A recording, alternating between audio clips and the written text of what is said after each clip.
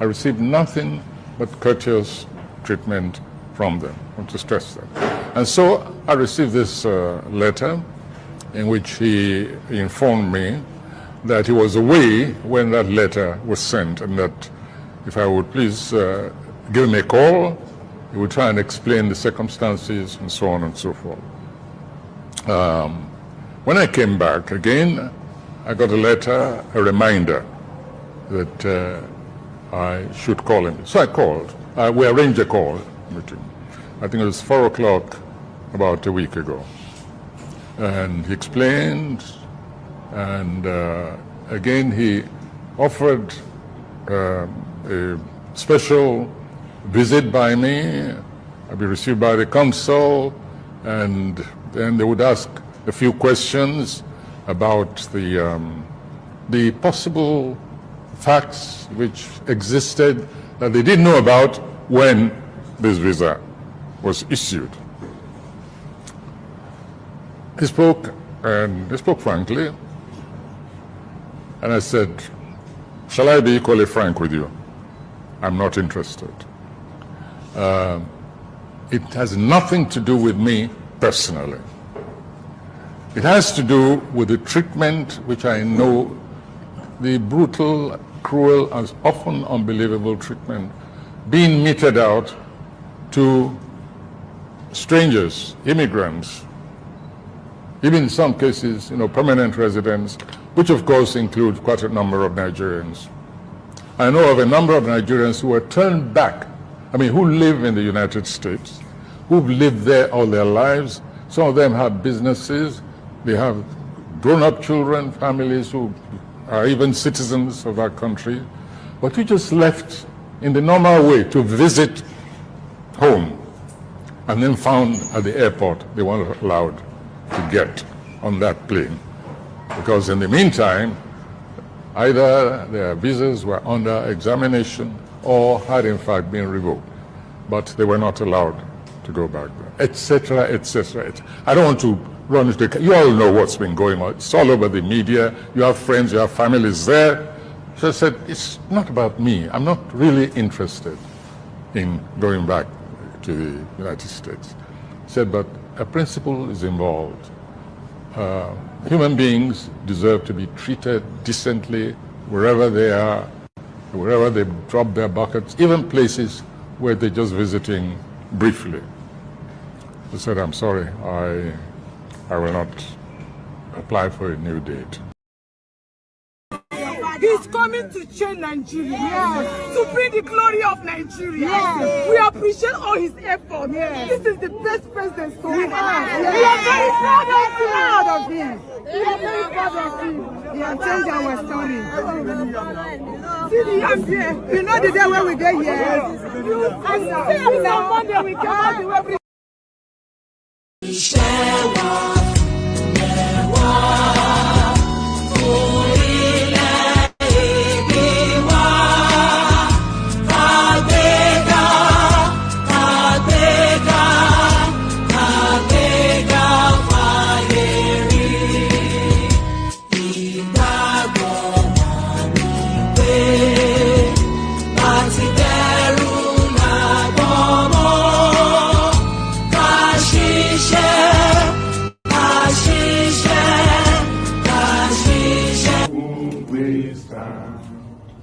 Nigeria's all I'm proud to serve, a sovereign motherland. You are untouched. Ìṣẹ́wà lẹ́wà fún ilẹ̀ ìbí wa. Kàgbéga, kàgbéga, kàgbéga fàyèrí. Ìgbàgbọ́ wà ní pé bàbíbẹ́rù làbọ̀ mọ́. Ká ṣiṣẹ́, ká ṣiṣẹ́, ká ṣiṣẹ́, ká jọlá. that if we had a listening president in power, like I just mentioned, he would have reversed the subsidy removal, he would have reversed the increase in tariffs, he would have reversed many of the loans that we intended and we ultimately borrowed. You see, at the time the president signed the first list, it was a completed act that he no longer had power to reverse. And it was already accepted. And you see, the good thing about it is that we have courts that will interpret this ultimately. So the president does not have power to convict anybody.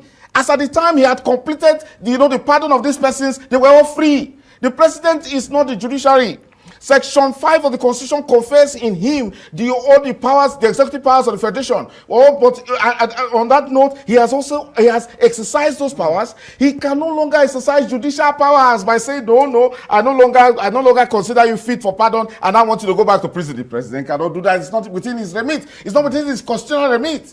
So the good thing is that we have records. So it will be tested. We have people, an offer was made by the president of pardon, and then they have accepted. President, you can no longer take back your pardon. It doesn't matter whether you go back to the Council of State. You are therefore at that point exercising judicial powers, which you do not have as president.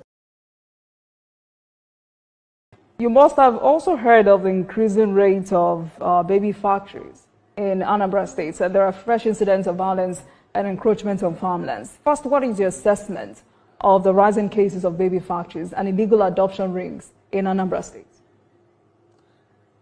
Oh, honestly, let me tell you this. I say things in national television and some can say it's not true. Nobody have more number of factories in Anambra State than myself and my family. And on that note, I'm telling you right now, I can't remember in recent times once telling you there are many industries spranging up in Anambra State. No, insecurity had killed one of the factories. As a matter of fact, my factory is under lock because they kidnapped my 6 expatriates. And then the rest, I used to have 70-something of this people working for me. The place is under lock and key. The aluminum cementing company was supposed to, bring to stream for the past few years. I have not. We lock it down because we cannot be able to run it. The Radisson Hotel there in Anambra State belongs to us also. In one of your posters, where you say, rise with the nigger. Who is the nigger? Yes. Are you the nigger? What does that mean? I am a nigger. What does that mean?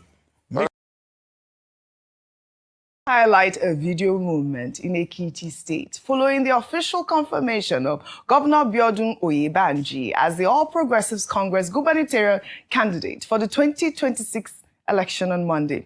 Well, the video captures the scene after the reception where Governor Oyebanji and prominent APC members, including Edo State Governor Monday Okwebolo and Kogi State Governor Usman Ododo, posed for photos outside the event, when a voice from the crowd is heard hailing Governor Okwebolo, calling him the trusted son of President Bola Ahmed Tinubu, the light of Edo, and the king of the South-South region. Let's take a look. The governor of Edo State, that is the first son of Atako. So, Atako rescue, the trusted son of Bola Ahmed Tinubu. The trusted son of Bola Ahmed Tinubu, Atako. The king of the South-South. The king of the South-South. The king of the South-South. Atako rescue, the light of Edo. The hope of Edo. The first son of Jesus Christ. The hope of Edo people. God bless the day Edo people elected Senator Monday Okwebolo. Light of Edo, the best governor Edo has ever get. Progressive governors, the only governors that stand with Asiwaju, they never betrayed. God bless the executive governor of Edo State, Akbako. My life principal, Akbako. My life principal, Akbako. Governor of Kogi State, Ododo, the governor of Kogi State. The finest governor of Kogi State. Ododo. The governor of Kogi State. Ododo. May you live long with the governor of Edo.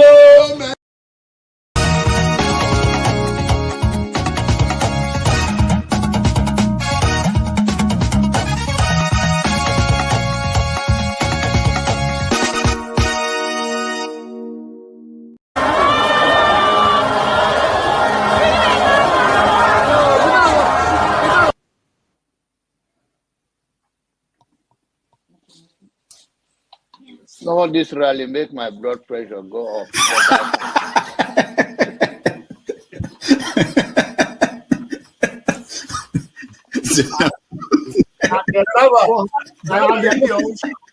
And the people who have a platform for him, who are supporting him. So you should get a filter sometimes. Filter your thoughts before you say. I'll continue to take blood pressure medication until Why are you getting high blood pressure, Jonava? Now, I'm not taking medication for myself. I'm taking it for people like Paul and some of you guys that after the February something, and then people like Soludo that is a good spoiler. I thank God for his life. He's working for my. And I am ready to die defending Nigeria in whatever way. When it is God's time for us to go, it is. And you took my time to God. You are ready to defend Nigeria. I gave you my time. No, I'm coming. Alexi, hold on. You already started. What I'm saying, defending Nigerians is this. I gave him my time and he's using it to defend Nigeria. No, sorry. Alexi. I hope that Nigeria wins. I'm never going to wish any president evil so that I can say I told you so. No, I won't wish them evil. I hope. You see, I'm not praying. There's no point. I can't pray for Nigeria to be fine. I only hope that Nigeria wins and Nigerians win. Because if you choose a dodgy doctor who has a dodgy record, who has, all sort of accusations leveled against him, to say this doctor, we think he's done this, or this doctor, this surgeon. Yes, he's a senior surgeon, he's the most whatever surgeon, but there are a lot of accusations leveled against him. If you choose him to operate on you, and you tell me to pray for you that it doesn't kill you surgery, what's the point? I can't pray. You might make it, you might not make it. My prayer won't change anything. So I hope Nigeria and Nigerians win during Tinubu's 4 years. Thank you. Thank you. Uncle, right? I have the right to address you already the way I like. You don't know what she already did to me. So learn to control your emotion, right? That's the only thing I'm going to tell you. But if you don't want to control your emotion and you insult me here, I'm going to insult you 100%. Okay. You understand? You cannot insult me on a normal ground. Fiscally, you can't insult me, right? I will treat you like a child. If you insult me physically, I will handle you like a child. I don't care your age. Do you understand? You are powerful over the camera, so you can say whatever you want to say, but you can't yet say it to me physically. You understand? I will handle you like a kid. I'm not joking. You understand? So learn to control your emotion. You understand? Okay. Please don't take him out. I also have a right to respond because you mentioned my name. There's no need to take him out. All you have to do is to meet them or something. And you're taking too long to manage them. Comment. What did you say? Comment. I know, but he mentioned my name, so I'm asking to respond to him. When he gets your time, No. He mentioned my name. If you want to make it rowdy, I will take you out. Take me out, you son of a bitch. Take me out. You think you're a big boy because you're moderating. Take him out, please. Hello, come on, don't use such word now. Don't forget, that state is now an oil-producing state. So they now have derivation, if you are not aware. So if you want to speak for anybody, please do not defend a character like Yabelo. Please do not. Okay, let me respond to him. 1 second. Do not defend a character like Yabelo. Do not. All right, thank you, Mohammed. The people of that state. Can I respond to him? No. Then go to hell. Rudolph, go to hell. All right.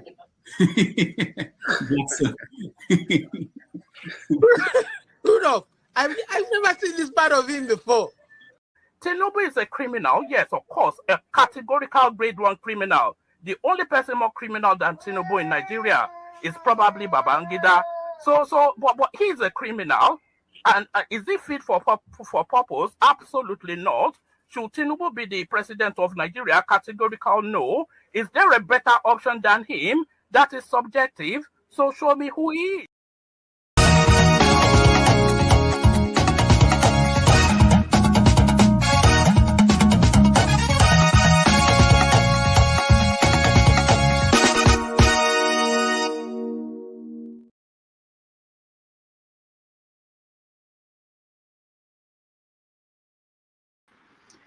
Hello, everyone. Thank you so much for joining us. Today is Saturday, November the 1st, 2025. Happy New Month, as they say in Nigeria. We welcome all of you to a new month. We have 2 more months left. And yeah, we're joining you live from New York City. Thank you for being here, all of you in the studio, those on the comment section, those watching at home. Today is another Saturday, and we are bringing you Have Your Say 247, the program that we allow you to come and air your view on issues in the news. Thank you for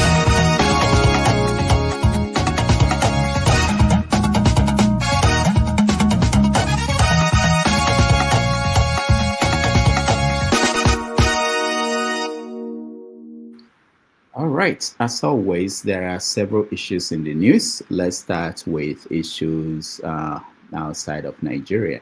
In Tanzania, there was an election and it led to protests. A lot of people have been killed. It's quite unlike Tanzania, what's going on there. And we have a female president there who ran for re-election, but she had the opposition members locked up, just like the men do in Uganda and Cameroon and other parts of the continent. So now we're going to weigh in on what's going on in Tanzania and why we are having difficulties in Africa getting this democracy right. Back to Nigeria, let's start with the intervention of President Trump. Trump this week weighed in on the issue we've been talking about, which was what is happening in Nigeria. Is it a Christian genocide? Why is it I can't bring out the tweet? All right, I can't get the tweet on, but I'll find it later today. Trump weighed in and essentially said that Christianity is under threat in Nigeria, and he declared that Nigeria is a country of particular concern, which led to reactions from the Nigerian authorities. Bayelsa reacted, everybody, the president, they all reacted to Trump. None of them acknowledged that people are dying in Nigeria, and they've not been able to do anything to save the lives of Nigerians, and it's quite unfortunate. But there are several reactions from different people.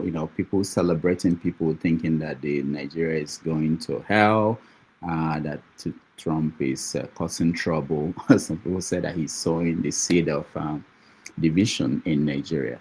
But Nigerians have been divided for a long time. It's not Trump that you blame for that. But anyway, we weigh on that and get your views on what is going on. President Trump, that and the Secretary of State, they are heating up this issue for Nigerians, and everybody is reacting in different ways. So we get to that. We get to Tinubu's reversal of pardon he issued to some people who were locked up, drug dealers, kidnappers, and the lady that killed the husband. So we talk about that. Why did he do that? Is it the right thing to do? Some lawyers are saying that you can't pardon people and turn around and say, oh, I don't pardon you anymore. You have to go back to prison. So we want to know what you think about that. There are more stories coming out from the supposedly coup attempt. We are now hearing that people were penciled down to be killed in the coup. There was this interesting story at Sahara Reporters was reporting that the finance minister, that he collapsed when he heard that his name was on the list. So we will touch on all those and many more stories, because as we hear live, more stories are breaking, more things are happening across Nigeria.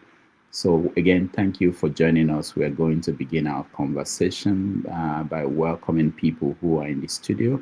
If you're in the studio, you want to join us, please turn on your camera. It's really one of our conditions for us to bring you in. If your camera is off, we won't bring you in. Thank you for joining us. As always, Mr. James, welcome to the show. Thank you very much.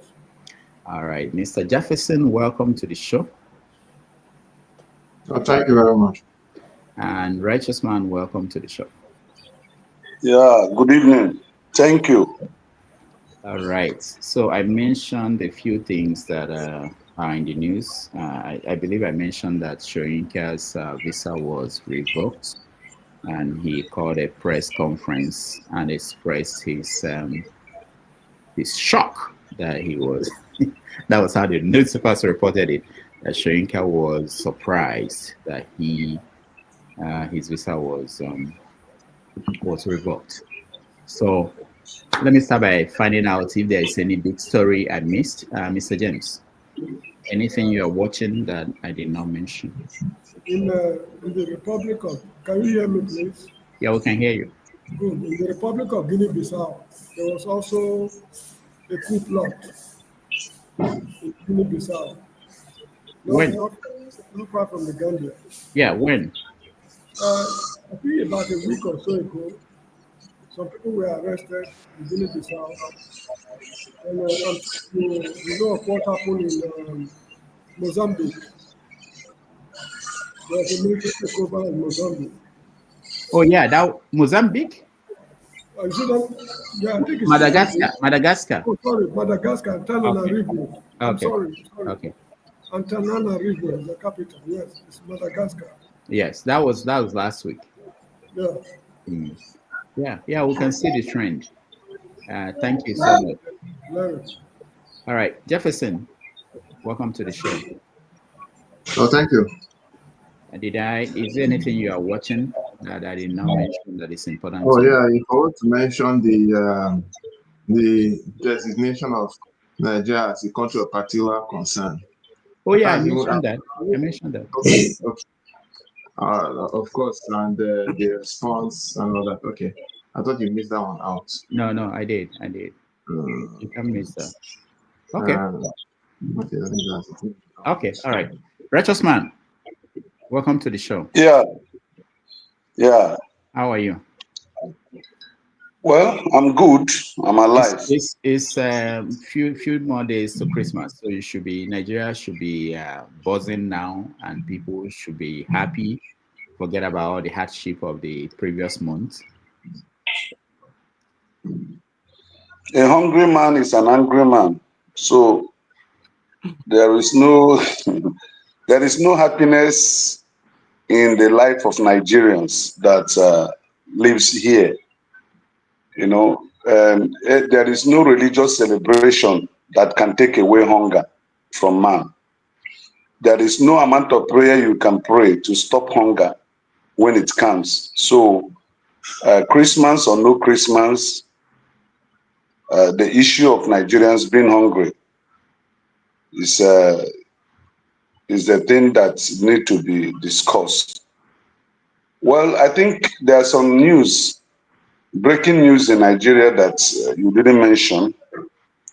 One is PDP suspension of the national secretary. Somebody had been suspended, and their legal advisor had been suspended. About 4 or 5 National Working Committee members suspended. And Anyanwu in return also suspended the PDP national chairman, acting national chairman or substantive national chairman. I don't know. So there are a lot of crises in PDP. So suspension and counter suspension. That's the breaking news you didn't mention. And in Edo City, there is a community crisis between the Edos and the Arewas that led to burning of houses and possibly some deaths occurring. In Kebbi State, the unknown gunmen abducted the deputy speaker, Bagadu, in Kebbi State.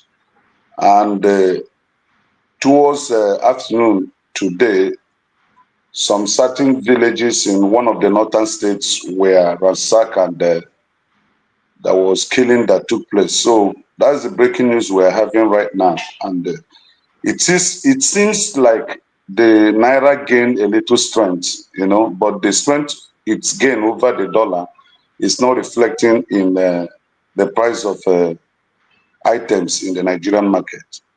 So that's what I have right now. All right. Thank you so much. People are reminding me about the situation in Sudan, where there is real fights, serious fight going on, and people are dying, genocide, they are saying. in Sudan that we don't cover Sudan a lot. And I've seen figures about 700 people died in Tanzania at the protest there. It's scary, to think about that. All right, comparable facts. Welcome to the show. Yeah, good morning and good afternoon. Today is a very interesting day. So bring out your popcorn, and bring out your tea, and let's rumble. A lot of information coming from Nigeria, not just Nigeria, Africa as a whole. It has become very endemic about the unrest going on in Africa. I mean, in the last 2 weeks, it has gone to a different dimension. I mean, coup in Madagascar, the unrest in Tanzania. Their number one music pop star is on the run. Flat Long Diamond, he's on the run because he's a supporter of the lady. He has been tweeting, he's in bed with the lady. So yeah, he's on the run right now. Nobody knows where he is. So like you said, it's about 700 people here, but we don't need that an empirical data to buy that up. Another guy, Juma Zoo, he don't follow Nigerian hunting. They're married to Yabo, daughter. They went and ransacked, his store. But they claim that the store worth about $700. I don't know about that, but it's a clothing store. I saw the store. So, but the things are, of course, about port beer, I mean, I think Mr. James said something about Guinea-Bissau, coup. So it's just an endemic, I mean, Africa is unrivaled. And of course, you have your country that will never be short of news. So, I mean, we got a lot in our face. I don't even want to add anymore, okay? Yeah. I don't know how much I can consume, man. All right. Thank you, comparable facts. Mr. James, you wanted to say something? You mean me? Yeah, I thought you wanted to say something. No, I was trying to add credence to what my friend said. Guinea-Bissau, there was problem. Okay. Yeah. So, all right, let's begin. I wanted to add that in the issue of the coup in Nigeria, whether there was a coup or not, one other thing that came up was that former governor of Bayelsa State is denying that he was a sponsor of the coup because the military intelligence, they stormed his house in Abuja looking for him, arrested his brother, and but he was in the UK. I think he went for medical treatment. I'm talking about Sylva, former governor of Bayelsa State. All right, let's begin with the big story, which was Trump. Trump's involvement in the Nigerian story with a tweet, just a tweet. Trump put himself into the story and magnified it beyond what can be ignored by the government of Nigeria. So this is what Trump tweeted out. Christianity is facing an existential threat in Nigeria. Thousands of Christians are being killed. Radical Islamists are responsible for this mass slaughter. I'm hereby making Nigeria a country of particular concern. But that is the least of it. When Christians or any such group is slaughtered, like is happening in Nigeria, something must be done. So Trump deeply involved, and the Nigerian government, as expected, reacted to that by saying that exactly what they've been saying, that this is not Christian Muslim fight, that everybody is being killed. What do you think, Mr. James?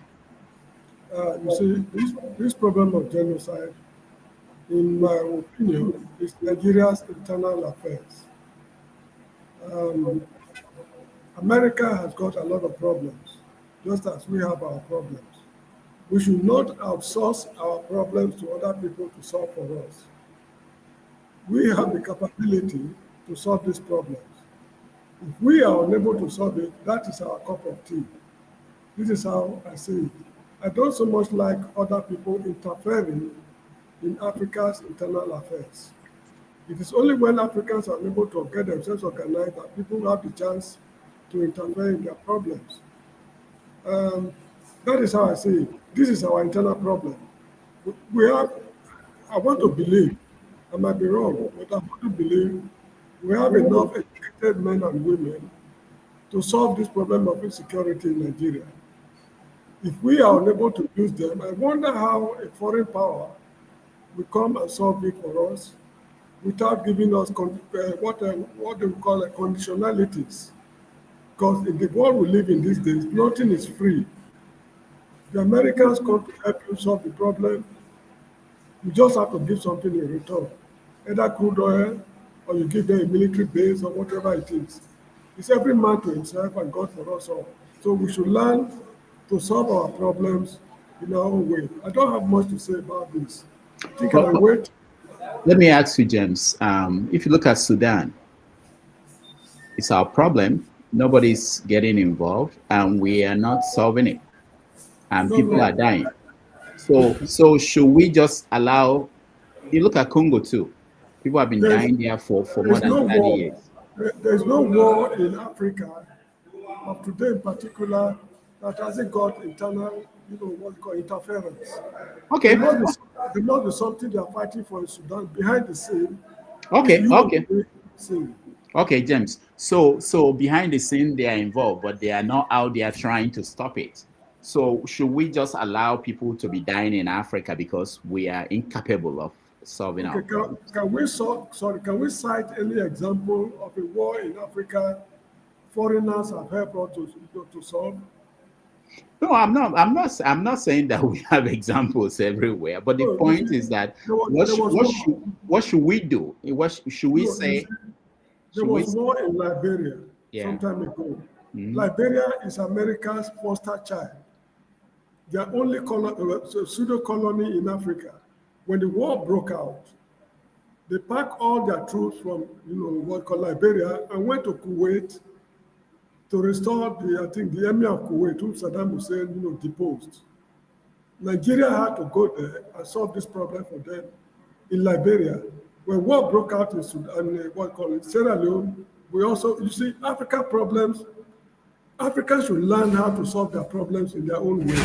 Because, when we solved this problem for the Liberians, we did not give them conditionalities. We did not tell them we want to mine the, iron ore at Bomi Hills.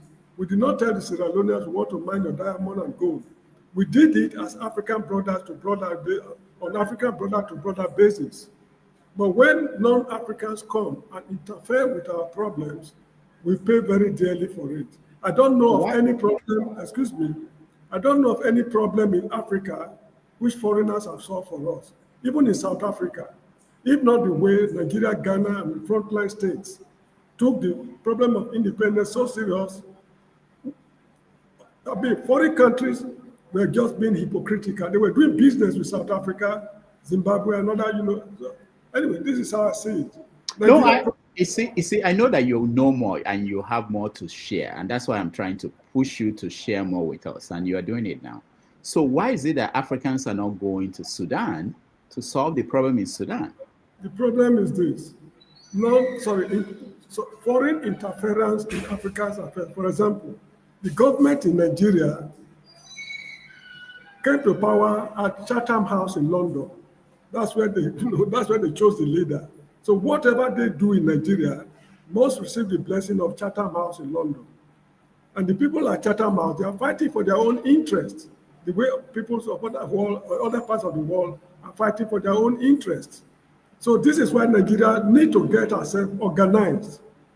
If we cannot do it, let the Ghanaians do it. If the Ghanaians can't do it, let the South Africans do it. But when non-Africans are coming here to solve problems for us, we pay very dearly for it. So James, let me go back to the question. The question is simple. I understand what you're saying. We can, obviously, we've lost a lot of people in Nigeria in the last 10 years. We can't do it. Are you saying that? Are you saying no? Obviously, we can't. Why are you saying that we should call on South Africa, Ghana to come and help us? No. What I mean, African problem should be handled by Africans. Yeah. We can do this. Sorry, when Jonathan Goodluck was there, I was told, I think they hired mercenaries from South Africa to fight in Nigeria. Did they not achieve success? If we had gone to any other countries outside Africa, that success would not have been achieved. We would have mortgaged our independence and security, and we will spend money, waste money just for nothing. When Africans put their heads together, from the look of things, I mean, we tend to reap some benefit. Like in the Gambia here, in 2016, we had a very serious problem. It took Buhari just a trip to the Gambia, and the problem was resolved. Okay. One last thing. Obayo Nanoga tweeted today to the Secretary of State, Rubio, saying, what we need from you is give us arms so that we can deal with this problem. No. We don't have arms. Give us arms. What about the Tucano jets they bought? What happened to it? The substantial amount of money they've been pouring into the military in Nigeria. What is happening to the money? I mean, to the arm. Sorry, to the money. Now, is America the only producer of arms? They can go to Russia, they can go to China, they can go to other European countries manufacturing arms to get arms. And do we need ballistic missiles to fight these people? The answer is no. It's just light weapons they are using. We don't even need Tucano jets. Now, look at it this way. Is it one Arab country send a list of terrorist sponsors to Nigeria for them to prosecute? Nigeria up to today refused to release the identity of those people. Look at Sheikh Gumi. He was barred from from Saudi Arabia from performing a particular Hajj or so because of his toxic utterances bordering on terrorism. We have not been able to do him anything here. There was a man in Egypt, a Nigerian who was arrested in Egypt, I can't remember his name, connected with this terrorist business. So we are not ready to solve this problem. The issue is that we are not tired of saying we are tired. When we are tired of saying we are tired, we will know what to do. But I'm opposed to foreigners interfering in our internal affairs. I do not blame them, because in the world we live in these days, it's every man to himself and God for us all. If Africans have the chance to colonize Europeans, they will do worse things to them than they did to us. Take it from me. Okay, Mr. James, thank you so much. Jefferson, Trump is saying that we have to do more, that this is just the beginning. Do you support that? Are you afraid? Do you think that Africa can solve this problem? Why do we have to wait until Trump weighed in before we took this seriously? we are buying plane. Go ahead. Okay, let me start from memorial. We all know how Boko Haram started, right? Boko Haram started in a certain way, blah, blah, blah. Of course, we had different regimes from Yaradua. Funny enough, under Yaradua's regime, he tried to silence it, then the thing started up again. But I don't want to even go into all those things. We're trying to look into the root cause. At least there was some serious conscious effort by Jonathan to resolve this issue at the time. But when he was doing it to Hejirika, the late President Buhari was saying that if you continue with the way you are decimating them, it's like you're going to decimate most of the Northerners. We all know all that, but I'm going to let that slide. I want to go fast forward into now. Mr. James and everyone in this panel, let us not deceive ourselves. We cannot solve the problem on our own anymore. In fact, we are playing with it. Yes, I will say it with my full chest. I don't care what anybody thinks. Well, I will say it with my full chest, because when this killing was going on, the military will look the other way, the police will look the other way, the security will look the other way. For how long are we going to continue this, our hypocrisy? How long are we going to continue it? I support it 100% what is happening to us. This is karma at work. And don't forget, to the same Tinubu, about 2014, was also making commentary that, America needs to look into the whole situation, that they are killing Christians. So, sometimes when we do things, we have short memory and make it look like as if that we don't know. You just act as if we don't know what we are doing, basically. We can solve our problem by ourselves. We can solve our problem. How be it that up till now, we cannot provide basic security for life and property in the country? We ask for arms, we collect money to solve this, do whatever. We say all manner of rubbish all the time. But yet, to even protect life and property is an issue. people are supposed to be worshiping God in truth and in spirit in their own location. A fellow Nigerian will go and kill, or terrorists will go and kill them, and then the military are supposed to protect life and property will bat an eye. Or is it within the insurgency that is happening, where the military is supposed to be killing, what they call it, the terrorists, and then they will be minimizing or managing the amount of people they kill. Instead of killing the whole 100 that is causing problem, they will kill 20. If you want to kill 25, someone will tap him and say, "Oh, don't kill, they are killing them too much." Why are we deceiving ourselves here? Or Nigeria, yes, we used to go and do peacekeeping in other countries, in other African countries. So those are like, how many times have our Nigerian government asked other African countries to come and do peacekeeping in our own country? Okay, look at what Traore is doing now and all these other countries. Are they not our brothers? If Nigeria is serious, they know they are working something out. They could have gone to collaborate with these guys to see how they can be able to solve insecurity in the problem. Or is it not Chad? Is Chad not close to us up there? Chad not there up there? You think Chad is happy that what is happening? Because the things indirectly affecting them. It's affecting them. Now everybody is crying for, including our presidency. They are crying for that. It's not just Christians they are killing. No, they are killing Muslims. I'm sorry to say, I'm not going to be mean to our Muslim brothers. But the truth be told is that our Muslim brothers now then cause this problem. I will save my full chest, and I don't give it down anybody thinks. I don't look. Listen, I love Christians, I love Muslims, I love everybody, but I hate hypocrisy. I hate hypocrisy. Our fellow Muslim brothers have not been sincere. They have never been sincere about all this thing from the beginning. They're not sincere. Every time they have agenda, now only they get agenda. People want to live in peace. If our Christian brothers are causing problems in the north, let them bring out all the receipts. We're all here. Let us discuss it out. That the Christians are causing problems in the north. Let them bring out the receipts. Then if they can bring out the receipts, then we will now understand where we're coming from. But there has never been a situation like that. Look at Deborah they killed in Sokoto. Until today, the Sultan of Sokoto is being like he didn't know what he's talking about. Just because of indifferences. Is that not an example? Who saved Deborah's family? It was what's his name? That Omega pastor, OPM pastor. He knew about it. He sent for the family and least gave them refuge. What did other people do during that period? They think you not concern them, you not concern them. And it is a pattern. It's a very stupid pattern. It's a very terrible pattern. Sometimes our Muslim brothers should tell themselves the truth. Who is ruling Nigeria today? It's not Muslim ticket. What was the agenda? When they get the power, they have everything under control.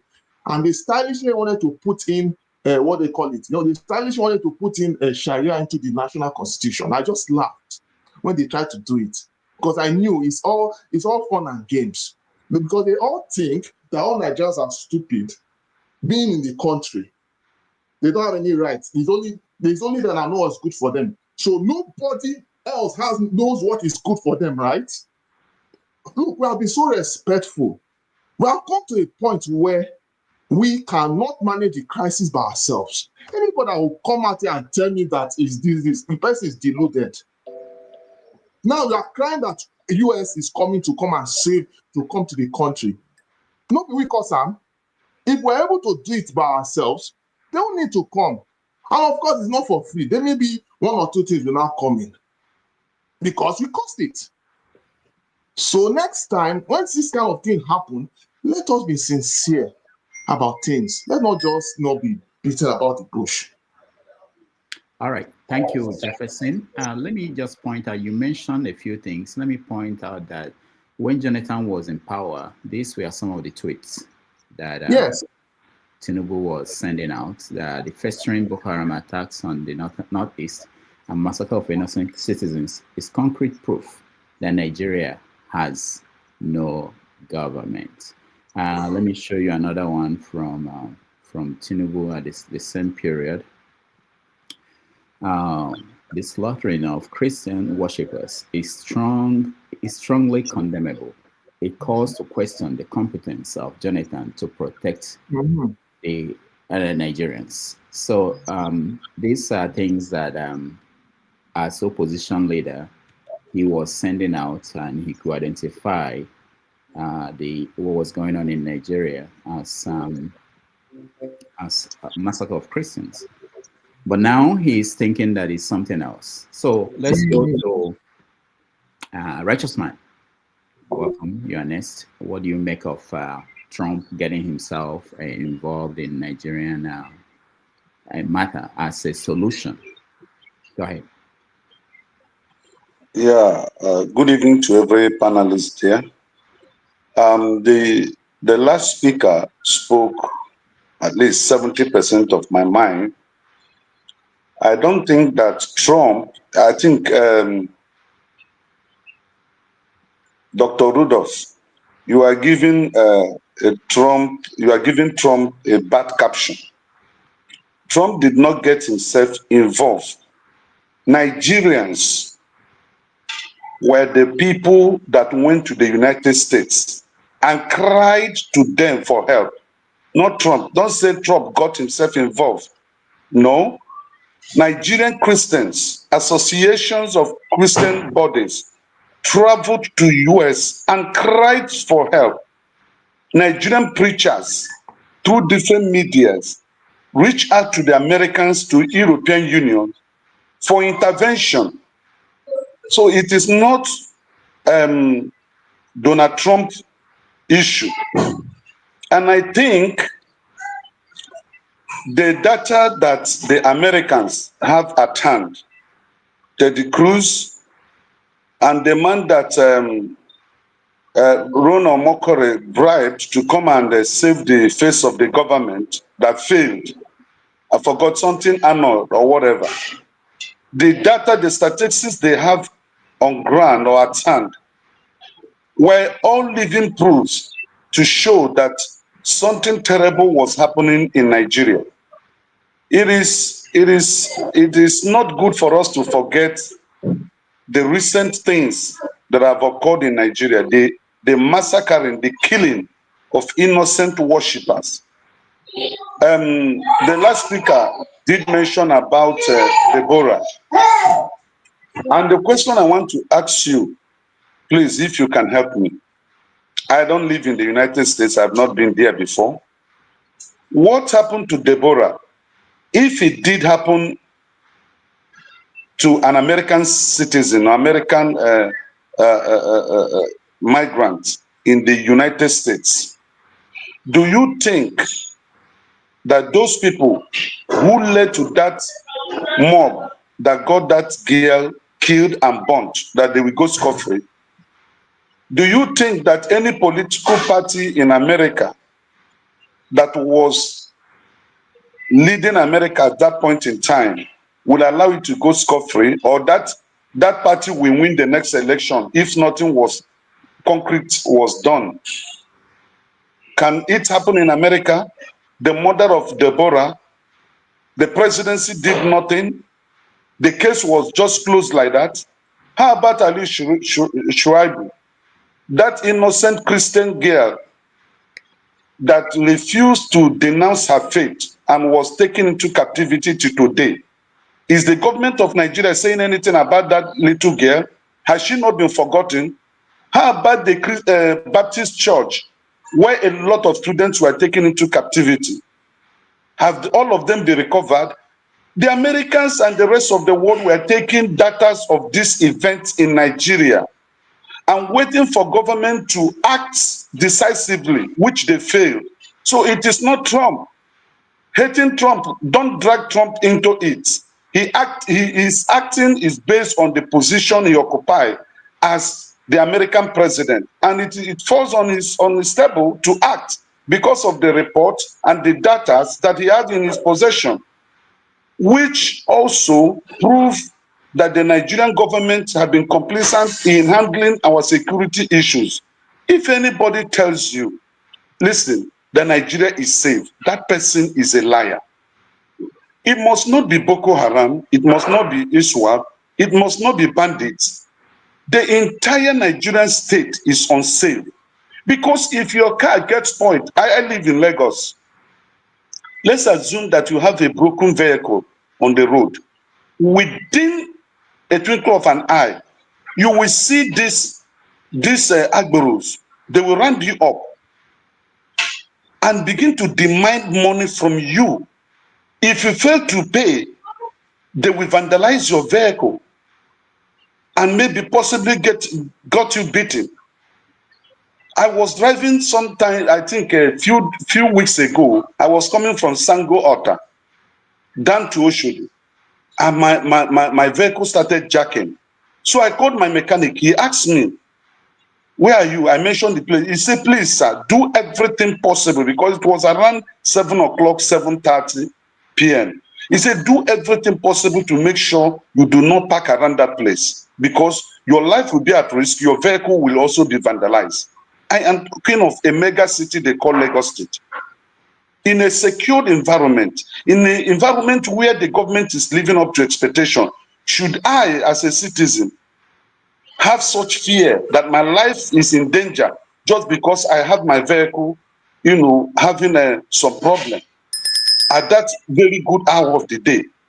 So the issue of Nigerian Christians being massacred and what the decision that Trump has taken is a welcome development. Perhaps it's going to make our government to sit up and value the life of Nigerians. Our lives are not secure.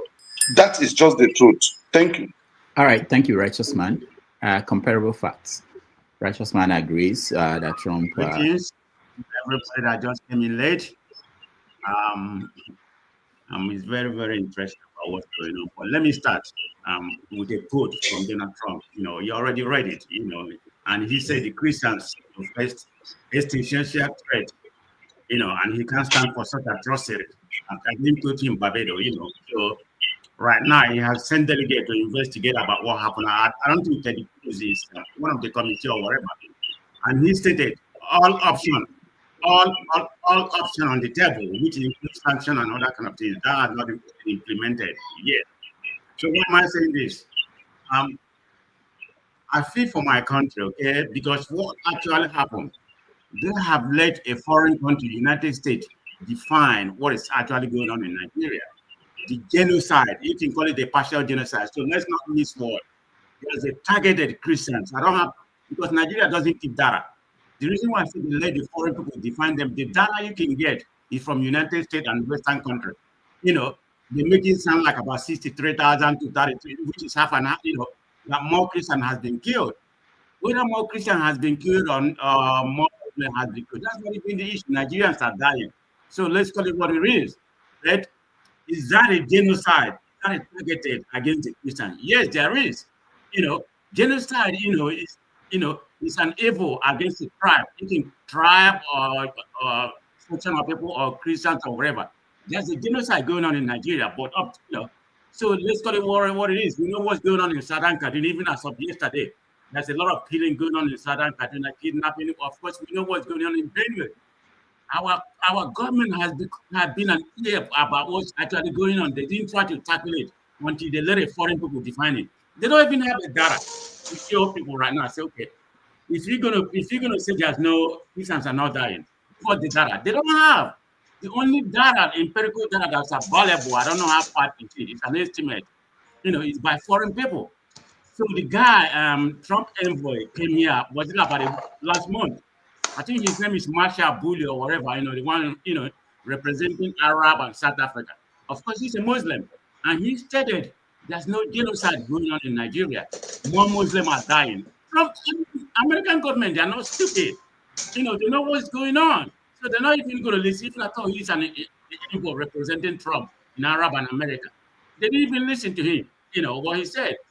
They have the data. The world is so global right now. You can get information more than the people in Nigeria. We have more information more than the people in Nigeria, So people don't realize what's the implication, what may happen. Because I feel sorry for the country, because where we are going right now, we are trying to improve our economy. Whether Tinubu is doing right or he's doing wrong, that's a debate for another day.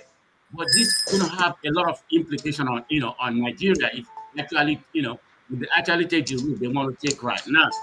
So let's see what happens when the people that he sent investigate happen. But regardless, like I said, it's going to have some economic factor. I can't even the investor perception. You don't expect people to come and invest in the country.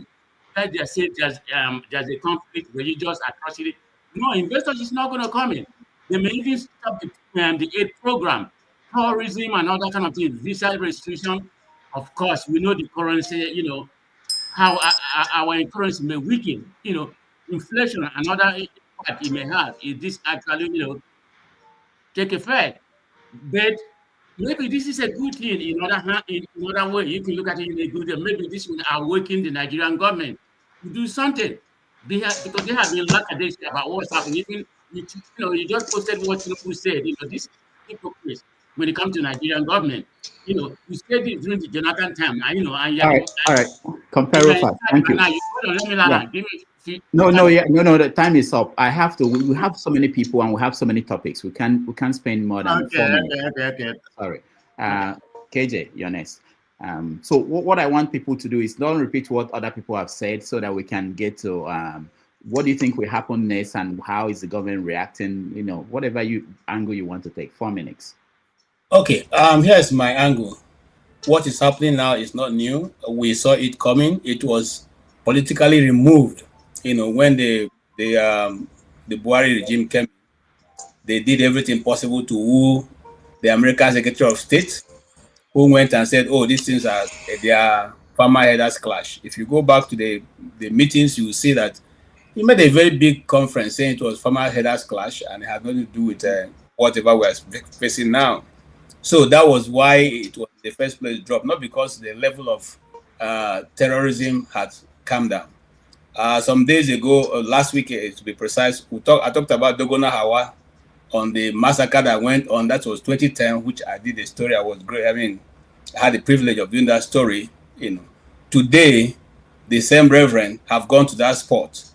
There's a video now trending for which we can all look at, and we are surprised because I did a story on Bishop Kuka's church when it was bombed, and when there was massacre there. Unfortunately, he came to say this is not happening. You see, the truth is we forget that these foreign countries have embassies and they have attaches whose business is to scout for information of what is happening on ground and then give the reports back to their country. The little one that they refuse to subscribe or to ascribe terrorism to IPOB everywhere in the world except in Nigeria. So they have more information and they're not going to be biased with their information. Now, whether we think it is politically motivated or not, or whether we think, no, Trump is not jumping in, and I can assure that no American boat is going to be on ground. What they're going to do is to look for those who are fueling these things and cut off their supply. And that's as simple as that. Because remember, before Buhari government, when Buhari government was still on, there was a lot of this thing going on in the East. But now that Tinubu has come and cut off that supply, you can see that most of those their so-called government have returned to senders. And so relative calm is returning back to the East. And so very soon there'll be no story to tell because the money has run out. So this is what this is what is going on. And for any well-known Christian to come and say it is not that, they keep bringing the argument.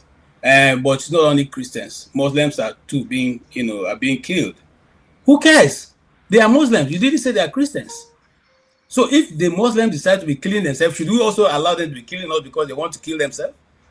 Those communities that as I'm sitting here, worked on, did a lot of work on those communities. They are no longer more Christian communities. They've been wiped off. Majority of them are no longer there. They have been taken over by Islamists and their cows.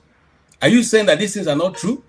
These are facts that it can be verifiable. They are there, out there. They are out there. And if there's anything worth, I will do everything possible to bring some of those people on ground so that we can see them here tell their stories. It's not no gainsaying in trying to make it look as if somebody is trying to paint Nigeria black.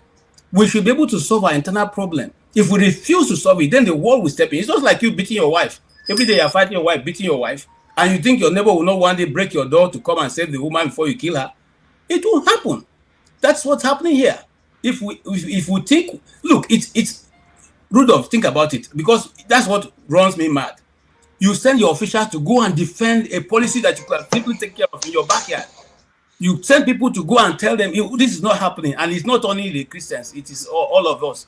But why don't you solve it? You have the ability to solve it, and you're not solving it, and you don't want people to come and help you solve it. You can't eat your cake and have it back. Thank you. All right. Thank you so much, KJ. Comrade Omori, you're next. Greetings, Dr. Damages. Always a pleasure to be here. My greetings to all the panelists. Uncle James, I greet you specially. Domoza. Yeah, there is a limit to which you can continue to deceive ourselves as a people. You know, I've watched for the past month, like 2 months, it's over 2 months ago, people deliberating on whether there is genocide in Nigeria or no genocide. In our ramification, the happenings in Plateau, Kaduna, Benue, all the way to Edo and all the rest of part of Nigeria, Bonu. There's every right tick in Nigeria. There's no doubt there is genocide going on. But whether you call it Christian genocide, really ethnic genocide, or Muslim genocide, genocide is genocide. So it's like, I mean, I've been watching, I've not been able to make my contribution. It's like you have a rotting rat in your room that is smelling all over. Instead of removing the rat and mop it up, you are applying deodorant to suppress the odor. How long do you continue to do that? We have to face this problem squarely. I'm going to look at this issue from 3 angles. Number 1 is the security angle, they coming through. The other one is economic angle. And the last one is the political angle, which is very key. The security angle, there's no doubt, like I said, Nigerians have been dying. It doesn't matter. Death is death. Human being is human being. I don't care whether you're a Muslim or a Christian. I mean, I was in a platform about 2 weeks ago. I'm like, Buhari supported these people. He openly called it Boko Haram. And now we have opportunity of a certain president who wasn't too comfortable with such statements. By my own assumption, what are we doing? Is he still looking at them as his own Muslim brothers? How long do we continue like that as a nation? So we must call a spade, no matter who else is God. So if they cannot listen to us at home, they cannot campaign for us to win election, all the same, they find themselves in office. If the only thing they fear is America, let them come. I understand the angle people are coming from. America, this is a transactionary, president. He's coming to take our resources and everything. If they take our resources and that can make us safe, so be it. You can't talk of resources when you're not safe. Nobody is talking about foreign investors. No foreign investors will come and put their money where there is no security. Security is very key. So the other political angle, there is a rumor making the rounds that your drug baron contributed immensely to Kamala Harris' campaign to the tune of thousands of millions of dollars. So these bullies are aware and is going to take revenge, either by hook or by crook, whether you like it or not. So that one also has an implication for 2027. Go and mark it down. So if they continue the way they are going, Jagaba may be up for a big task towards 2027 realization. What happened to Jonathan through Obama may happen to him. And the economic interest is, if they're coming for the community interest, they're interested in 1 or 2 mineral resources, let them take it, provided Nigerians are safe. Thank you, and God bless you. All right, Comrade Murray, thank you so much. John Abba, welcome to the show. Dr. Rudy, it's nice to be with you, the fellow panelist.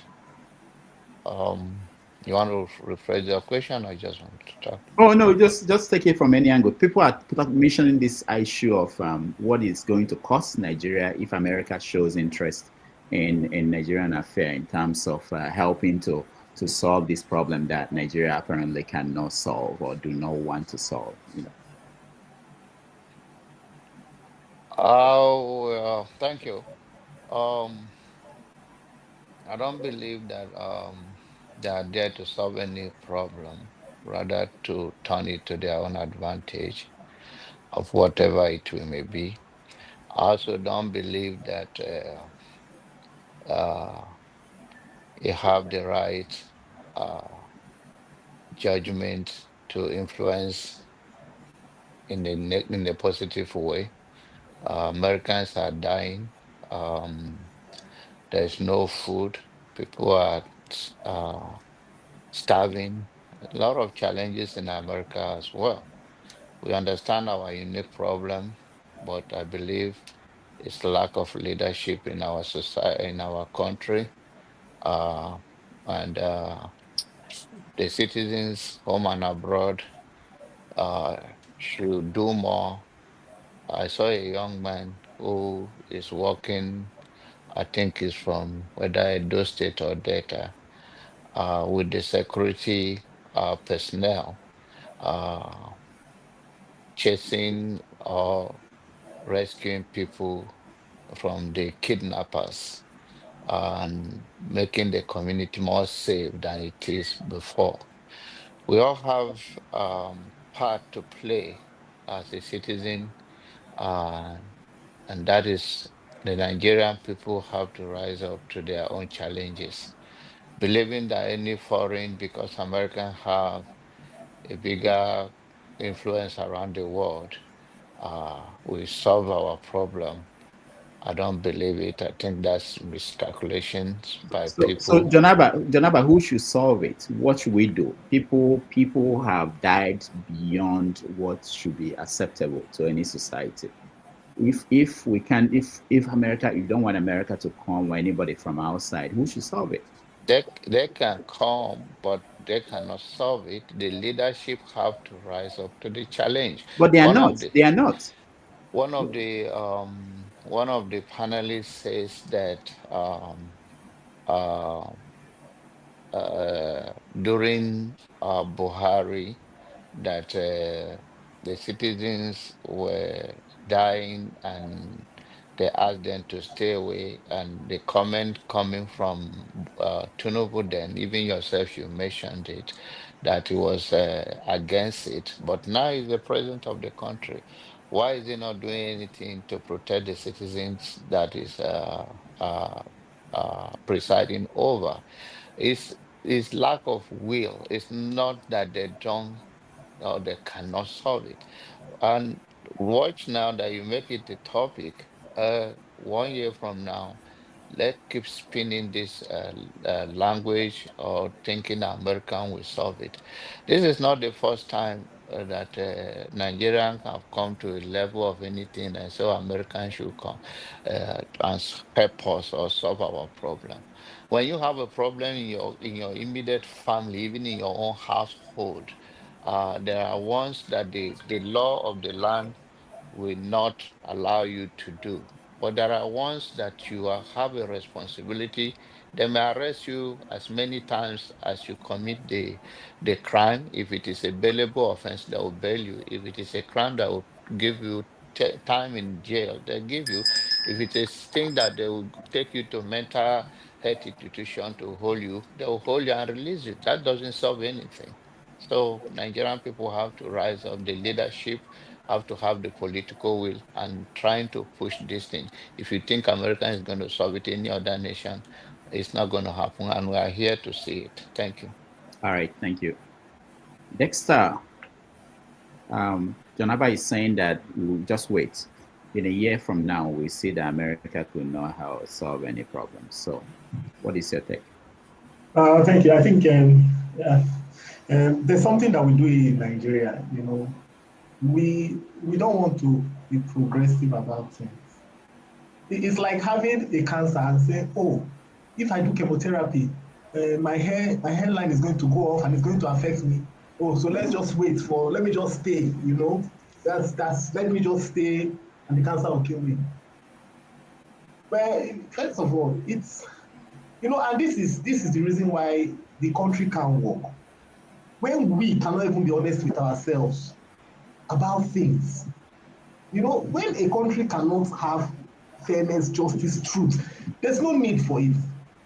But what we do is that people just where they are benefiting, they just keep on spilling the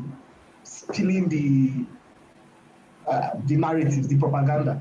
Is it not supposed to be a concern? If 10 people die in your community, are you not supposed to be bothered?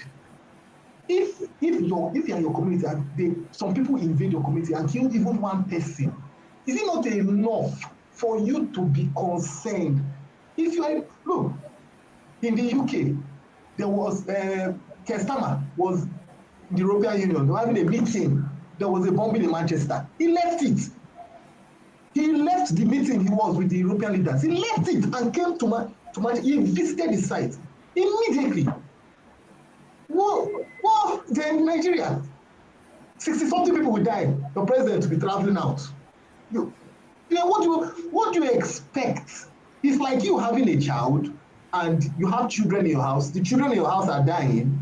Then you are traveling. Then somebody says, "Oh, it's like they're killing your children." You say, "No, children are dying everywhere. You know, children die everywhere. Children die everywhere. So it doesn't really matter." You know, and when unfortunately, when the foreigners hear the narratives our government and officials spill, they have no other reason than to take the actions they have taken. They are telling you that people are dying. Instead of you to say, yes, so please, instead of you to even go and gather the right statistics and show that you are doing the right thing. A typical example, look at what the Tinubu administration is doing in the finance sector. You know, trying to make sure that the country is credit-worthy so that they can get credit, making sure that they are paying up all the debts. Oh, we're owing you here. They're right, yes, we'll pay you up. Why didn't they do that due diligence in the security sector? People are dying. Why don't you go and look? Can they even tell us the names of the people that died? You know, these are the things that, and the unfortunate is that, you know, Nigerians, that's why I say there's a generation of Nigerians, you can't change them. Because it's a generation of Nigerians that have been trained to accept, you know, they can accept the lowest of the low standards. You know, people, and unfortunately, that is the most religious generation. Telling you that, oh, don't worry, it will get better. It's getting worse. Oh, don't worry, it will get better. Leave the situation. Then when somebody wants to take action, you say, no, don't do anything. Don't touch it. It will get better. It gets worse. But the story is that tomorrow will always, when you tell somebody, don't worry, I'll do it tomorrow will never come. It will never come. I'm not saying I support what the US are doing. What Donald Trump wants to do, not my business. It's what we do. It's what we, Nigerian, what the leadership of Nigeria does. That is my business. Thank you. All right, thank you. So just for the purpose of those who are going to speak next, I give you warning bell and then 30 seconds before the time, and then you have 30 seconds to round your thoughts. I don't mean that you should just stop immediately. All right, Mazopara, you're next. Can you hear me? Mazi Apara, you're next. Are you hearing me? Yeah, go ahead. Yeah, good evening, folks. Doctor, it was on Sahara when you were there. I think that was 2014, when one Honorable Aliu Farouk Adamu came to America asking the White House to arrest Jonathan because Jonathan was fighting against Islamist Boko Haram. This man was boldly, he came with, in fact, he traveled from Abuja to New York. That was, I think that was during United Nations General Assembly. He traveled. It was that something that lady, that Yoruba lady that interviewed him. He was comfortable, he sat down, he was telling Americans to arrest Jonathan because Jonathan was committing genocide against his people. That man is still in the APC. It is the same man that told you that oil in Bayelsa belongs to Jigawa on the same clip. So this issue we are discussing today, if nothing is done, we are going to discuss it another 100 years until we tell ourselves the truth that we Nigerians were living in denial. Somebody is coming here telling you there's nothing like genocide. Dr. Rudolph, please do us a favor, because most of us here, we are not, none of our relatives are victims. Do us a favor and bring a lot of people from Kaduna, Southern Kaduna, from Plateau, from Benue State. Bring them here. Let them tell us what is happening there. Recently, a few days ago, do you know that Cable was accusing IPOB of spreading this Christian genocide narrative in the US? That was what Cable tweeted. Cable. Even it was discussed on Arise Television. Premium times, they were saying that it is IPOB that's spreading this falsehood. They are trying to tag this thing out onto Igbo people and IPOB. Yesterday, I listened to a sheikh, a very popular sheikh in Plateau State, Sheikh Jingri. He spoke in Hausa. This man is blamed everything on Igbo. That even the Christians that are being killed in Plateau State, in Middle Belt, in northern Nigeria, are caused by Igbos. This is a dangerous narrative, and this man, nobody has, the DSS or the police has not queried him, has not, called him for at least for a chat. And this guy is spreading this thing in a mosque, and they're telling him Allahu Akbar, Allahu Akbar. This is the narrative. As long as we people here on this platform, we are cynical, we are not saying the truth about what is happening in Nigeria, we are going nowhere. Thank you, Doctor. Thank you so much, Maazia. Femi, you're next. Yeah, so Doctor, I would do comparative analysis because of something you referenced about what could be done and not just repeating what someone else has said. Earlier this morning, I was listening to a playback of Candace Owens's interview with Norman Finkelstein, the American Jewish American professor, who because of the fact that it does not align with what Israel, the Zionists, are doing against Palestine, cannot even attain tenureship in any American university, as the case may be. I said this to say that a lot of times your program, the way it's designed, is such that you like to look at things from how global affairs affect local effects and just basic comparative analysis. My submission on this, I've already contributed to this previously, but my submission on this is that whilst I understand the thought process of how we brought this upon ourselves, I strongly do not believe that America or any foreign power love us that much or love Nigeria that much that they will leave their own American problems. Because let's not pretend as if America doesn't have issues like police brutality on Black people. Because I say this because of those in Nigeria, for example, that do not understand that America has similar, maybe not so similar situations as our own insecurity, but America has its own nuanced problems as well, that on the surface of it, and if you look deeper, they're so obvious, but these same people that we think love us so much, they will not take it if you try to criticize this scenario that I just painted. So I just wanted to be sure that we do not think that they love us that much.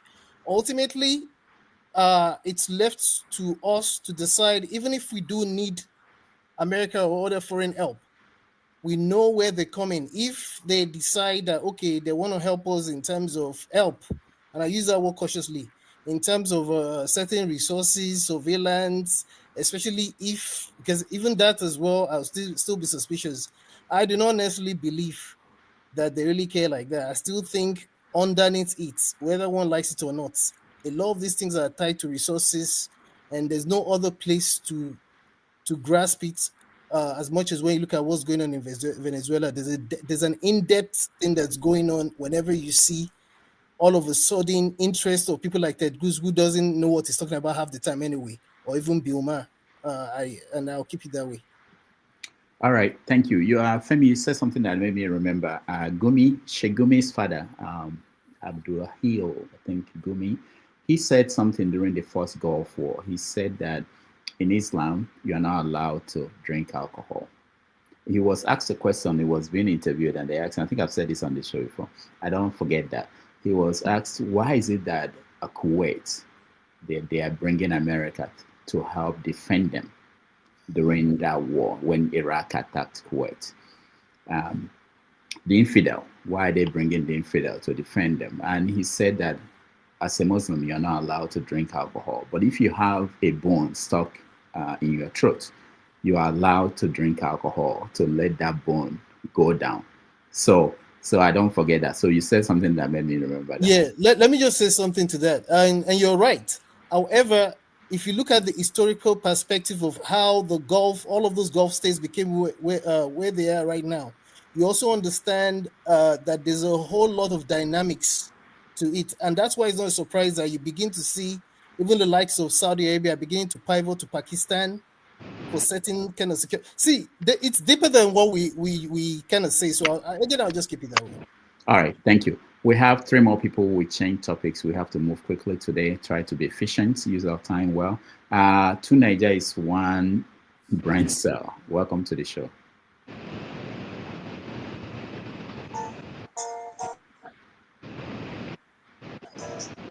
Can you hear me now? Yeah, go ahead. How you doing, Rudolph? Good. Great submission, Femi, as usual. With all of this that's going on, I think this is showing not only the ignorance of Nigerians to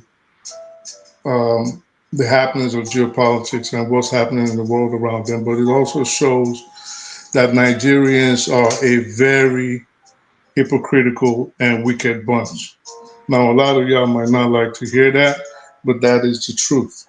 I think what I'm gathering, especially from what I'm seeing online, is a lot of happiness from certain peoples that a certain section of the country is going to be decimated. While true, there are people that actually are concerned about what is going on, but a lot of people are thinking this is just a religious and tribal fiasco. This is not how the West is looking at this.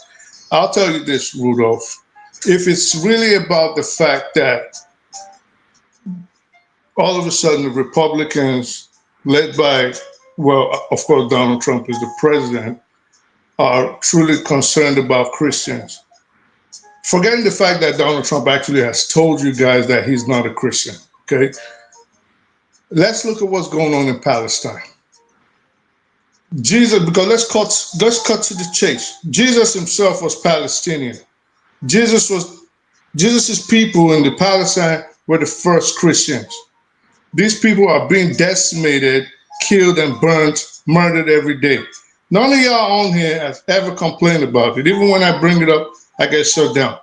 Churches, artifacts, the first churches, 2,000 plus years old, getting destroyed every day, right there in the West Bank, in Gaza, all over Palestine. Nobody complains. And you people all of a sudden think that the same people that are supplying Israel these bombs to destroy the founders of your own religion that you claim you hold dear, you think they're going to come to Africa, which they've called a shithole, to come rescue you. You think they're going to come in there to help you. I think you people are so deluded, it is not even funny at this point anymore. So thinking that America is going to leave its own problems, like Femi just stated, to come and say, well, let's decide who's a Muslim and who's a Christian. They're not going to do that. Nigeria has a problem. Yes, Nigeria has a security problem. Yes, Nigeria has a problem where Islamists target Christians. Yes, Nigeria also has a problem where there are Christian terrorists in the southeast of Nigeria killing fellow Christians. Yes. So we can't start to pick and choose which problems that Nigeria should solve. Now, does Nigeria need help? Yes, if it is going to come from a sincere side of the planet. Are we going to get that from the Americans? I doubt that if it's the way it is going. If we're putting people like Riley Moore in charge, if you people don't know who Riley Moore is, go find out who he is. If we're people putting like Riley Moore in charge of affairs of black people, putting people like Ted Cruz in charge of it, I don't think you're going to get anything other than what Venezuela is currently about to get. We need intelligence. We do need that. And we've stated over a decade, Nigeria needs better intelligence. We don't have that. Our intelligence officers don't have the training. They don't have the equipment. We need better weapons. We have the Super Tucano for surveillance here, but do we need more things? Yes. We need a way where the main thing, Rudolph, let me say this before I get off.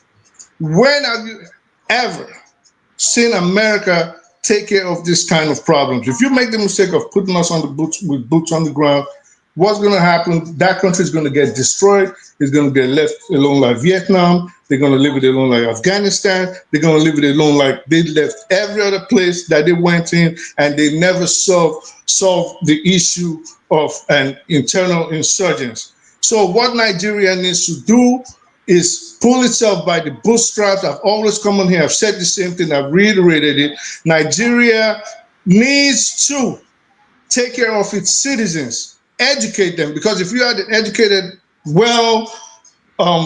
employed populace, you will not be having all these problems where it is easy to indoctrinate people and then they can start blowing up themselves or allowing people come in, or people in the military, top hierarchy of the military, working with terrorists to destabilize their own nation.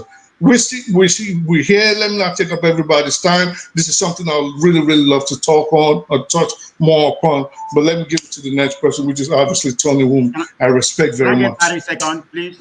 All right, thank you. Tony, what do you have to say in 30 seconds that will change this conversation? It's about Tunada Brensel. I think it's very disingenuous for him to come here and call us delusional. Everybody has the opinion, okay? I watch you. You always speak very sentimental. You always speak for the interest of a Muslim. I think you're a Muslim. But we have our opinion. Two things can be true at the same time: genocide in Palestine and genocide in Nigeria. So just don't come here and call us. Wait,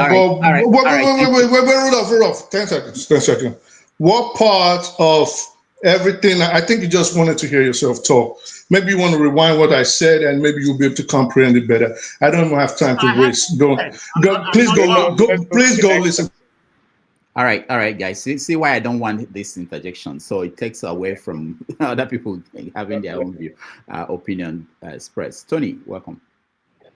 Good evening, Dr. Damages, and greetings to everyone on the panel and those listening. Doctor, first of all, let me say that I subscribe entirely to the view of Desta. I do. I think he hit the right notes.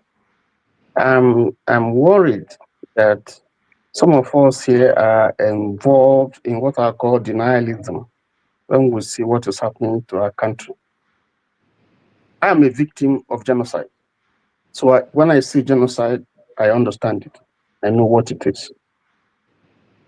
The genocide in my country cannot be said to be in my town when it did during the Civil War was not a policy by the federal government. It wasn't something that the federal government sat down and planned and said, this is what we're going to do. But the military did do it.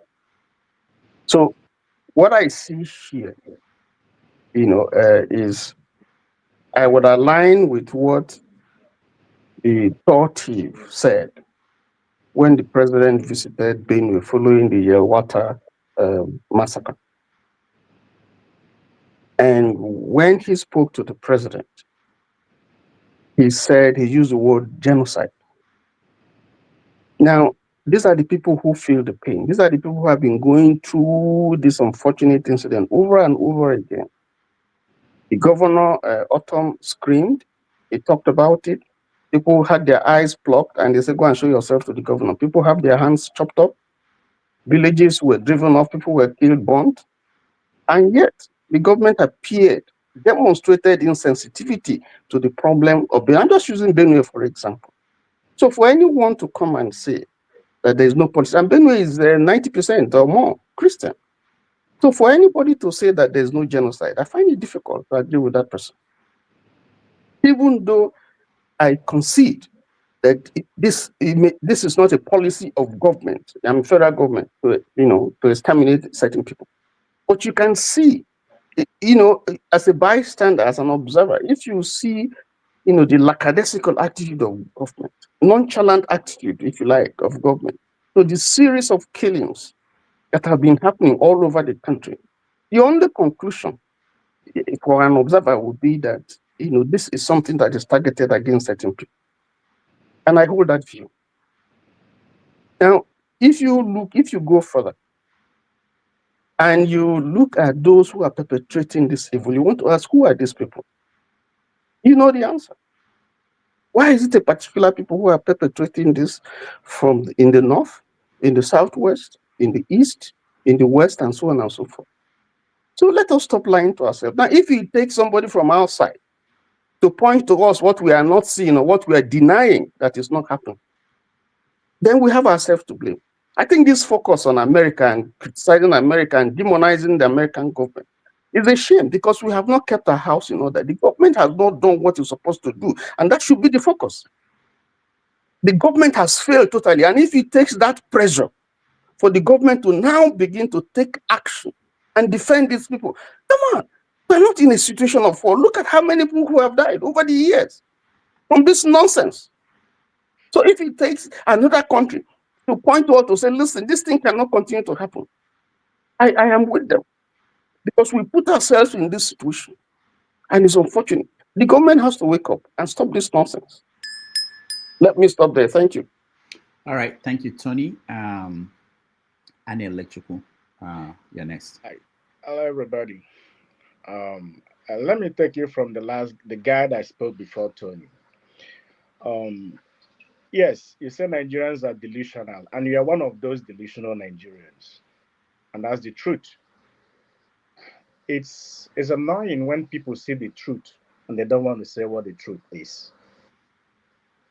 You're propagating falsehood. Jesus is not a Palestinian. The Quran even says it. Jesus is a prophet of the Jew. In the Quran you read, I believe you must have been a Muslim. So the delusional, you just call everybody here. You just the chief of the delusional persons. And this has to stop. Lies cannot replace truth. Do I want America to come to Nigeria to fight Boko Haram? No, I don't want them. But if they have to do it, so should they. I'm not a fan of Trump. Neither am I a fan of Ted Cruz. But when somebody is doing what is right, trying to stand for the weak, then so be it. Everyone should support it. Can we solve our problem we have in Nigeria? Yes, we can. But the problem is just that the leaders we have are not functional and effective. Can anybody tell me how on this wide world that a ragtag untrained personnel will overrun the military of a country? A country like Nigeria. Tell me how. One, these people are Muslims who do this nonsense. Two, they are Fulanis. What else you want us to say? Who are they killing? They are killing the tribes that are not Fulani tribe men. They are not killing Fulanis. Who else are they killing? They are killing Christians, not Muslims, predominantly. Yes, they are killing Muslims, but the Muslims they are killing is just maybe those who do not believe in the fanaticism that they believe in. These are the truths. It's not about facts. It's the truth.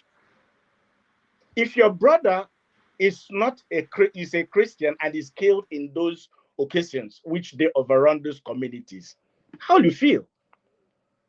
Why is Nigeria fighting any war with any country? Why do we have IDPs in Nigeria? Where is that? Well, what village? Every Nigerian comes from a village. What village do you come from? You're speaking like you're talking fake American accent, which means you live in America. If America wants to solve a problem out of generosity and magnanimity, a problem that exists in Nigeria, why should they not? It makes no sense. This dishonesty that we have is the problem we have in Nigeria. Dishonesty. People who claim to be educated refuse to tell the truth. It makes no sense. Look at how you spoke so eloquently, like the stupid Reno or Mokri. Spoke so eloquently, pretend to be one. Are you going to let him speak on the topic, or are you just going to let him attack me? It doesn't matter. Or I can respond. I can respond if that's fine. You call all of us. That's what you call everyone who is on this panel, especially those who have spoken. If we cannot tell each other I said Nigerians. Are you Nigerians? Hold on. If we can't tell each other the truth, then we can't solve our problems. There is genocide going on against non-Fulani tribesmen in Nigeria. There is genocide going on against Christians in Nigeria. In the northern region, it's not happening in any other part of Nigeria.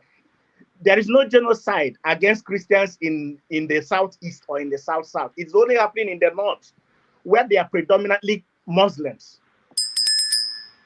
So let us be honest with ourselves in trying to solve the problem we have in Nigeria. This is my own proposal. We just need to be honest. It doesn't matter that if somebody's brother is being killed or somebody's sister is being killed. Provided it's not my sister, it's not my brother, then that's okay. No, it's not. Stand for the weak. Stand for justice. Stand for fairness. That's all we need. All right. Thank you. Rudolph, okay. Is it okay if I get 30 seconds to reply? You don't have that. No, you don't have that. When it comes to your time, don't be scared. Why are you scared? Why are you scared? Why are you scared? I'll give you. You are scared. Hold on, guys. I'm moderating now. I'll give you 30 seconds, but that will be after Okija speaks, and then give it 30 seconds. We round up and go to another topic. But let me just remind people who are watching those on the comment section. I read your comments. That if I were to ban people, the people have said I should remove people, ban people. Nobody should speak. Nobody will be here. So my goal is that we want to hear from different viewpoints as much as possible. Anybody can come here and express themselves, as long as they are very they do that in a respectful way. They don't abuse people. We want different opinions, and we can challenge each opinion. That's the idea. All right, Okija, go ahead. Good day. Can you hear me? Yeah. Okay. Yes. I don't know who was talking about the man that was preaching that it was Igbos. That's the thing about Nigeria. As you know, Natasha and Babio, they had their issue, and eventually the federal government charged, even though I don't like him, Senator Mweboni, he was charged to court. I just don't understand it. Showore, orchestrated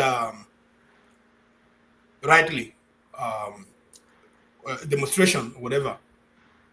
Eventually, Igbos were arrested, and that's Nigeria. So I was looking at the list of people that were accused of being investigated for the coup. I was looking for Igbo name because I was like I hope there's no Igbo guy there because eventually it will be an Igbo coup. That's the thing about Nigeria.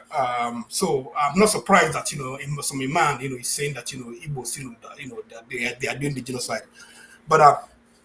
For those I was watching, was it like a couple of weeks ago? Was it like 2 weeks ago, 1 week ago? What's his name? Our friend Njenje Media, he was here, talking about. I couldn't believe it that he was on the ground that that there was no Christian genocide. Bro, Hitler killed Polish people too. They are white people. Hitler killed somebody, like Soviet. He killed so many people. So on the way to accomplish his dream. So people, who are who are people saying that they are killing Muslims? So because they are killing Muslims, it's not a Christian, it's not a genocide against Christians. What kind of thinking is that? What is happening in Nigeria is that the Christians are being targeted, killed, they are being dispossessed of their land. That's the truth. And it's funny that during what's the Labour Party issue, whenever Labour Party people, they go and interview on, if Arise everywhere, they be asking them about, Peter Obi, he can, put things straight in Labour Party. How would he put things straight in Nigeria? I mean, this, it used to, vex me. It used to make me upset. Tinubu has over about 200,000 men, soldiers in Nigeria. He has about how many police, I don't know how many they are. And people are living in hiding camp in Nigeria. And there is no war. And you keep talking about Peter Obi and Labour Party. It's absurd. I mean, what kind of country? ID camp. Okay, Tinubu, let's say that, what's his name? Buhari. That, he was against Christians. Then Tinubu came on board. His wife is supposedly a pastor. And, what has he done to, stop this genocide happening in Christian areas? Nothing. With all his troops, with all the money, nothing. Christians, I mean, I don't know, but just like I've been saying recently, Nigeria deserves to disintegrate. Nigeria is not supposed to be a country, and I hope God continues to punish Nigeria. That's my take. All right, thank you, Okija. Let me give 30 seconds to Nigeria's one brain cell to respond. Yeah. So listen, I think there's a problem here. A lot of people have a comprehension issue, and this is with all disrespect. A lot of y'all, instead of bringing your sentiments and emotions into issues like this, maybe if you have a slow way of understanding, because we don't all understand the same way, and I respect that. Some people on here, for all intents and purposes, might actually even be dyslexic, the way you guys respond to issues. And this is not to insult you if you are dyslexic. Maybe just take care of your issues a different way. When I say something, you have to notice most times I come from two different angles. And I never answer questions even directly because I leave it open to interpretation. So when I say certain things, if you don't understand it, instead of picking the part that ticks you off, go listen again to what I said. I did say there were Islamists that had there was an Islamist problem in Nigeria. I did say there was a problem in the southeast of Nigeria. I said all of these things. And from my brother on there, the one that's obviously not well read, that said Jesus was not a Palestinian, I think you need to go research more. In fact, I know this might tick you off, and I really hope you're not on a three-story building so you don't jump off. Jesus actually even used to call God Allah. I've brought this on here before, people went against it. Go check it out. So if it upsets you, know that your Jesus is from Palestine. In that region, they don't speak Arabic, they speak Aramaic. He spoke Aramaic, and he referred to God as Allah. If that ticks you up, I don't know how to help you. But that is it. And you said something very pertinent that I think we should be careful of. You said the Muslims being killed in the north is because they are the moderate ones. What are you trying to tell us? What, they used to give out a questionnaire to the Muslims out there and tell them, fill it out? Are you moderate? No, they killed everybody. Are Christians being killed? Yes. But we have to be careful about attaching the word genocide to it, or the way we are ascribing it as if it is a state-sponsored genocide. This is what I think a lot of people in the West are not getting. From the retort of the tweets of people like Ted Cruz, I think people in the West are thinking, oh, the federal government of Nigeria is sponsoring the killings of Christians because it's a Muslim-led government. This is what they're understanding. And I think we need to be very, very, very careful in the way we put our message forward. Rudolph, let me say something. No. As long as the federal government is not doing anything about it, the federal government is responsible. Right, yeah. I said that, but I did say that. Okay, I did say that. I did say that. I did say that.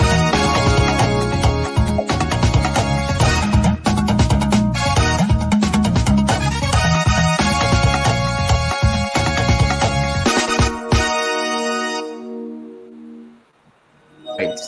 Somehow we have to learn to move on. Rudolph, let me say something. It's just any topic. Let me say something real quick. I'll let you.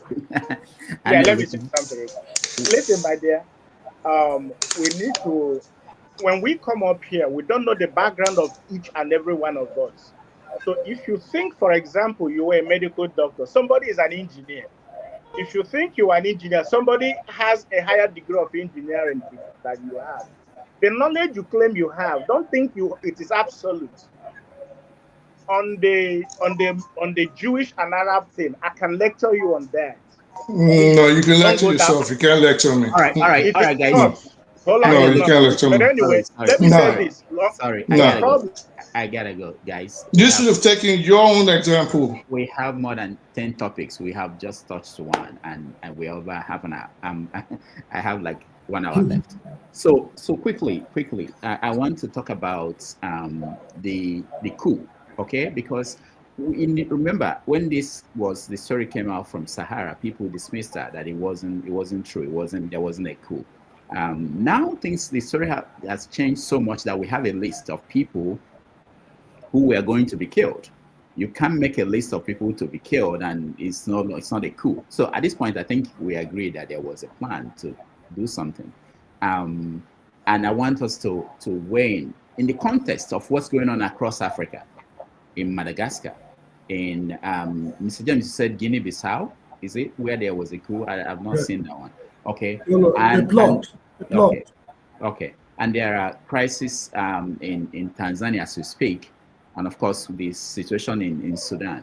So in that context, that there was something planned by some people in Nigeria, and with Nigeria at this situation with United States, which includes other Western nations, what do you think, Mr. James? Let me come to you. I'll give everybody 2 minutes to weigh in on the coup. The story is still developing. We are seeing the names of the people who are involved, people who are still locked up, including those that ran away from the country. So it's a moving, developing story, and it's no longer just a rumor that some people plan something. James, 2 minutes. Yeah, initially I was in doubt if there was coup or not. I mean, if there was a plot to topple the government or not. But now the names have been revealed, and none of those revealed seem to be denying their involvement. So it means actually something went wrong. But what really disturbed me is this. All the names, or less than 98%, if I'm not mistaken, of the names of the military officers are Northerners. But the laughable thing is that the money suspected to be used for the operation was brought from the Niger Delta Development Commission account. Two Southerners taking money from their own people for their own development, giving it to the Northerners to organize a coup against the country. And of course, a Northerner would have become the head of state. Muhammadu Buhari was there all along. They never thought of toppling his government because he laid the foundation of Bola Tinubu's government. They never thought of toppling his government. So what are they up to? Now, the issue is this. In the history of the country, there's only one coup that has been organized, and the coup plotters were not executed. That was January 1966 coup. For not executing them, probably that led to the outbreak of the Civil War, and 1 million people died. If they had been executed, probably the Civil War would not have broken out. I don't know. Now, Bola Tinubu should behave like the true son of his father. The penalty for coup is death by firing squad. These men, they should arrange them before military tribunal. Those who are found guilty should be sent to hell by firing squad. Coup plotters have never been forgiven in Nigeria. Now, for those two Niger Delta guys, they should be, wherever they are on planet Earth, they should bring them back. It is possible to bring them back. Oh, sorry, please give me a minute or two more. Good. Wherever they are on planet Earth, they should bring them back, and it's possible for one reason. I remember the Shah Pahlavi of Iran. When the Ayatollah toppled his government in 1969, he fled the country, he went to Egypt, and stayed with Anwar Sadat. He could not stay in Egypt. He went to Morocco, King Hassan II. Then from there, he took refuge in the Bahamas. From Bahamas, he went to Mexico, where he developed cancer. From Mexico, he went to US for treatment. The Americans could not contain him. Then from there, he returned. He went to Panama. From Panama, he returned to Egypt, where he died, I think, in 1980 or so. Now, this is a man who fled his country, but the government of that country where he fled was able to do everything possible to bring them back. These men have committed treason against the country. If Nnamdi Kanu is being charged for treason, and he has not been let off the hook for almost 10 years or so now, I don't see any reason why these people should not be put on trial. If they are not put on trial, we better pack up the country. This is how I see it. This is a very serious matter, and most people are not praying for military rule, though I prefer military government to a civilian dispensation. But majority of Nigerians do not welcome military rule. So if they have breached military regulations, they've offended the country, on no account should they be forgiven. Let the heavens fall. Let the world come to an end. Justice must be seen to be done. So that is my submission. All right, Mr. James, thank you so much. I think the point, the most important point to remember is that this is a serious situation, and the idea of hiding, not being transparent about what was happening should concern every Nigerian. And knowing the context of how the world is moving now, it should also worry us. And the one that bothered me is that I don't see any sign that our politicians, they've adjusted their behavior. You know, if your name is on the list of people to be killed and you are collapsing, and after that you are not behaving better, it tells me that they don't care. You know, they are not. The problem is this: we've never forgiven any coup plotter in the country. Any set of people caught in this act, they've been severely punished. If these guys cannot topple Muhammadu Buhari's government, why that of Bola Tinubu? Mr. Tinubu is not my style, but let's give the devil his due. All right. For Niger Delta people to use their own money to organize a coup, to bring these same people back to power again, to mess up the country, man, let the world perish. May the world perish than for these things to happen. All right, thank you so much. Let me use this opportunity to ask people watching to please like and share the stream. It will help us get to more people, please. It's free, just click on like and share. And those who can support us, please support us by donating. Thank you so much. Righteous Man, Yanis. Yeah, Dr. Rudolph, please, I want to beg you in the name of the Lord, please, as a moderator, I'm not teaching you your works or your duty, but please, when some wrong information is given out here, dished out, I think it is right thing for you. It is the right thing for you to correct it. There is no Christian genocide. There is no organization, a sect, killing Christians in the Southeast. There's nothing like that. It's not on record. Number two, Jesus was never a Palestinian and can never be a Palestinian because Palestinians started existing in AD 72. So please correct those information. They are very, very wrong. Now, back to the issue of coup d'etat. I live in Nigeria. I'm living in Lagos.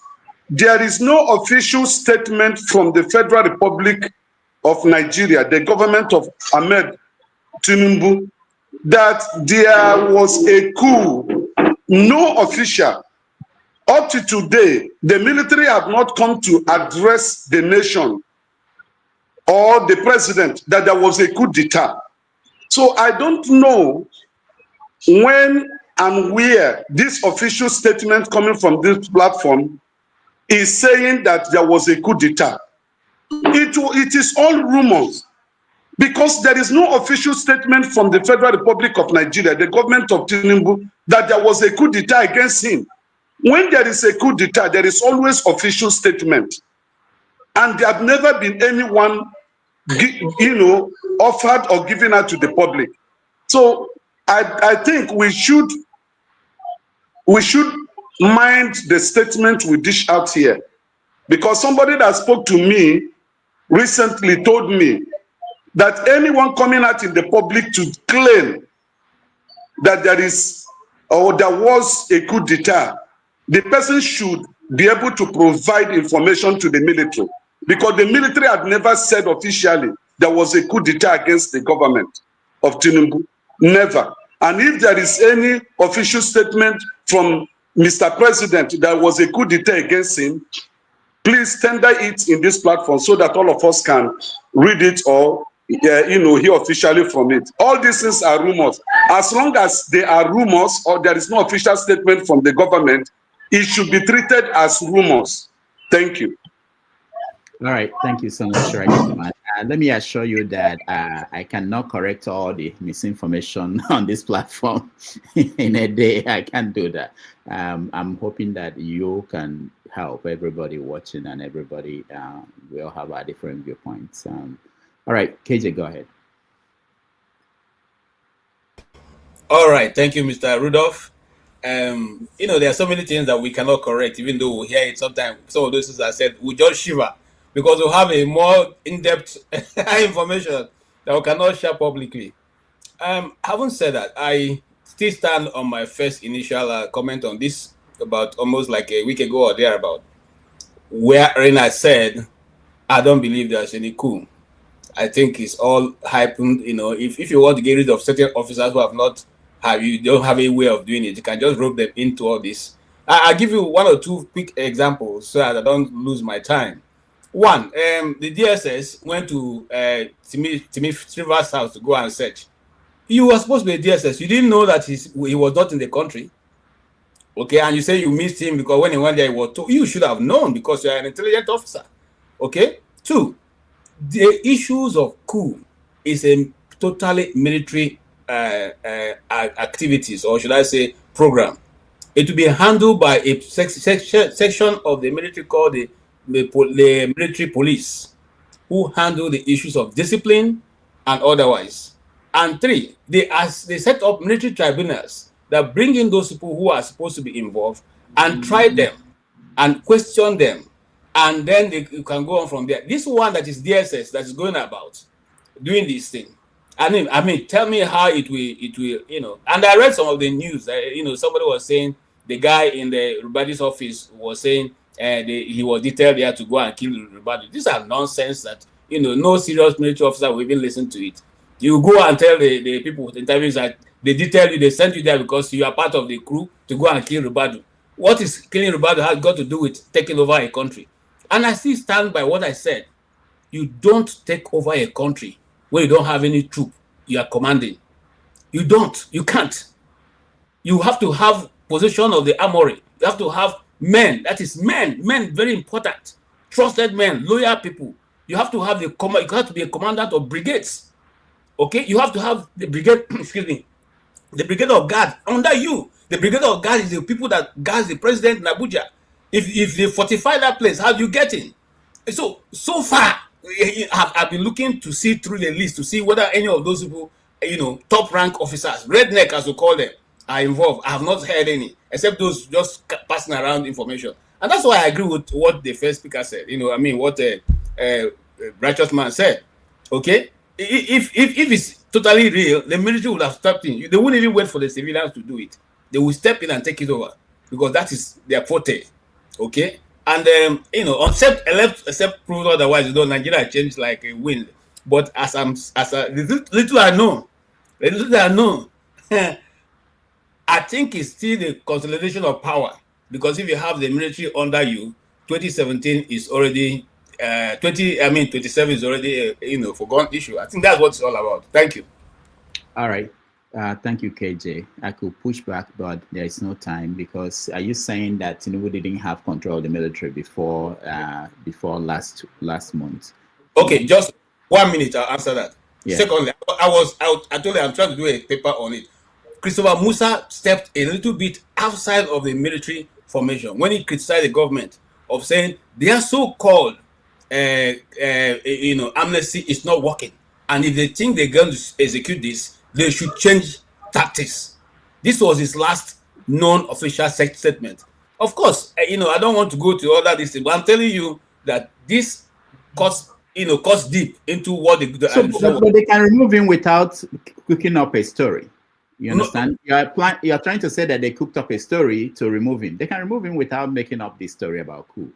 Okay, why? You can remove him, but it's not yet. He was supposed to be doing 2 years. He has not completed his term. That's one. Two, if you are going to remove him as a top-notch security officer, his mates have to go, because you cannot bring somebody above him, I mean below him, or below those other people who are already hanging senior ranks, to come and meet them. You know, remember what happened to Obito Kiwe, all right, during the days of Babangida. He was a brigadier general, and then the other lieutenant generals ahead of him, and so they had to force him to come to occasions, sit before them. Then the people of August of Ikomo will come in, even though he was the vice president.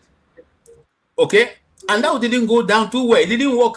That's why the man stepped out, because he wasn't going to be coming to salute people who he was supposed to occupy in a political position above, yet in the military formation is lower than them.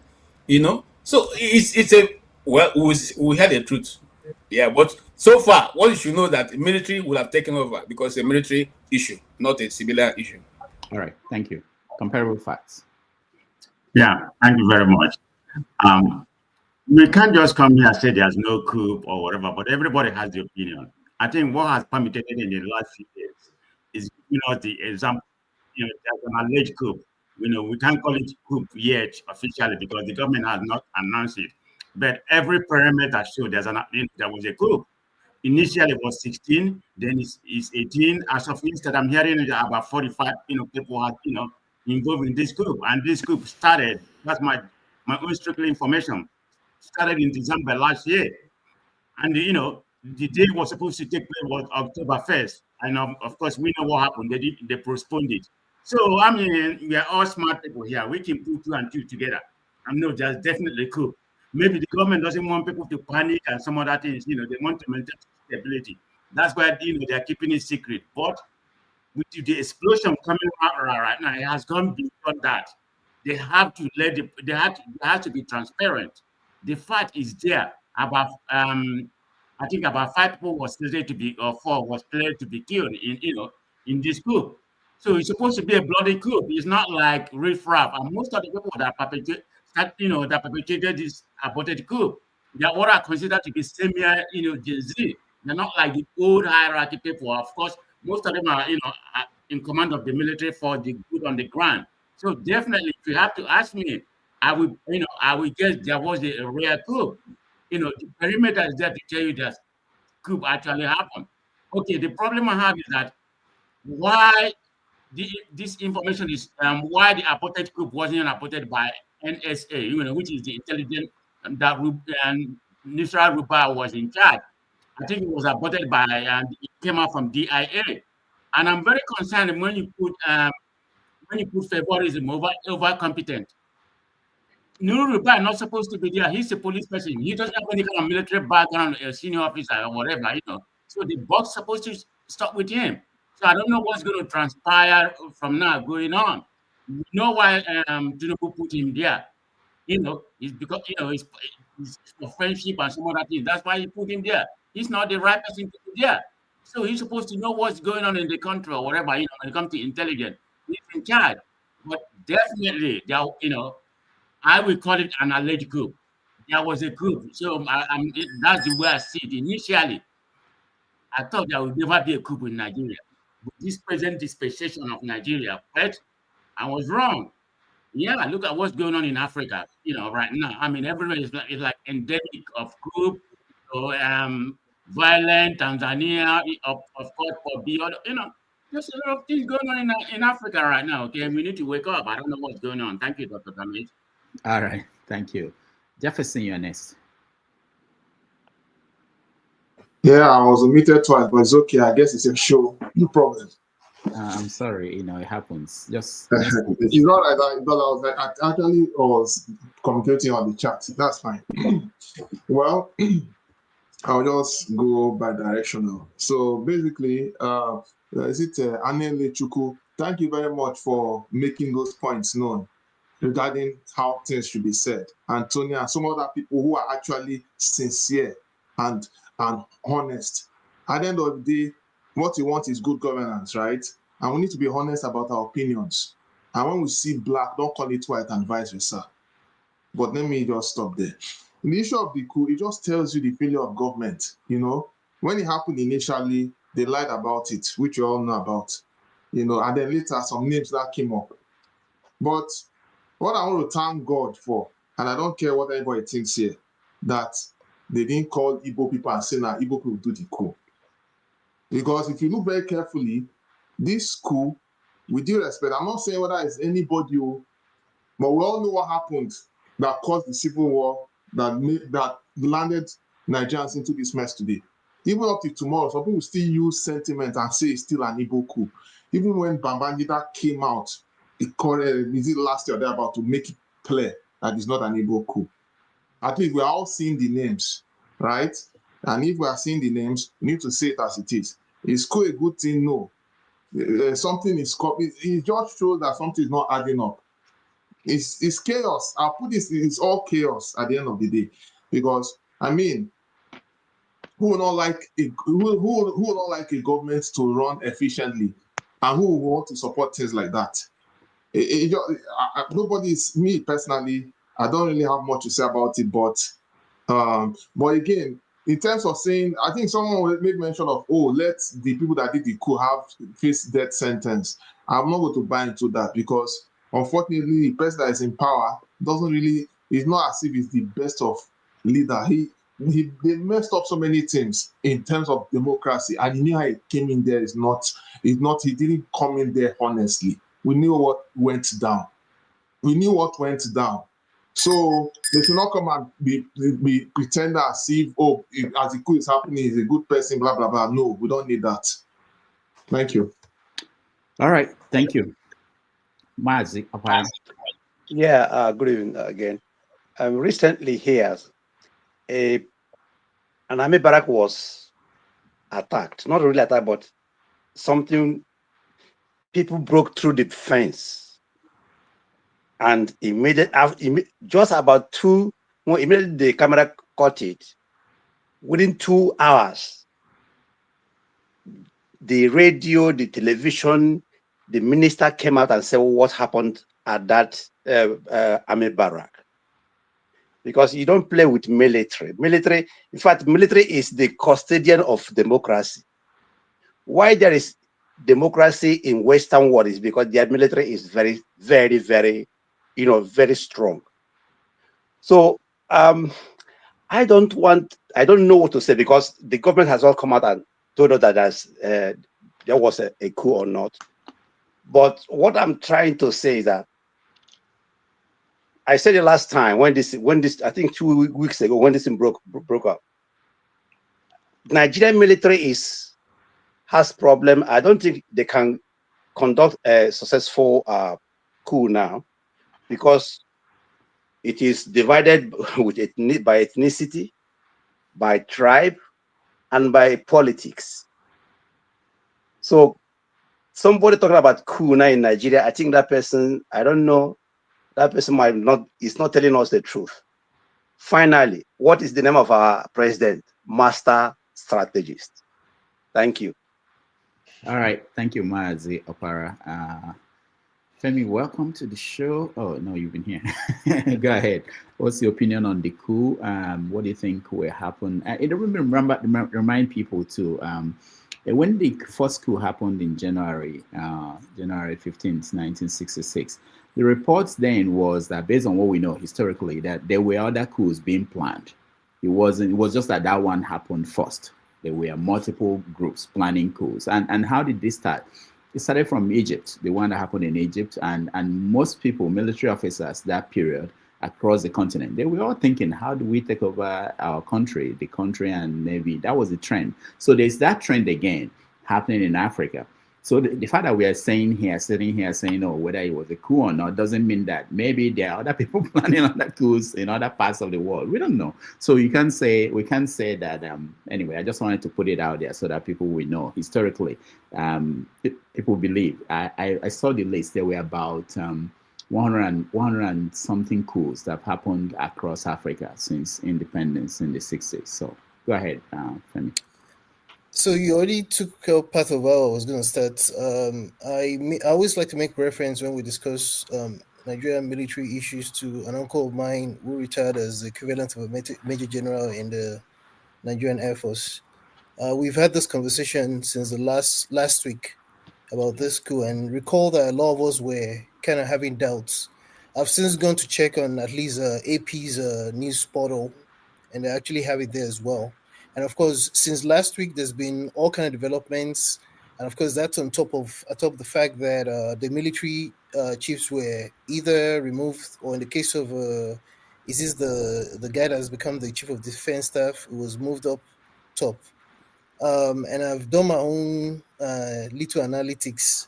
And then when you now look at the list, or the initial 16 list, the one at least I see, I don't know what list you have. I know there's one guy that had his last name is Felix, so I can't be too sure where he's from. But otherwise, it looks like it's a total quick clean sweep of northern names.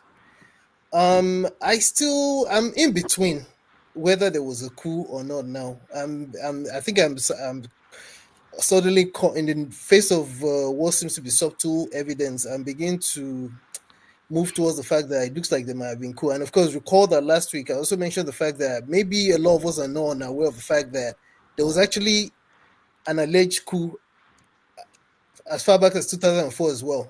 Ruda, I don't know if you've gone back to check or if you remember. There was allegations of coup last year too. On that, okay, it's not 24. It was still under Tinubu, but it was just subtle.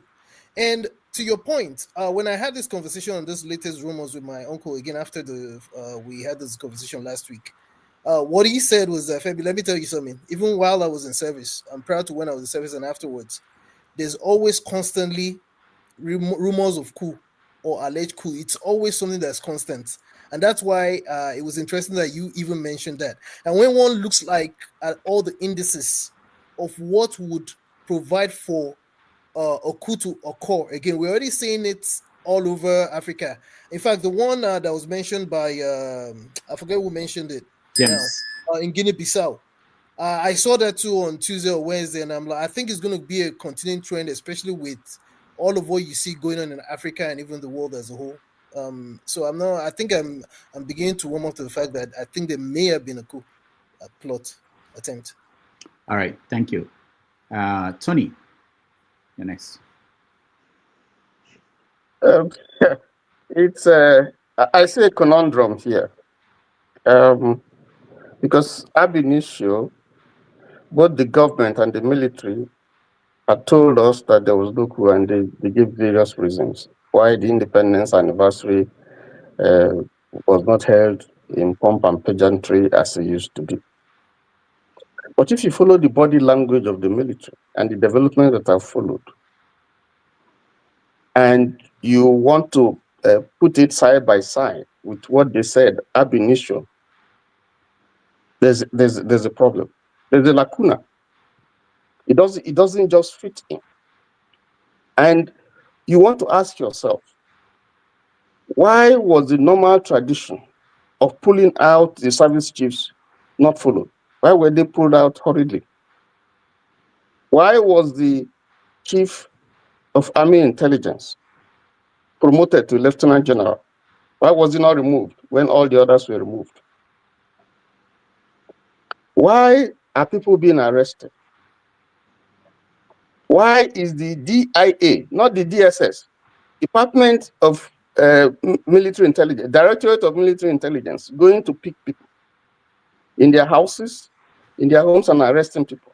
Why has this suddenly increased from 16 to 18, and then we hear about 45 with civilian complicity? I mean, when you have a country that is not transparent in the way that governance is run, you will give room for speculation.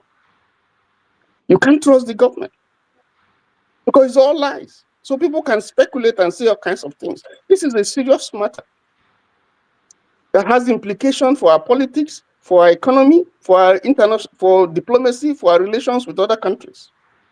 You don't trivialize things like this. Knowing that it portrays the government as being unstable, the economic environment as one that investors cannot, be sure of what is going to happen. And of course, if you look at what is happening, like it's been said, all around Africa, whether it's Tanzania, Cameroon, Guinea-Bissau, and so on, there's a trend that we're seeing.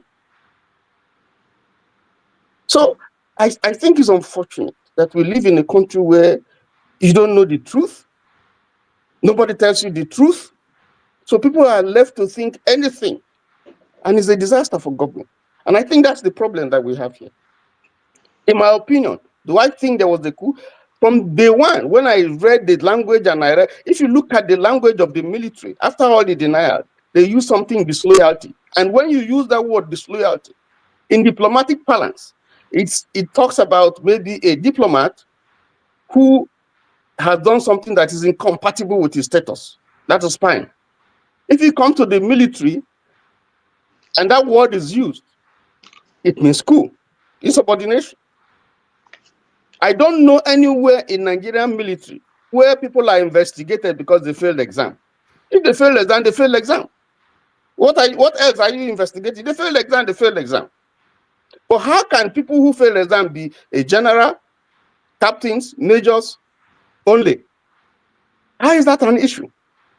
So when you put all these things together, you find out that this country is almost become a joke and a laughingstock internationally. Let me stop there. Thank you. All right, Tony, thank you so much. John Abba, I know you have a history somewhere with the military. I don't know what it is, but the way you talk, I know people who have military background from the way they talk. So, John Abba, what do you think? There's nothing to think. I told you that day that if there's nothing like that, it will not come out that way. And it is, as the day go by, we know why and who, more names and all of that. So definitely I believe that there was coup from the very beginning. Another thing I want to speak into is anyone that believe that truth is defined in their own term and truth has to be transparent in their own word, I don't know what to say to you.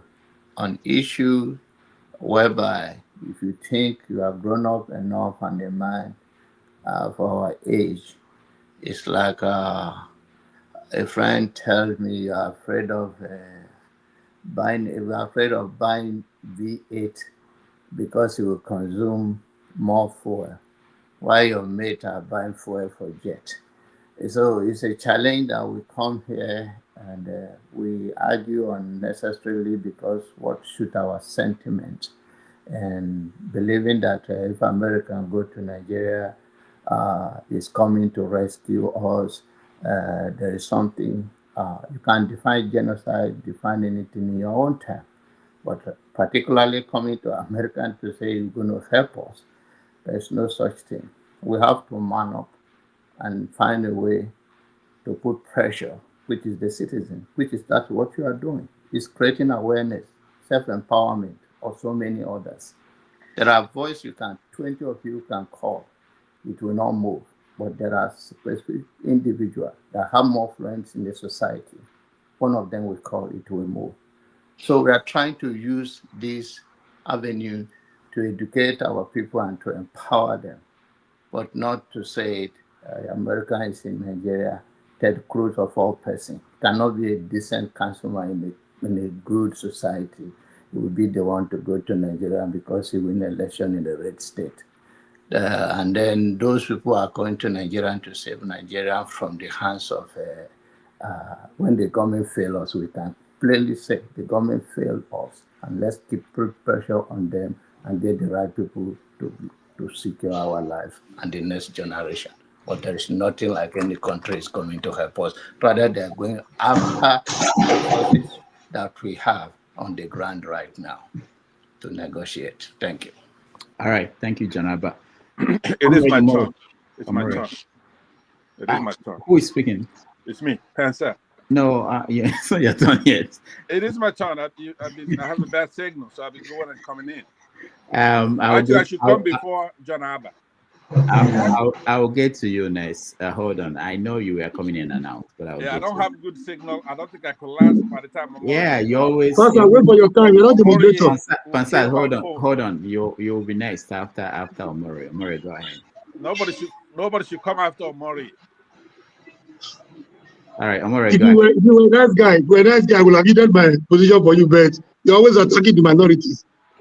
are worse than Osama bin Laden. So let me not give you my time. Okay, go ahead, Amori. Thank you, Doctor. Greetings once again. It's unfortunate that the lack of trust between the government and the government has created a huge room for unnecessary speculations, insinuations, and political innuendos. I want to digress a little. Well, we were discussing about this issue, I think about last week or 2 weeks ago. It's unfortunate that, insincerity on the part of those that call themselves our political leaders have made us to doubt everything, even including our names and our identities. An elderly man came to this forum last week. Instead of even looking at the message, people were still where people were doubting, like, could it be true? Could it be an attempt to set people off or to get some people out of the way? An elderly person came to this forum. He wasn't talking about whether the coup was true or not. He went directly to attack Sahara reporters. You know what he said?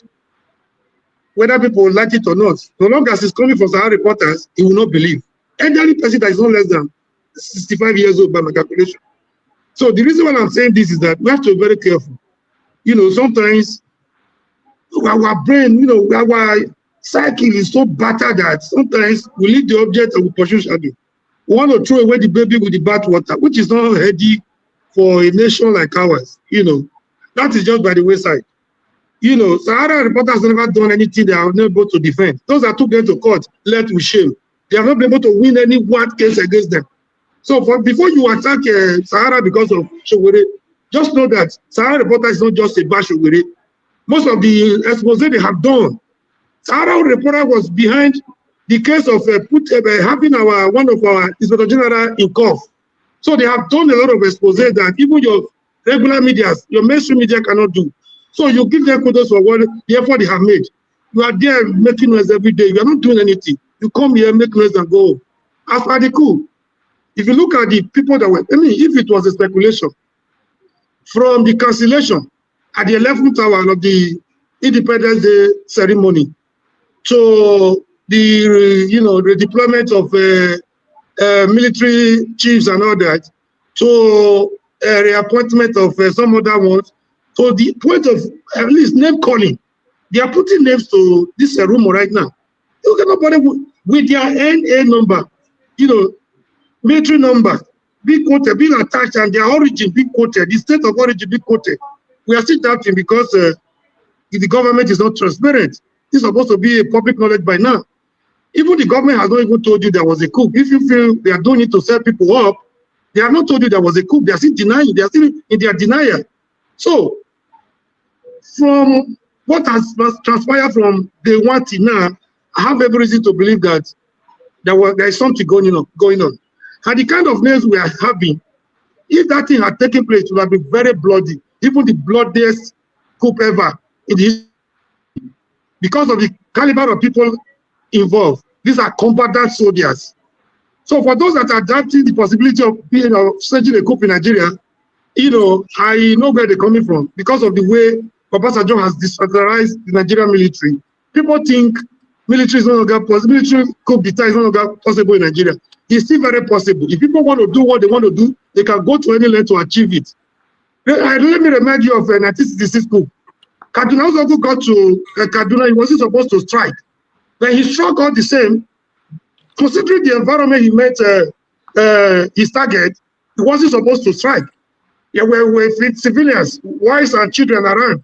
But he struck all the same because the target has to be, the deal has to be done. So if people want to get something, they can go to any length to achieve what they want to do. Considering the caliber of people involved, like I said before, combatant soldiers, trained for battle, it will have been very, very bloody. We thank God. I have missing me. I wish it took place. I also wish it didn't take place because of the brutality we went through. Thank you. That will not permit me to carry on. All right. Thank you, Maria. Pansat, welcome. Thank you very much, Rudolph. Hello to you and the panelists that's assembled here and those who are in the comment section. Obviously, what we've had going on, there's only one thing going on. That is that designation of Nigeria. as a country of particular concern. It's overdue. All those people who come here trying to play it down, including you, Mr. Rudolph, this is a big deal. This is not a small thing. This isn't something you discuss with other things. It's a big deal. A lot of people are being killed in Nigeria who are citizens. Now, there's a lot of that's a misconception about what is it that is being declared, right? It's persecution of Christians, not just oppression. I don't know if you could hear me very well. My signal is very weak up here. I'm up here in the mountain.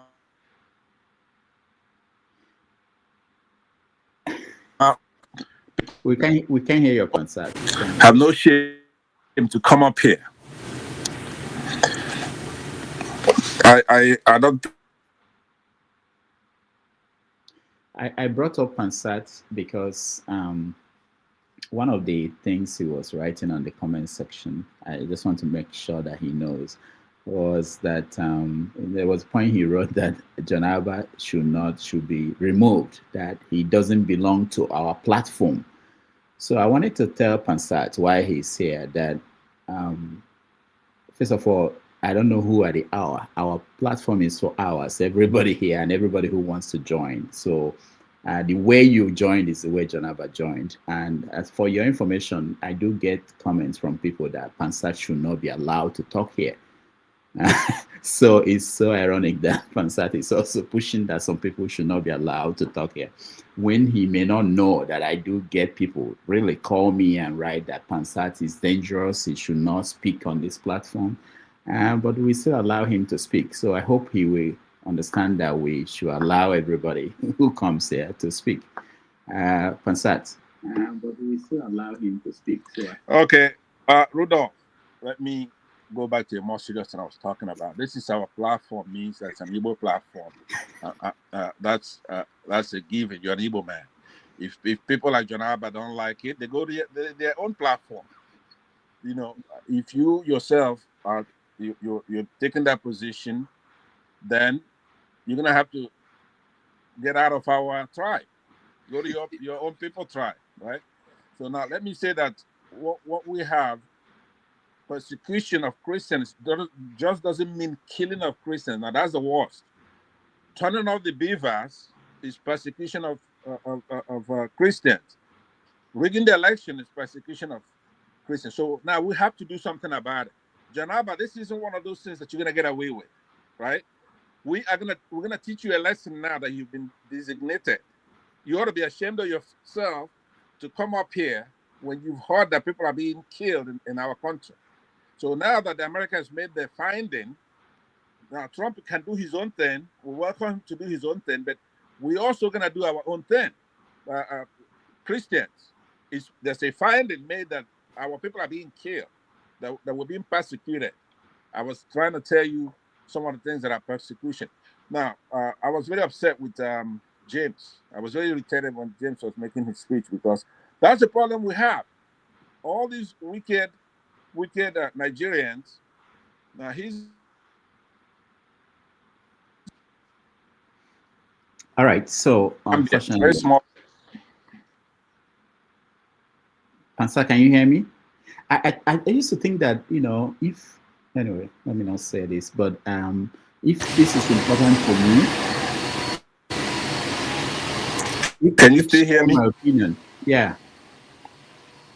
Go ahead, Pansat. All right, so it's not working.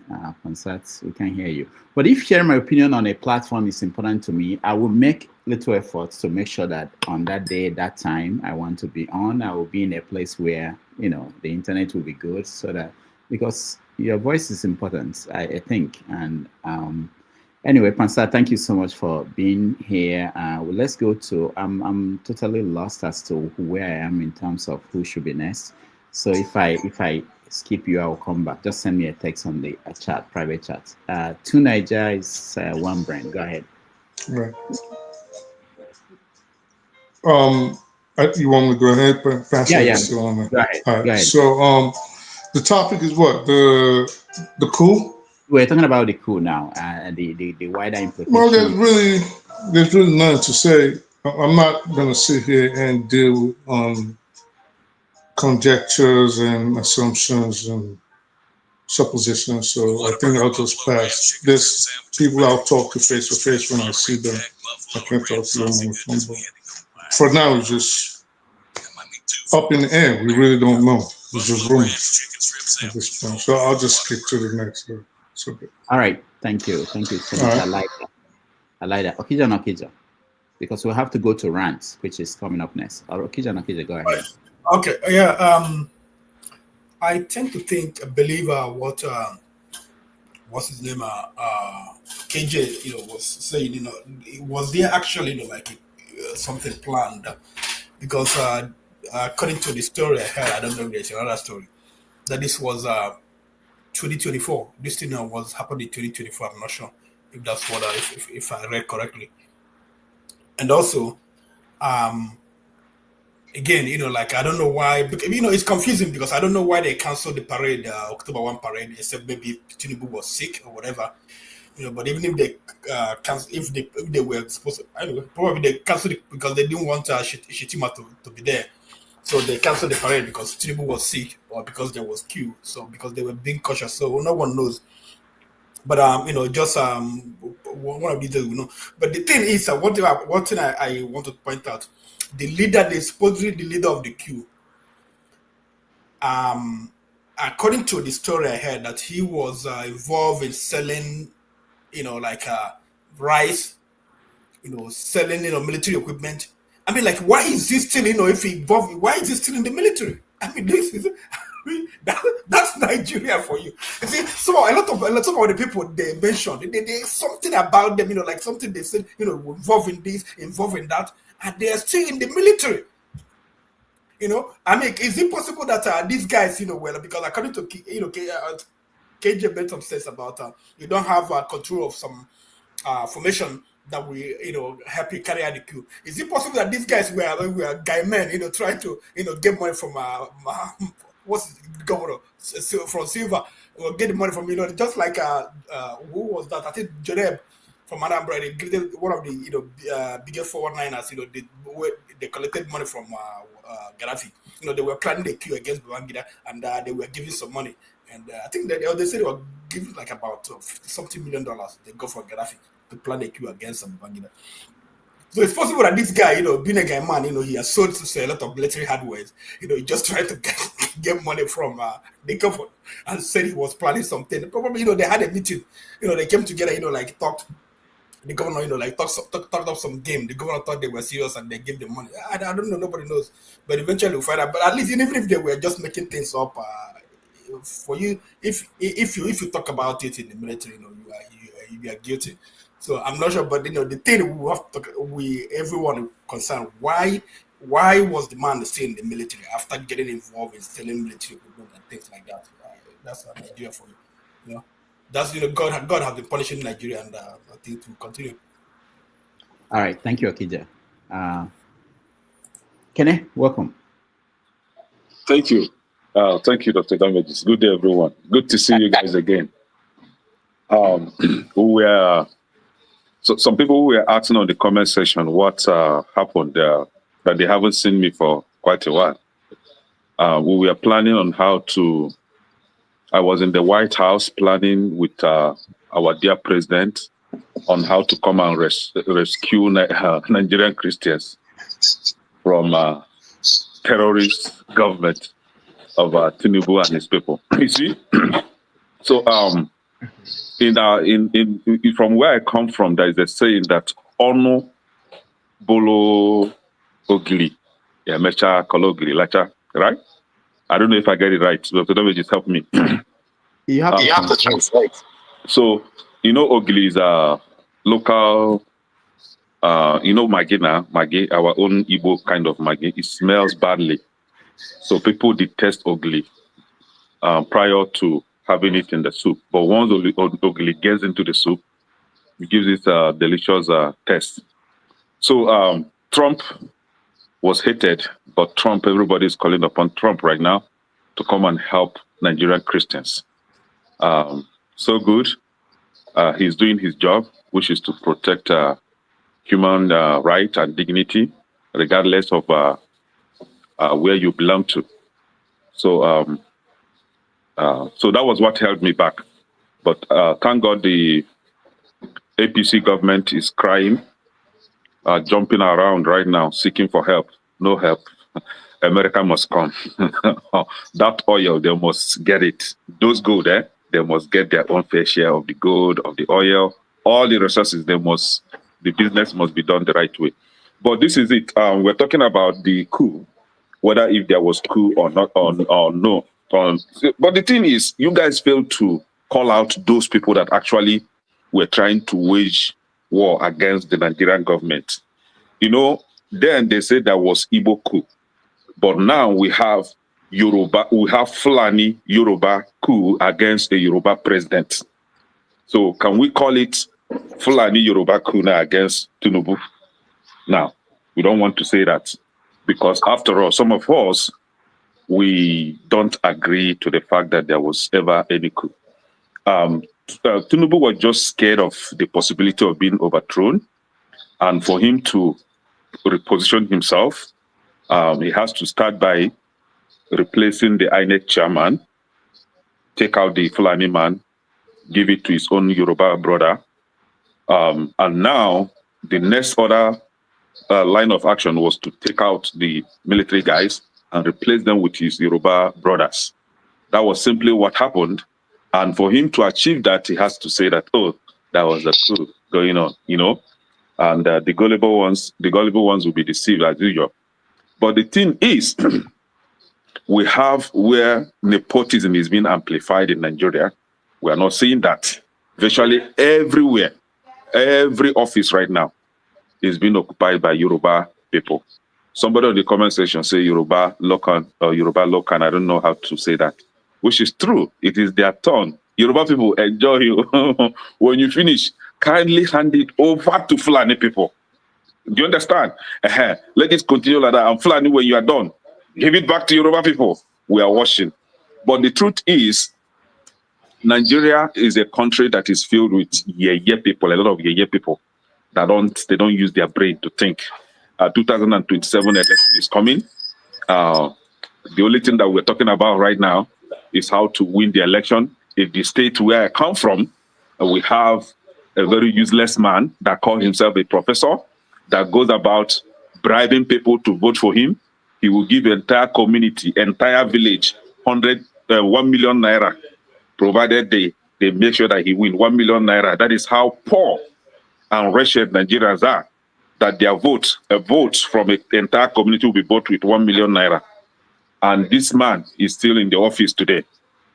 And I wonder, do we have electoral laws? Do we have constitution? We don't have any of those things. But Nigeria, I wish you luck, I will be laughing. Trump is coming. Trump, I want Trump to come and destroy that country for good, so that everybody will rest. Everybody will learn by force. All right.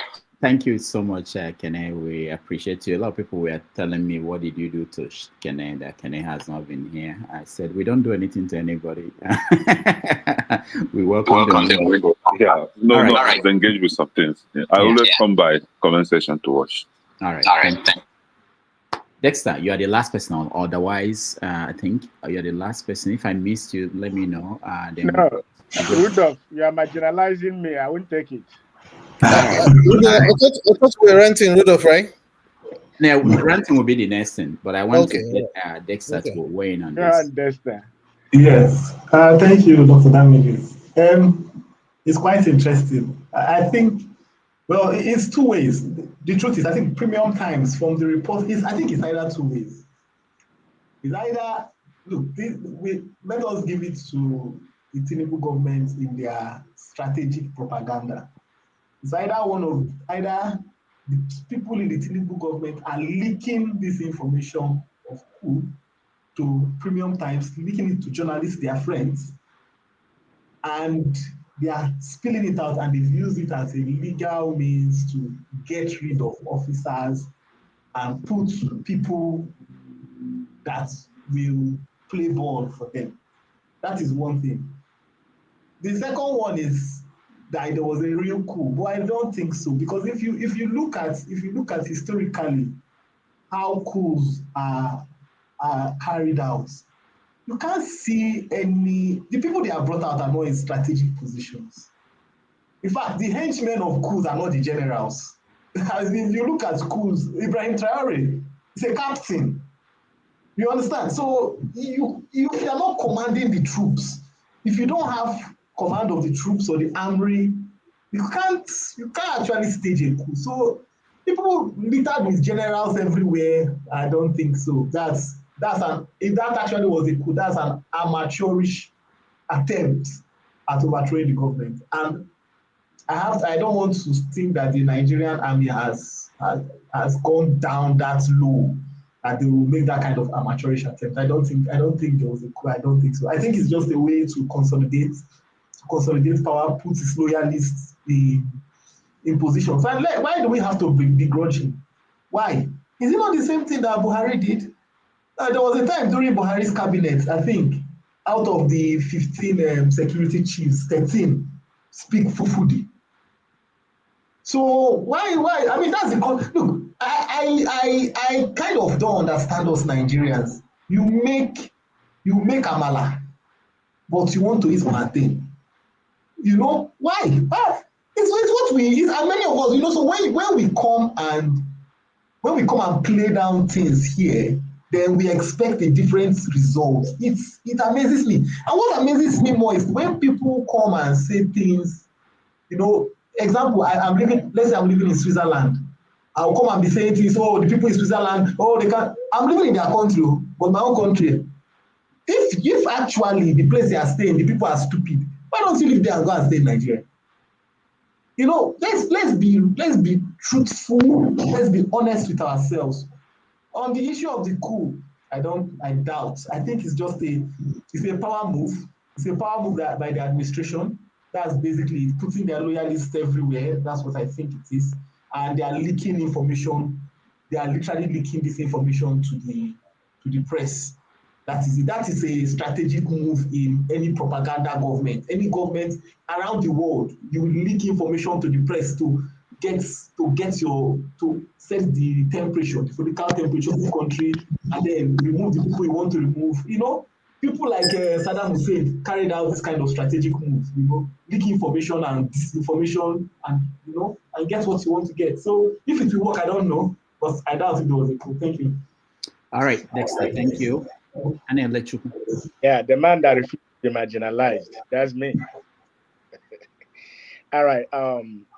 Generally, there was one of our brothers here who said, Pansat, please, this platform, not Igbo platform, and it should not be an Igbo platform. It's a forum for Nigerians, all tribes and all religions, to air their views and offer solutions to solve the problem that is happening in our motherland, irrespective of which part of the world where we reside.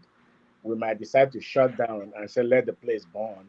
But what we're trying to do here, I want to believe, is for everybody to provide solutions, say truth to each and everybody, so that we'll be able to dispel lies and darkness. If you say, I am one person, I am like a pendulum seeking objectivity. I am always looking for. You might be my enemy tomorrow, but my friend today.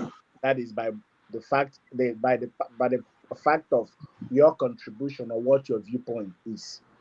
So I'm a stickler for objectivity. It doesn't matter who it is.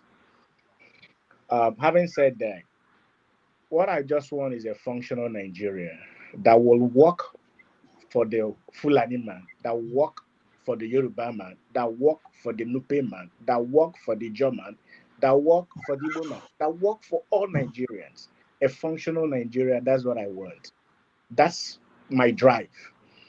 Now, having said that, regarding the coup in question, it's a rumor. One thing I have come to conclude, one conclusion I've come to arrive at is that Tinubu and APC government generally is playing the same card Abacha played in his time, that played during Abacha's time.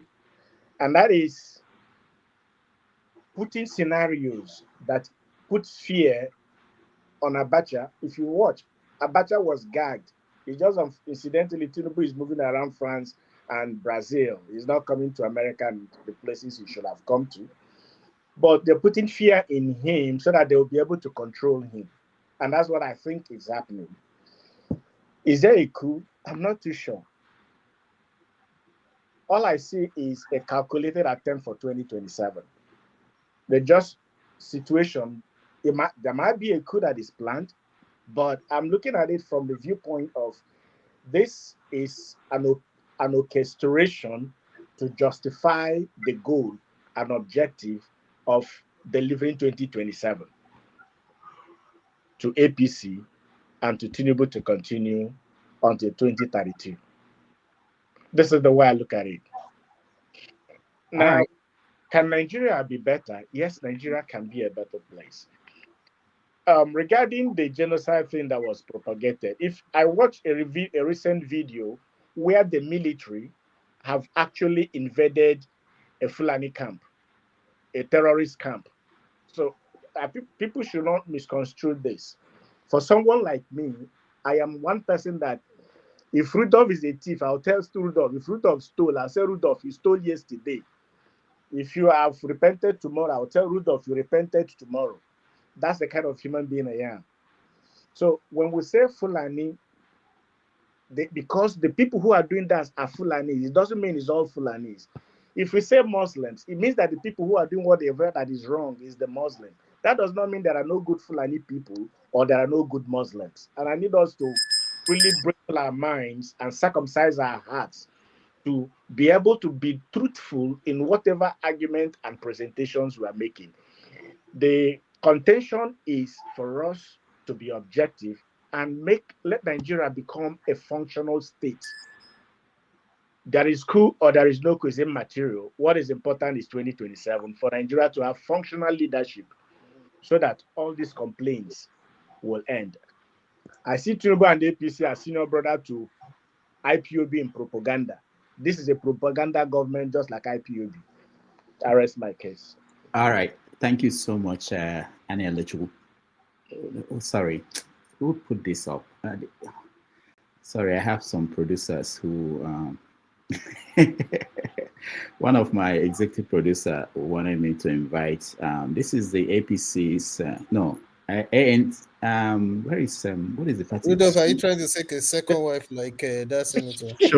Shore's party. This is the candidate for governor in Anambra State. So one of my producers sent... Which party is she in?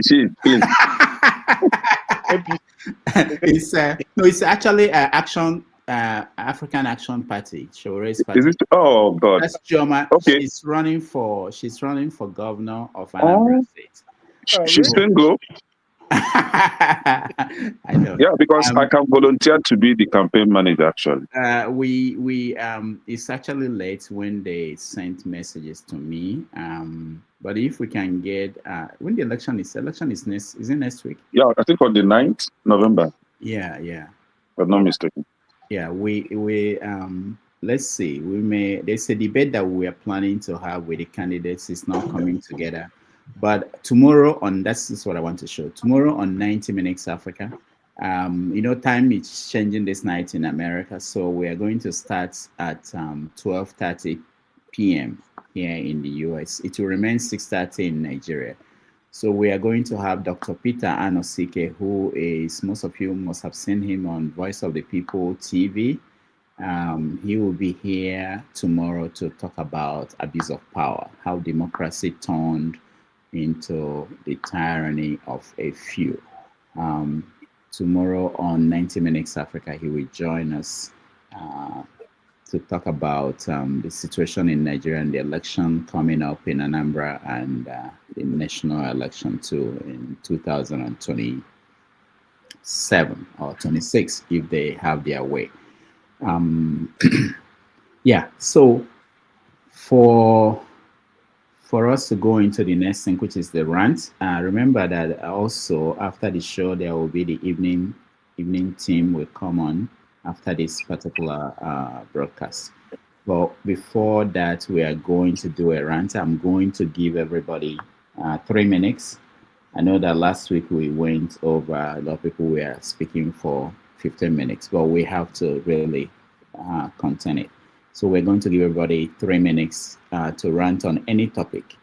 You can pick on anything that you want, and that will be a rant. So let's do that.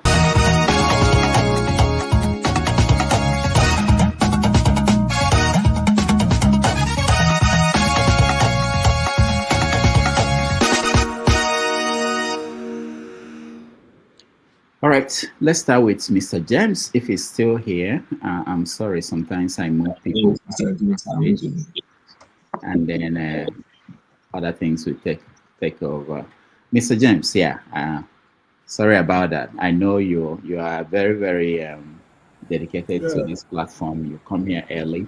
And so go, 3 minutes, rant. Yeah, I'm not complaining. Thank you. People should believe that there is a plot to topple the government. The evidence, in my opinion, is clear enough. Some are saying that they are emphasizing the rank of the people involved in the plot. Remember, the coup that removed Yakubu Gowon from office was headed by generals that brought, I think, Murtala Mohammed to office. That's a coup plot by generals. Then, if you look at other African countries, take Ghana, for example. Jerry Rawlings came to power in 1979. He was a flight lieutenant. He was in the Air Force who headed the coup and executed generals. In Liberia, it was a staff sergeant, Samuel Doe, staff sergeant. They call him Master Sergeant in American military. Staff sergeant organized the coup, killed the president, executed 14 top-ranking officers, and became what they call a president. In the Gambia, Yahya Jammeh was a military police officer. In 1994, he organized a coup and he succeeded. So it depends on the conditions available. I mean, the conditions they are faced with. Now, from what I read in the newspaper, I can't remember the newspaper, they wanted a situation whereby all the people they were to execute, so to assassinate, will be assassinated virtually almost at the same time. So that if, for example, Bola Tinubu is no more, his vice is no more, Fabio is no more, all the top-ranking officers, within just 1 hour interval, they're able to take care of these people.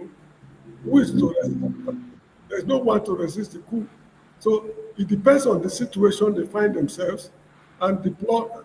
There are a lot of things involved which we, the non-military guys, cannot understand.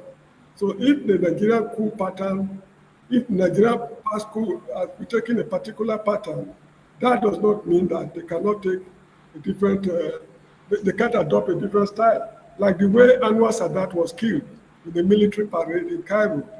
Nobody has done it anywhere in Africa.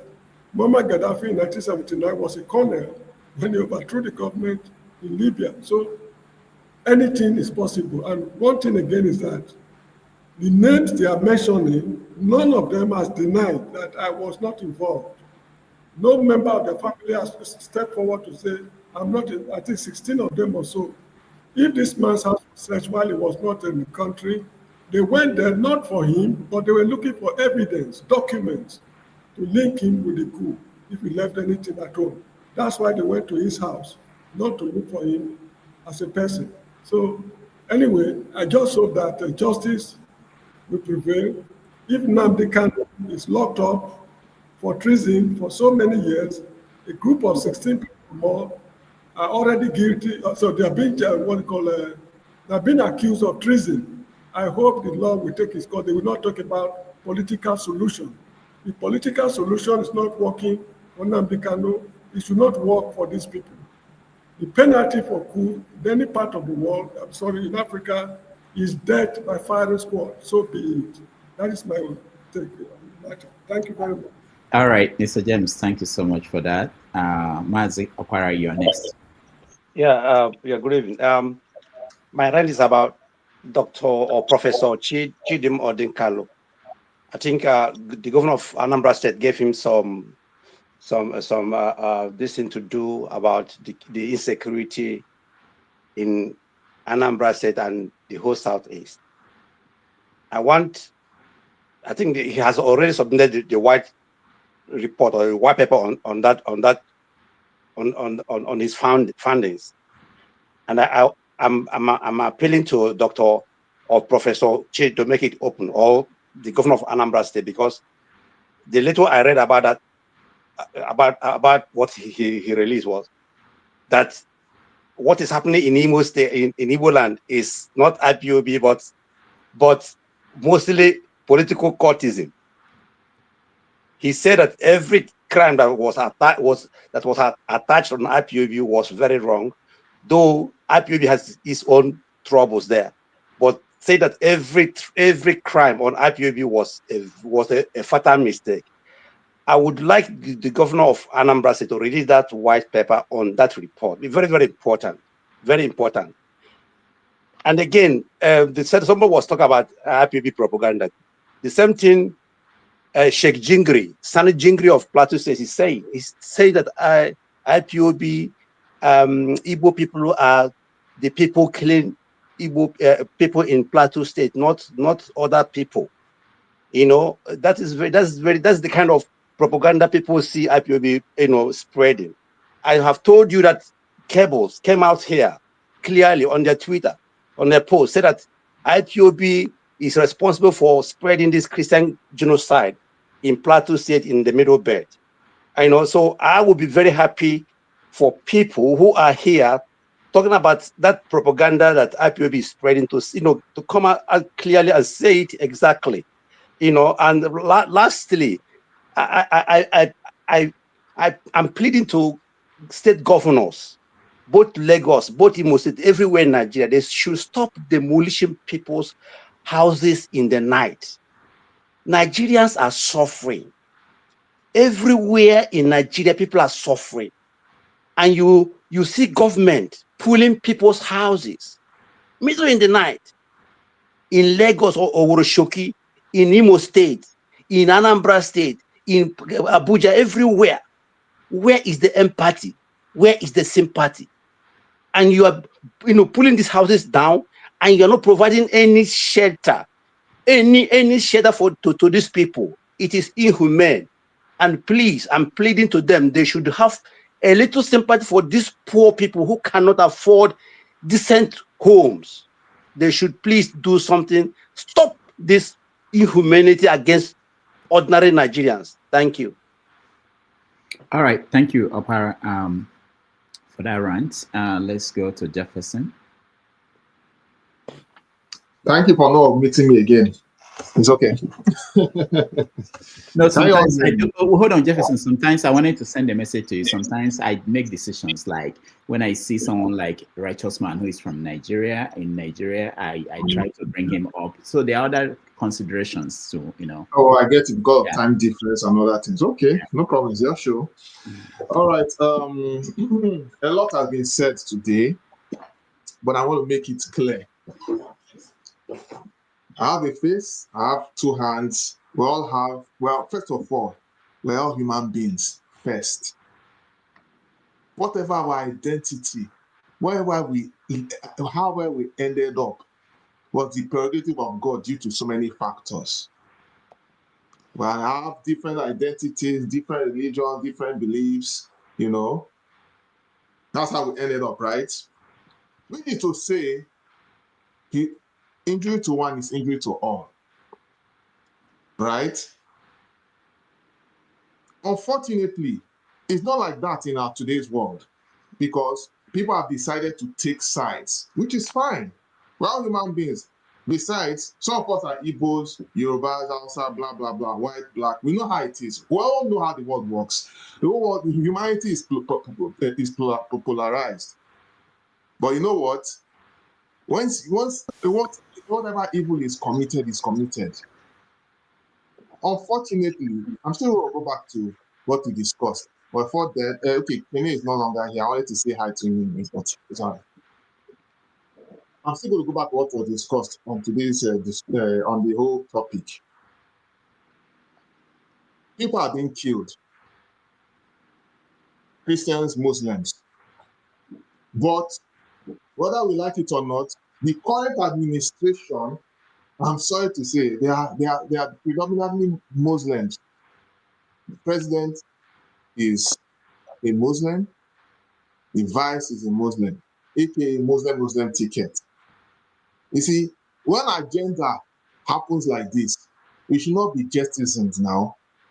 It happened because they didn't even respect people's views. We all know what happened in Kaduna with under Jonathan's regime when there was a Christian governor, but I'm going to let that slide.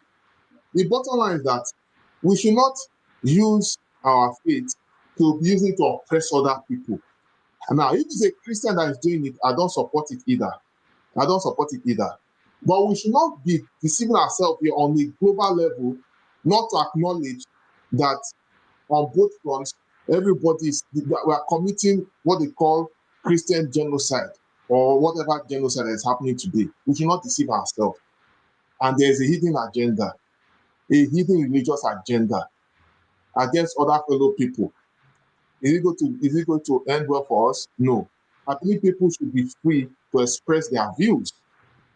That is why most of us here, in fact, I want to say this and conclude. Most of us here, who even come from the so-called Islamic State or wherever, they want to go to a free place where they can practice their religion. But even back home, they know even when they practice their faith, they are not really free. But they want to go out this and now tell people how to practice their views and how people should be seeing them. I don't want to scatter table, but we all know how these things are. So please, me personally, I believe that what is good for the goose is equally good for the Ghana. We should respect each other's views. A killing is happening. We should not act as if it's not happening. And unfortunately, our Nigerian government cannot solve the problem. An external help needs to come. Let them solve it well, because our people have failed us and they are still failing us. Thank you. All right. Thank you, Jefferson. Righteous Man, you are next.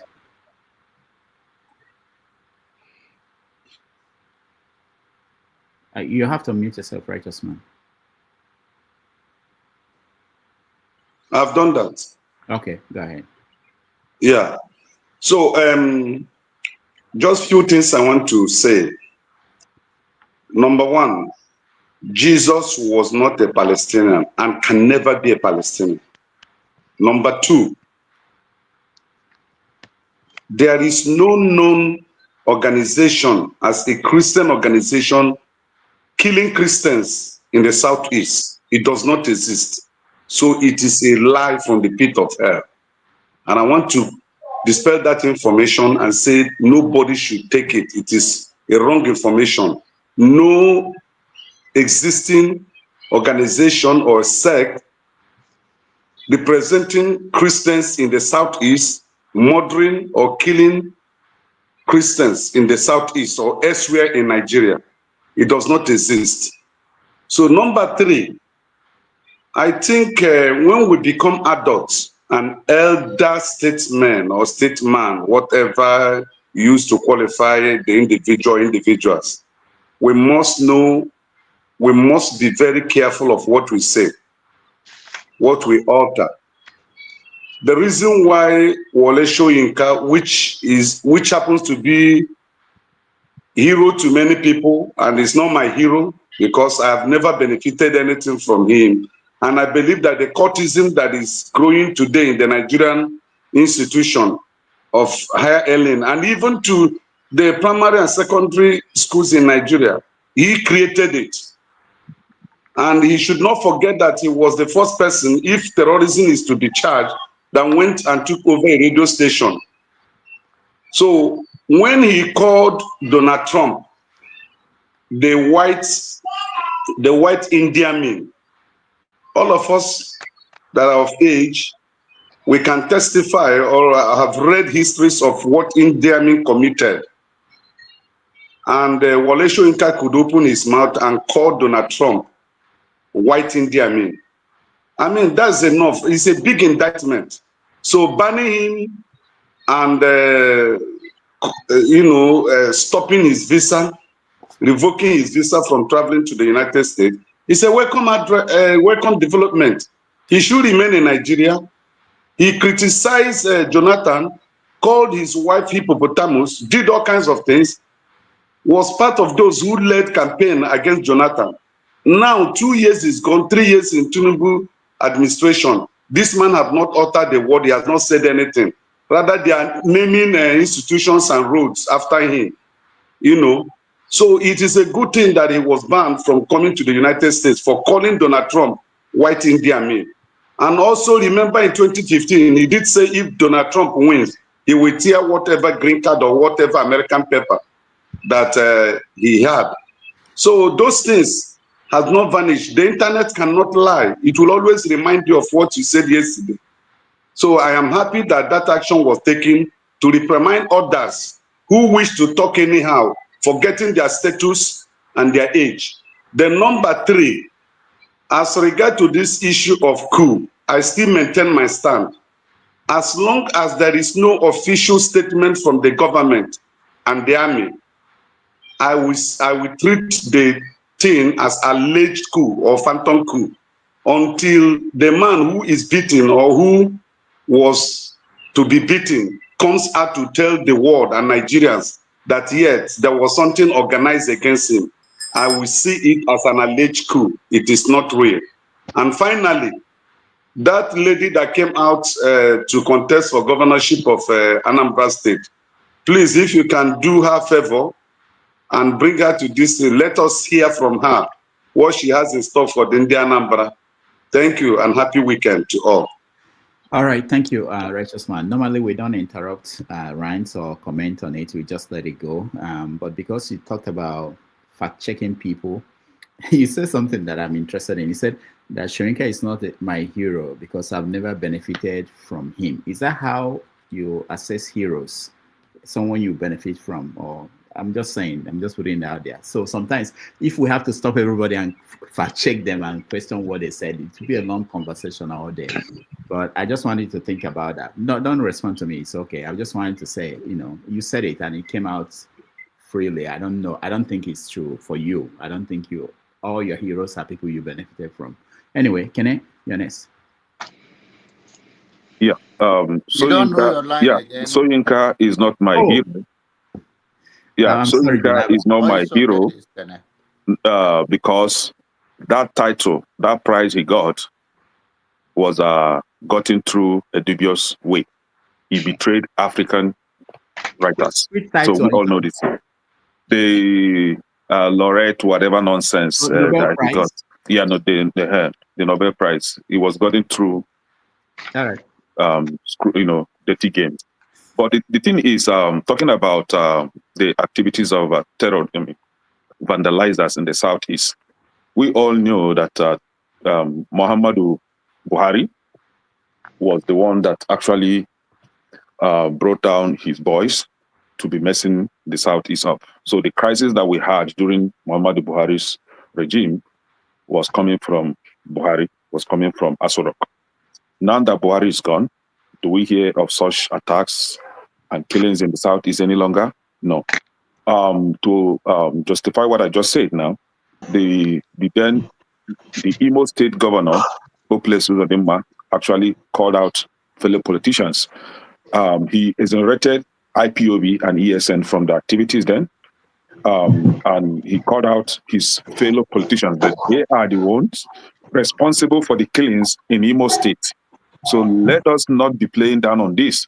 He is a supposed chief security officer of his state, and he is telling you that IPOB and ESN are innocent, that the killings and the massacre in the state were coming from his fellow politicians. Now, talking about the genocide against Christians in Nigeria, we had in 2016 one Eunice Olawale, the Christian preacher lady that was beheaded in the north. What was done about it? The state governor did not do anything to bring to justice on those, what they call it, the perpetrators of those activities. Nobody was arrested. Nobody was prosecuted. In 2022, we had one Deborah, the young lady, that was also killed in the north. What happened to her killers? Nothing. And these are just few out of many, right? We've had situations where churches will be burned down. That same church, that same vicinity will be turned to mosques. We have cases where a community will be wiped off. Then the Fulani invaders will take up the community, rename the name of that community to their Fulani names, and even have their Seriki, that is the leaders in that community. Currently, we've witnessed where in the north, these terrorists are being celebrated. They will come in their motorcycles. The community will receive them and even give them gifts for being good guys in the in the bushes. So we've had a situation where terrorists have been celebrated in the north. One of the leaders of those terrorist groups, right? Even he will wear Nigerian army uniform, have handshake with governors of the same state, and you're not seeing that as being Islamic agenda being pushed in the northern Nigeria. You want us to believe your nonsense because actually somebody was telling me the meaning of omokri. The omokri is a small he-goat, right? So this guy is being paid to spread false propaganda against a certain ethnic group in Nigeria, and especially Christians. And he doubled that he's even a pastor. I don't know what kind of pastor. I don't know if because we know that here on this platform we have one pastor, John Abba. He doesn't behave like this. So I don't know why Association of Pastors will allow such a person to be parading himself as a pastor. So I would like to hear from our pastor brother here if this is how pastorship should be all about in Nigeria. But what I'm saying in essence is, whether you like it or not, Nigeria as it is today, we need help. We need help from this Islamic government. We need help from Islamic agenda. We don't want Sharia law in our constitution. We don't want anything that has to do with religion in our constitution. We don't want all these useless political idiots to occupy our space any longer. So if it is US that will come and cleanse Nigeria from his sins, please, God help us so that we will receive such help from this blessed government of Trump. Whether we like it or not, we need help. We need help right now. We need help from the shackles of these evil men that call themselves leaders in Nigeria. We need help from the likes of Bayo or Nanuga that doesn't know that has this for science students. Please remind me, when you lie yesterday and today you suddenly forget what you talked about yesterday. What is a form of mental health problem, right? So he will lie today, tomorrow he will forget what he said and say another thing. We need help from such people. We don't want them in our space any longer. Nigeria is our country. We shouldn't allow these people to kick us all out from our country. It is ours. We shouldn't be running away from them. Thank you. All right. Thank you so much, Kenneth, for your rant.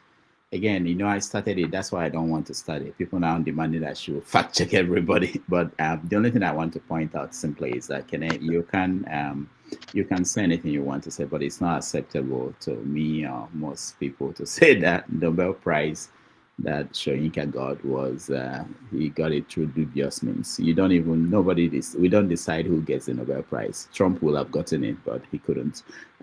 So the award, at least for literature, nobody is saying that people who are getting it, they don't deserve it. Not to talk about dubious. You can't even bribe your way to get Nobel Prize. All right, I won't do this again. The next person is John Abba. John Abba, we go where? John Abba, let me tell you what's going on with you. Because you are using your cell phone, it's not really my fault. The system takes you out because the quality of your video is bad. It's not good. So it keeps moving. You see what is happening. Nobody's doing it. So sometimes we miss you because of that. All right, go ahead, Janaba. All right. My own is still better than the people from UK and all. So, uh, I mean, they can revoke his Professor Wallace Nka's whether green card or whatever. He's an old man. How many years he's got to live on this earth again? He have lived a better life. The history will judge him for who he is. Uh, what is he even coming to America for treatment? He's not coming here, so he's just to occupy the space of news.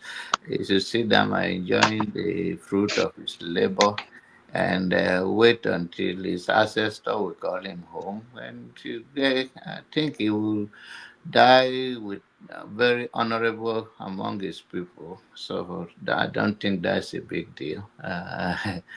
And all I know is that no foreign person will come and save us from ourselves. If we're not going to man up enough to defend our egos and preserve our land, that somehow our help will come from America. I like the way Kenneth put it. He understands that if I thought they are there, they say they should collect the oil, collect the gold. That is what they will do end of the day. If anything lead to that, they come in there. So, and then as a wicked man, I don't want to say, he says that then we should learn by force. I'm not saying it's wicked. I say just mean spirit that face is okay. So the notion that quote unquote they are coming for Christian is it's like to say Saddam Hussein have a weapon of mass destruction, and they don't have. So we cannot be all gullible and believe that. But I respect people's opinion. People are dying in Nigeria. Are they killing the Nigerians? Yes. But then I don't think the policy that they also are starving their own people here now, that suddenly they are our messiah. I think they say before you tell somebody to plug his own this thing, you should do your own. So I hope Nigerians and all of us here in diaspora, I think we know better than that. That's not their mission, and we only the African people change our mind towards our people, speak better things, and fight those things. We've been cowardice. They come in here and all just to point at somebody. Oh, this is not, this is that. We have to confront our problem and find a way to overcome it in our own way. Thank you. All right, Janaba, thank you. Femi, you're next. Oh, okay. So I'll take it from my rant from where John Abbas stopped. I have no doubt in my mind, even with the way I've educated myself, listening to a lot of American intellectuals who continue to point also the hypocrisy of even America as a country. There's no doubt in my mind that only Africans, and only in this case Nigerians, can solve their own problems ultimately. There's nobody that's going to love you that much. I'm going to repeat it again. I don't believe so. I've never believed so, and we have evidences even where a lot of us live that, I mean, it's definitely not going to happen. And of course, it goes back to the way we have to reorientate ourselves, starting with even the people as well as the government. Because, of course, yes, Nigeria is bleeding from north to south, from east to west. It's all soaked in fear, in grief, in disbelief, and it's something that has garnered over time. Every day there's always a new headline. I mean, you look at the villages that are raided, travelers are abducted, there's security operatives that are doing their own thing as well. Children go missing. It's all kind of craziness, one after the other. It's not just down to, I mean, whilst no one, I don't think anybody here, even those of us that have a slightly varying opinion or what have you, there's nobody that's necessarily dismissed the fact that it does appear.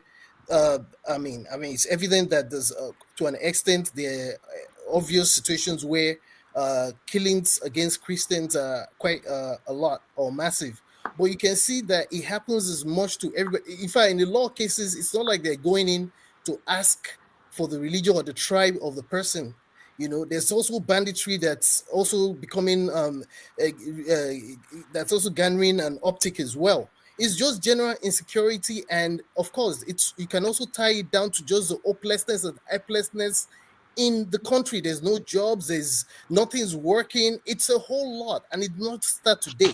So nobody is necessarily saying that it's not skewed against Christians in a way, but in some statistics even point to the fact that a lot of Muslims are being killed. Look at Borno, for example. Look at Zamfara. Look at Katsina, which are majority Muslim states. I'm not even trying to advocate in their behalf. I just feel that, in a way, I'm not going to listen to, for example, the likes of Ted Cruz. Who is it? Ted Cruz that left Texas when people were dying during COVID? I will listen. I don't listen to those guys. A lot of these guys do not even know the context. They don't even. A lot of them can't even point to where Nigeria is.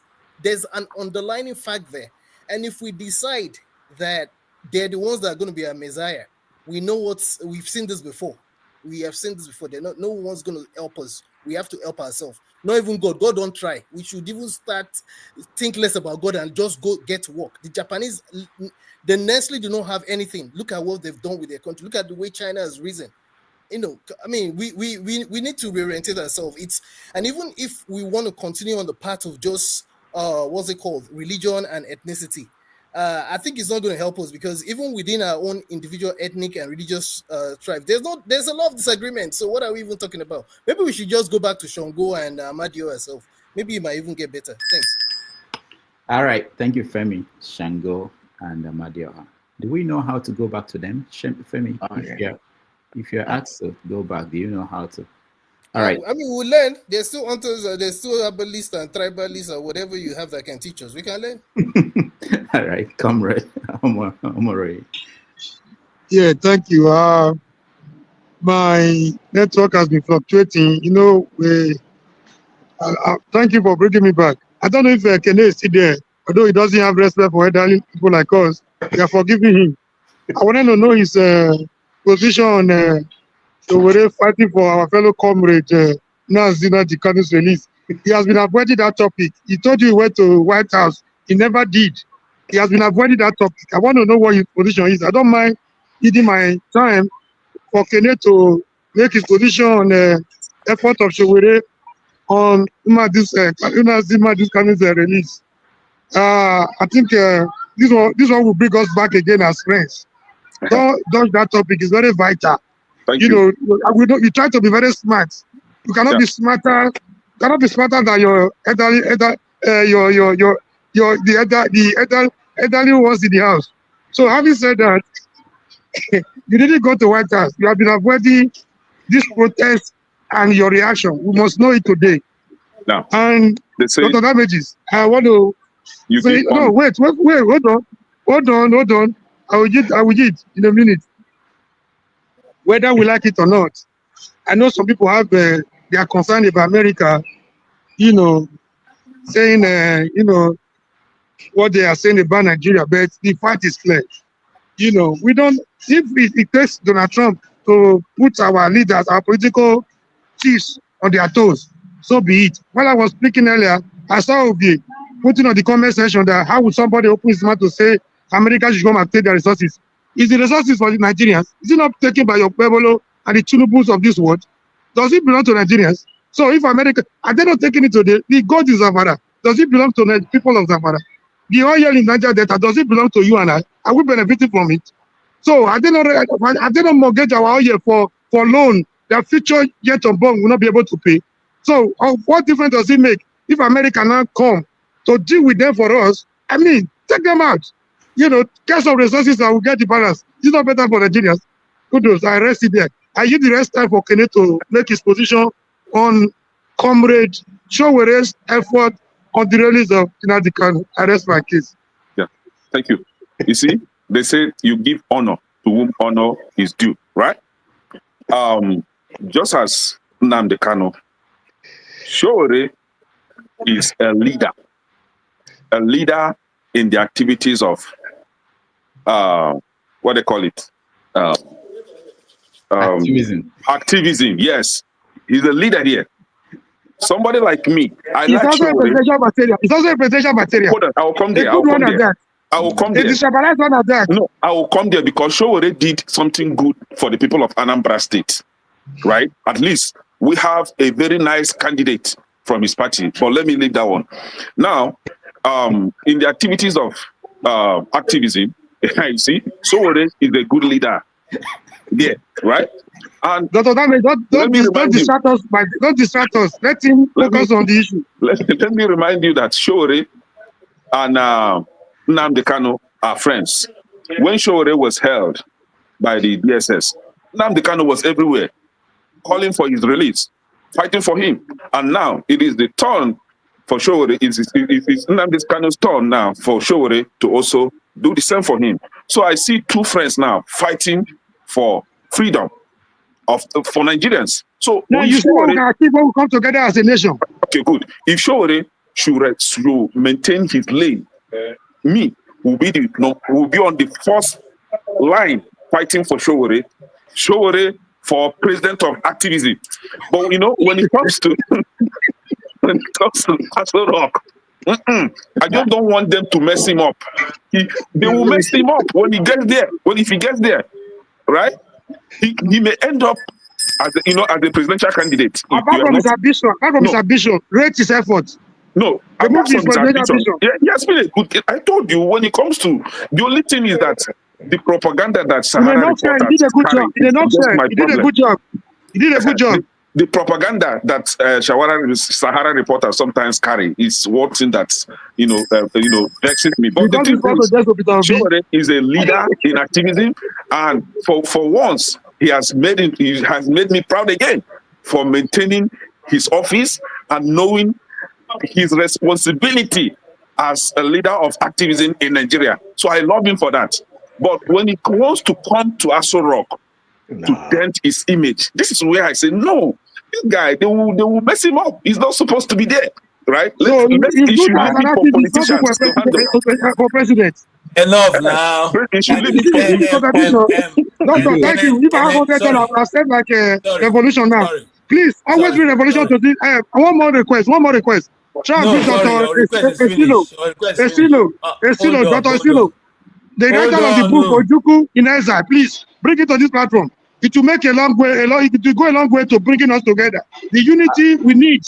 That man is the key. All right, thank you. Thank you. Rudolph, I just wanted to let Kenen know that yes, Showore did that for Nnamdi Kanu. Nnamdi Kanu did that for Orji Okalu. What did Orji Okalu say when it came to his own turn? So can I think about that? Yeah, that's why I said Showore is a good guy. When it comes to that, he's a good guy. Don't get me wrong. He's doing his work as a good leader in activism. I love him for that, right? So I applaud him. Go and see now. Your sisters are forgiven. The elders are forgiving you. We have taken a decision in the elders council. Your sisters are forgiven. Go and see no more. All right, guys.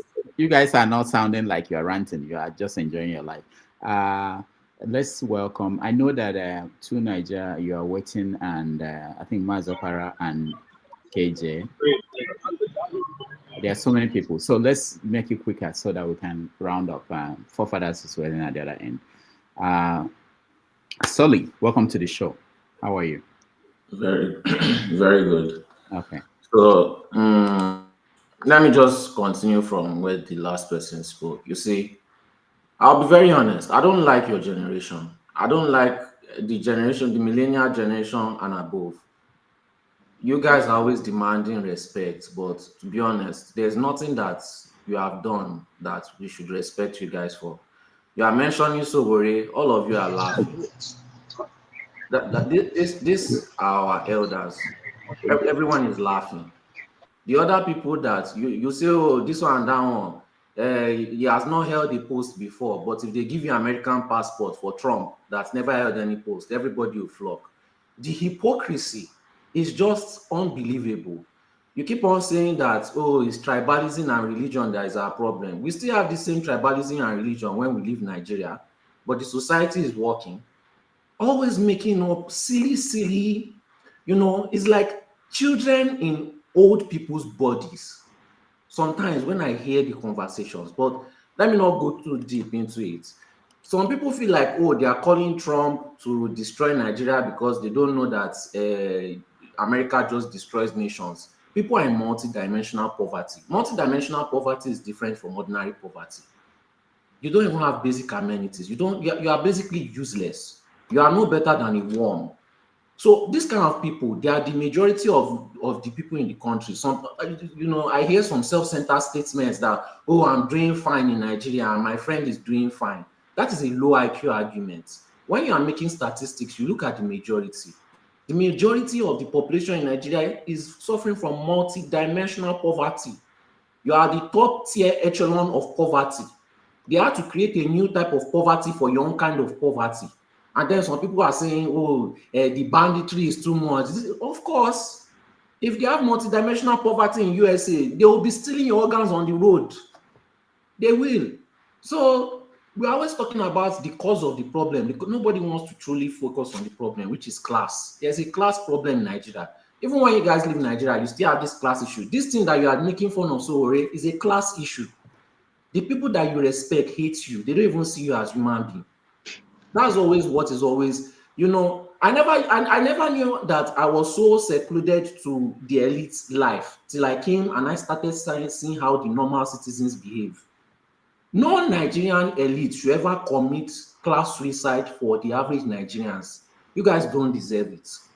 You don't deserve it because you don't respect human beings. You don't respect, the only people you respect is yourself and maybe your friends.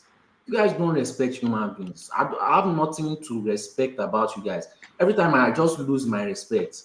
They are talking about Christian being genocided, this and down, and then the elders will be talking about, it's not only Christian, it's Muslim.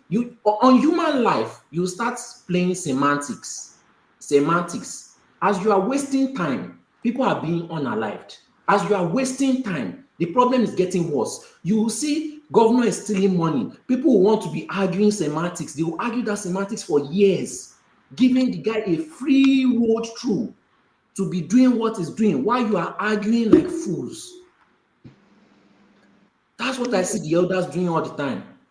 You know what is right, but because of the classes, and I believe that most of the older people in Nigeria still suffer from some kind of trauma because you are always so proud to talk about your struggle Olympics of how you suffered and how the new generation does not want to suffer. So we should be inheriting suffering. You believe that we should suffer before we make it. But you go to countries where you don't really suffer that much to make it. What is good for you? You don't want others to enjoy it. What you want your children to enjoy, you don't want other people's children to enjoy it. There's some kind of trauma that the previous generation is suffering from. Left to me, anybody that supports the government, I will just wipe them out, treat them like Gaddafi. But you Nigerians are too soft. You are soft on your oppressors, but the people below you, you raise your chest, always looking for who to beat down. I rarely see any Nigerian that wants to punch up, always looking for somebody that is smaller than them to oppress, and you will now raise your chest as if you've achieved something, and then you will now say that we should respect you. Nigerians are too soft. If I have 5 people like me, that country would have ended by now. I don't need too many people, just 5 people that are ready to lose their life and ready to take people's life mercilessly. But you guys are too soft. You are too soft, unfortunately. Even when somebody is trying to do something, you would rather fight for the oppressor to stop the person because you say, oh, what the person is doing is not right. But as if the person oppressing you, what he's doing is right. None of your elites will take 1% of what they give you. But you guys take it all the time. You take it all the time. And when you take it, you are forcing other people to take it too. Unfortunately. And you're always looking for somebody smaller. And that's what used to pain me. You look for somebody smaller to oppress. Always looking for somebody smaller to oppress. Every time. And you'll be using it to raise your chest. Anyways, so if the government wants to fix the issue, right, they will fix it before the end of this November. They will fix it. If it involves their children, they will fix it. All these things that USA is saying, they will fix it. But they know that when USA comes, they bomb everything. USA will still negotiate with them, or who to take the power, and they will still end up ruling you. chickens. They'll still end up ruling you again. And they even treat you worse than before because now they have US backing. Just weak. Dr. Damages, please, I want Soli to tell us who are the fools on this panel. I consider you a fool. Yeah. On this panel, yeah. Who are the fools? I'll explain the foolish statement that you made. When you were talking about Sowore. I made a foolish statement. Yes, you did. You must be very stupid if you don't know how to respect your elder. You are very, very stupid. Are you crazy? You must be very stupid to use that word on your elders. Am I your mate? You're a very stupid boy. Can you learn how to talk? If you cannot handle it, don't ask me. Can you learn how to talk? Mute your mic. See, don't be fooled with the comment section hype. So excuse me. Okay, hold on, guys. I expected you to ask him to withdraw that word. Nobody is a fool on this panel. Okay, hold on. Be stupid. Can you call your hold on, everybody. I know we are ranting. Can you call your father a fool? No, hold on. If my father behaves like you, yes, I would. No, please, everybody, calm down. All right, so when you rant, you expect things like this. I thought it would be a period when we don't control what people say and let it come out. That's the idea of a rant. Let it come out, and then we can assess. Take out. It's like picking up the soil with everything there and throw it out there. That's ranting. Without filters and other things.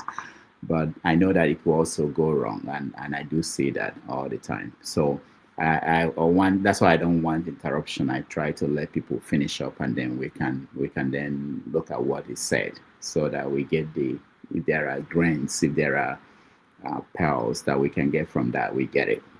So can I hold on? Sully, finish up your rant. Yeah, let me just summarize. This man has a family.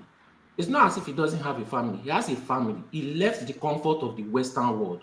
He goes to Nigeria, a third world country with majority of people in multidimensional poverty that they cannot even think well. That religion is literally their drug, because most of them don't have access to drugs because they cannot face reality.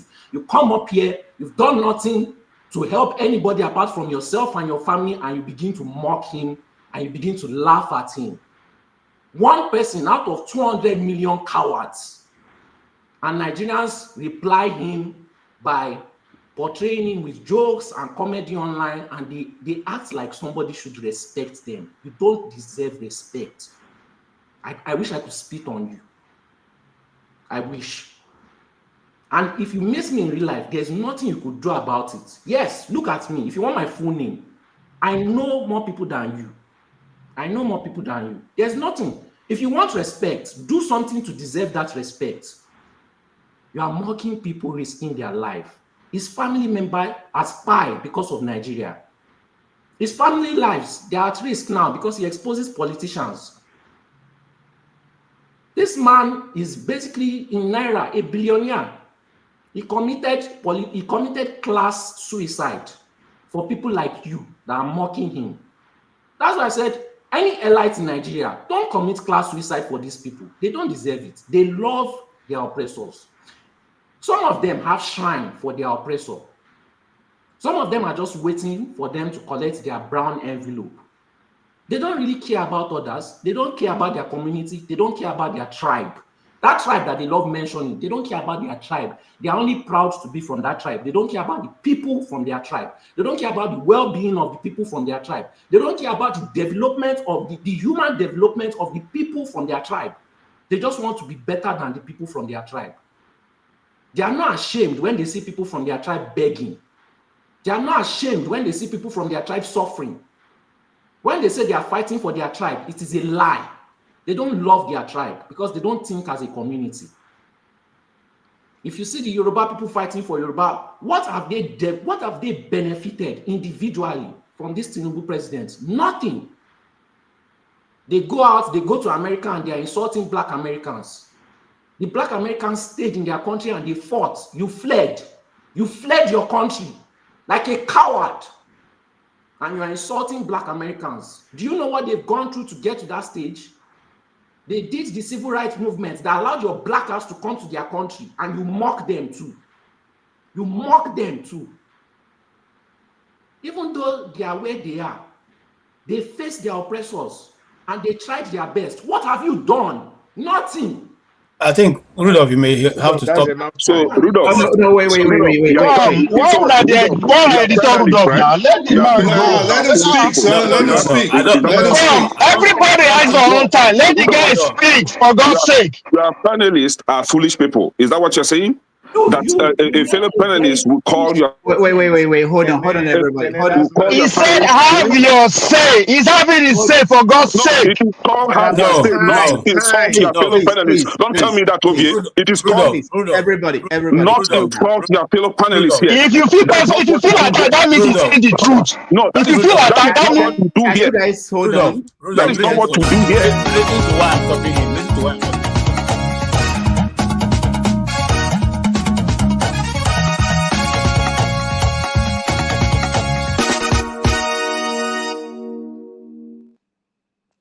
All right. Thank you. The righteous man is not his mate. Hold on, guys. You know that. If you want to know my reason why the righteous man is not his mate. For him to have come here to insult an elderly man like that. Can I hold on? Rudolph, listen. Hold on. If you listen to what the reason why I said I should stop him, because if he was dealing with just Nigerians, I will not stop him. But saying that we are insulting black people who are here, black Americans, nobody has ever come to this platform to insult any black American. It's not talking about you. If you feel attacked, I mean, it's not talking about you. No. It's making a general statement. No. Make una allow the man will get the show runner now. Nobody has ever come here to insult a black American. Don't put that on this platform. I know what I'm talking about. All right, KJ, thank you. The point I'm making from my own perspective is that the most important thing to me is to allow the person to finish talking. Then you can respond. Okay, whatever the person is saying, that's the concept. I know I've done this many times. In a different platform, I understand what can go wrong, and it has gone wrong. I understand what can happen. And I intentionally said we allow people to rant and say what you want to say. This is the extreme point of have your say. That when we say you're ranting, we're saying you can use words that you normally shouldn't use. That's why we do that. And it's a special time. And in doing that, we hear things that we may not feel comfortable about. You may be wrong, you may be right, but we hear it without interruption. And it's important every now and then that we do listen to people even when they're angry. And there are certain things that wouldn't otherwise come out in polite conversations, which is what we normally have. We try to be polite. When we say rant, it means that we throw many things out of the window so that we can get to some things that we wouldn't otherwise get to. And I do feel sometimes when people go to that place, it makes us uncomfortable. It doesn't mean everything is right. It doesn't mean everything is wrong, but it makes us uncomfortable. And sometimes we need to go there because we sidestep on certain things and certain conversations that we don't have it. It happens in families between parents and children. You know, when you throw away, one of the things you throw away immediately in that situation is this idea of respect. I have issue with that. I don't want anybody to respect me. I don't care. I don't need that. We should talk, especially when we are ranting. There are things we don't talk about because we have to respect. We have to manage what we say. We have to care about certain things. So I'm open for that. But the most important thing for me is that you may have opportunity to weigh in and react. No, the problem is hold on. The righteous man is not here. Can I hold on? For him to have come here and be deeping insult on righteous man. Righteous man is here. It's not acceptable. Righteous man is here. I didn't even feel that he was attacking anybody. But that's not important. The important thing is that the first thing for this to work is that anybody ranting should be allowed to rant. Just like anybody moderating should be allowed to moderate. They are not crazy. I may be different from KJ or anybody else or forefathers, but there are sometimes a moment that you say, this is an important moment. It doesn't mean that everything that about that moment is right or wrong, but let that go. Let's hear it. We can weigh in later. It could be tomorrow. And Sully, I asked you last time to give me your number. Please, can you give me your number? Just type it on the private chat. One of the things is this, and it's important to me. I know that there is age differences, and we need to hear from the younger generation.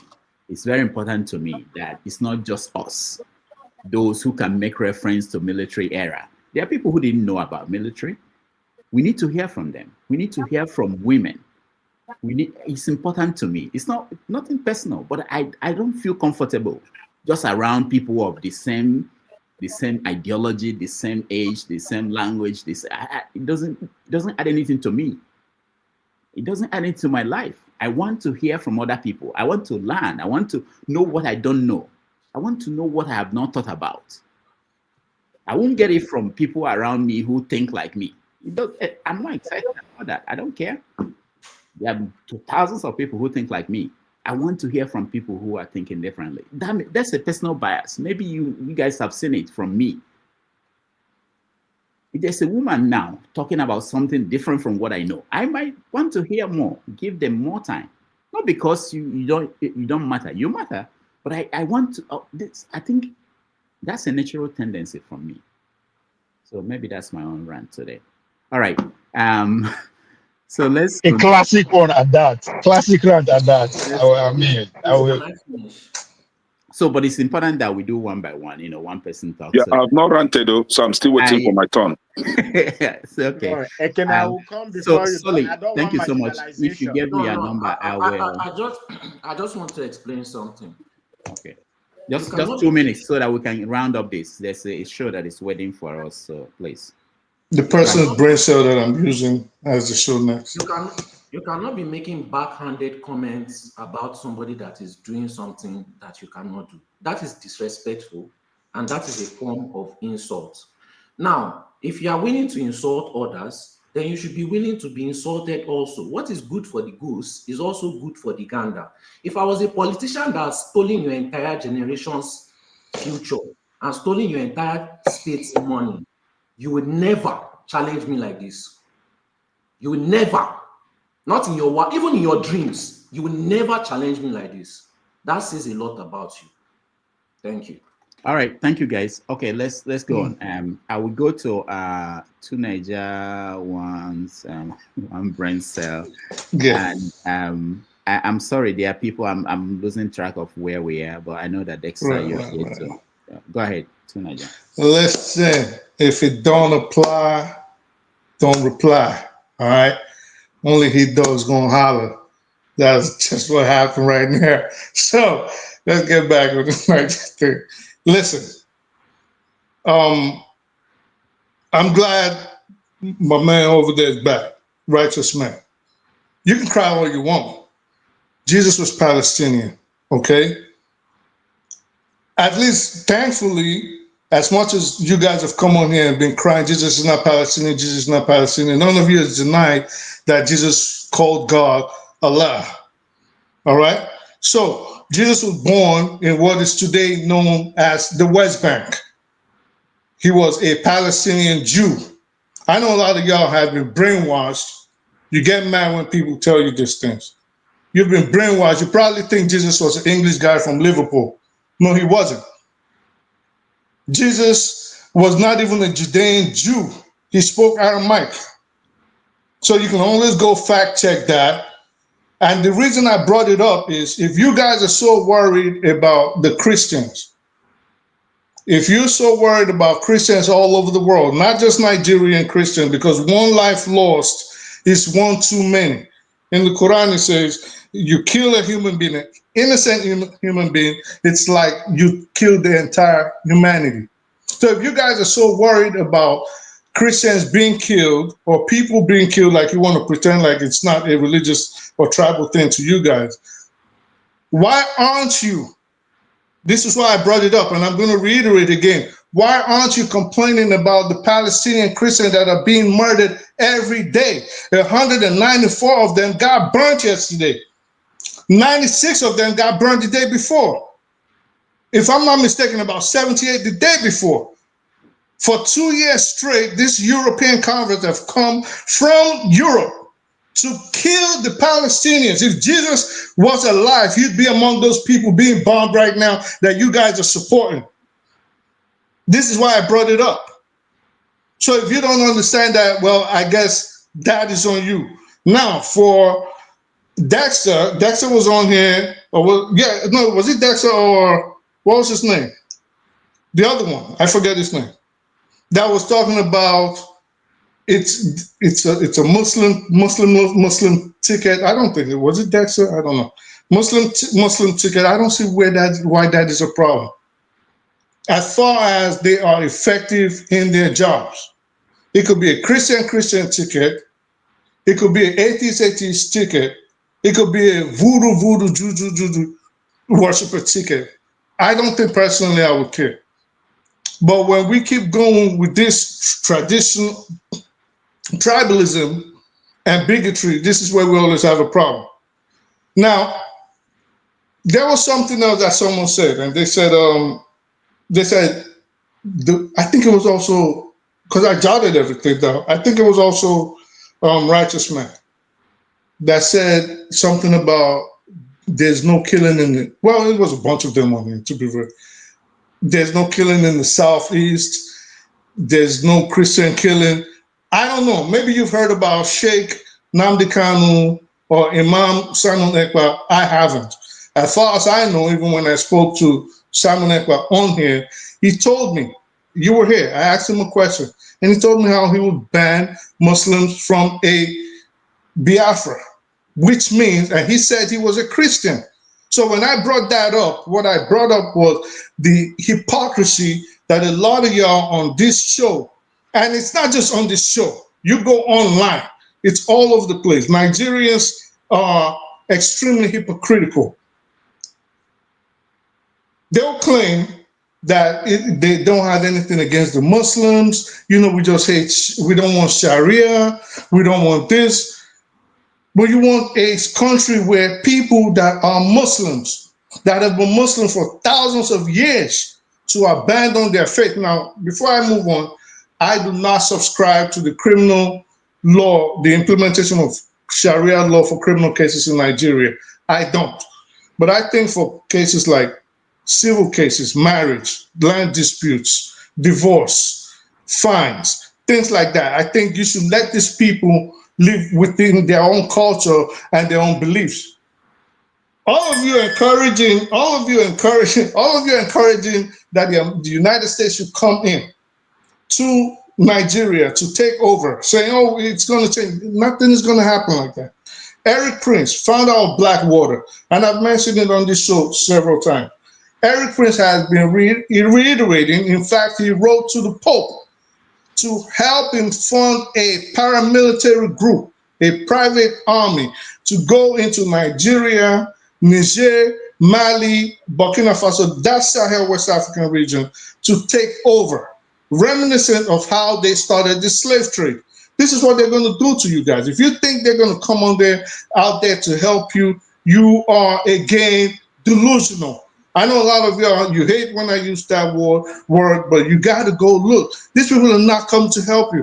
Eric Prince basically called you guys savages. He said you are not competent to govern yourselves. You do not have the capacity. You do not have the IQ. You don't have the mentality. If that person does not look at you as lower than a dog, then tell me how he looks at you. So in essence, without trying to be all over the place, I think you guys have to be very careful. Sometimes you might get what you wish for and you won't be very happy with the result. And I think this is what is about to happen in Nigeria. All right, thank you to Nigeria. Please, can I respond? He mentioned me 3 times. Can I respond, please? Yeah, go ahead. 1 minute, please, because we have to finish the rant. I don't want interruption, but I know that you will now be able to wait. Go ahead.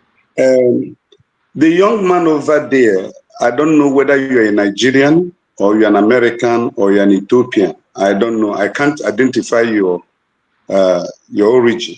Are you a Nigerian? Okay. Righteous man, No, we don't have this time. I'm from the moon. Hold on. If somebody says He something, you can he respond referred to the. something Hold on. You can respond to him. You don't have to know whether he's a Nigerian to respond to what he said. I don't know the connection now. Why do you? And we don't have time. We have to round up, please. Just respond to him. Yeah, Dr. Rudolph, there are statements he made that he was referring to us, say, you guys, you can't rule yourself, you guys. So I want to know whether he's inclusive, whether you guys is included as a Nigerian or he's not a Nigerian, so that I know what to say to him. If he's not a Nigerian, so he shouldn't tell us how we should respond to our problems. No, but you guys just mean in general. You guys, aside from me, you guys. Righteous man, hold on. Even if he's not a Nigerian, he can tell you how to behave. You know, if you don't like it, you dismiss it. He's not behaving well. He's not behaving well.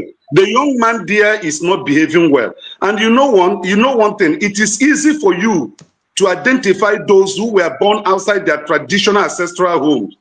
The way they behave in the public, the way they use words, speeches, it is very, very easy for you to identify them. Those that were not born from their ancestral home, even if he's not a Nigerian, he's a black man, so his ancestors must be Africans. And Africans, we know, they have respect and honor to those who are their elders. So when you see a black person on any platform speaking like an Englishman or indigenous Americans, you will know that he has no trace to his ancestral background. That's just what I want to say. And again, listen to me, young man, listen to me. The Bible never referred Jesus praying and mentioning God as Allah. Exactly. And that's why I said, as much as I know, can you listen to me? I didn't interrupt you. Listen to me. As much as I know, and I have read books and books, there was never any book written by any Jewish philosopher or religious leader or rabbi or whatsoever that have referred God as Allah. Never. Allah is an Arabic word. It is a Muslim. It is not in the Bible. It's in the Quran. So when you are telling lies in the platform, you should be very careful. We are not talking to non-entities. Righteous man, thank you. Righteous man, thank you. We're not going there. We have to finish the rounds. No more interruption, and I'm not stopping. I'm not. No, 10 seconds. 10 seconds. I promise. I promise. It's not even to Righteous man. No, sorry. Dexter, go ahead. Thank you, Dr. Damages, and all the fireworks that are happening. I wish we can channel this energy. You understand? We can channel it into productivity. Let us channel our firing. You see the young man, as old men, as we see the young man, as he said that, we should know that he's talking from frustration. So don't now start attacking him. You're supposed to find a way to bring him in line. Find out how can you, because look, I've said it here. The future belongs to the young people, not to old cargoes here coming to carry their biases, their stereotypes that have not brought any productivity in Nigeria. I've seen a young generation being disappointed in you, want to start bugaing. Maybe let him rant. Maybe let him have the say. Solution. I've been thinking recently, one of the things that can, let me commend the Wale Edu and the Cardoso team of their whole macroeconomics management of Nigeria and trying to basically stabilize. So I listened to this team, a symposium recently where you had lots of people. One of the responsibility of the central bank is to just give you a stable currency. Nothing else, is to give you a stable currency. Find a way to make sure that you have a stable currency, manage inflation. Now, they've tried to salvage the carcass that Buhari was about to push Nigeria into. Okay, so let me give it to them. But I have one more advice. I think one thing that we can do in Nigeria that will help to stabilize that country, which would break the massive social divide, is we should retrace our steps before we did the structural adjustment program. Because you see, when we did that structural adjustment program, we crashed our naira. Okay, and we have been doing it since. But one thing has been happening. There is a group of Nigerians that their own money is not affected by the devaluation of the naira. First, the politicians, their money is never affected by the devaluation of the naira. Then, the people working in the oil and gas industry, the IOCs, their money is not affected by the devaluation of naira. Now, that is why they hold a hegemony on the country. So what we should do is we should dollarize everybody's money. Dollarize the doctor's money, dollarize the teacher's money, dollarize the cleaner's money, dollarize everybody. Everybody should earn the dollar equivalent. If the country wants to, yes, upstairs.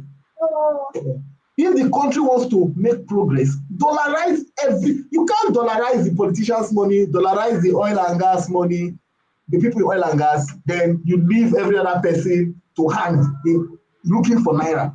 For my own one solution is dollarize everybody.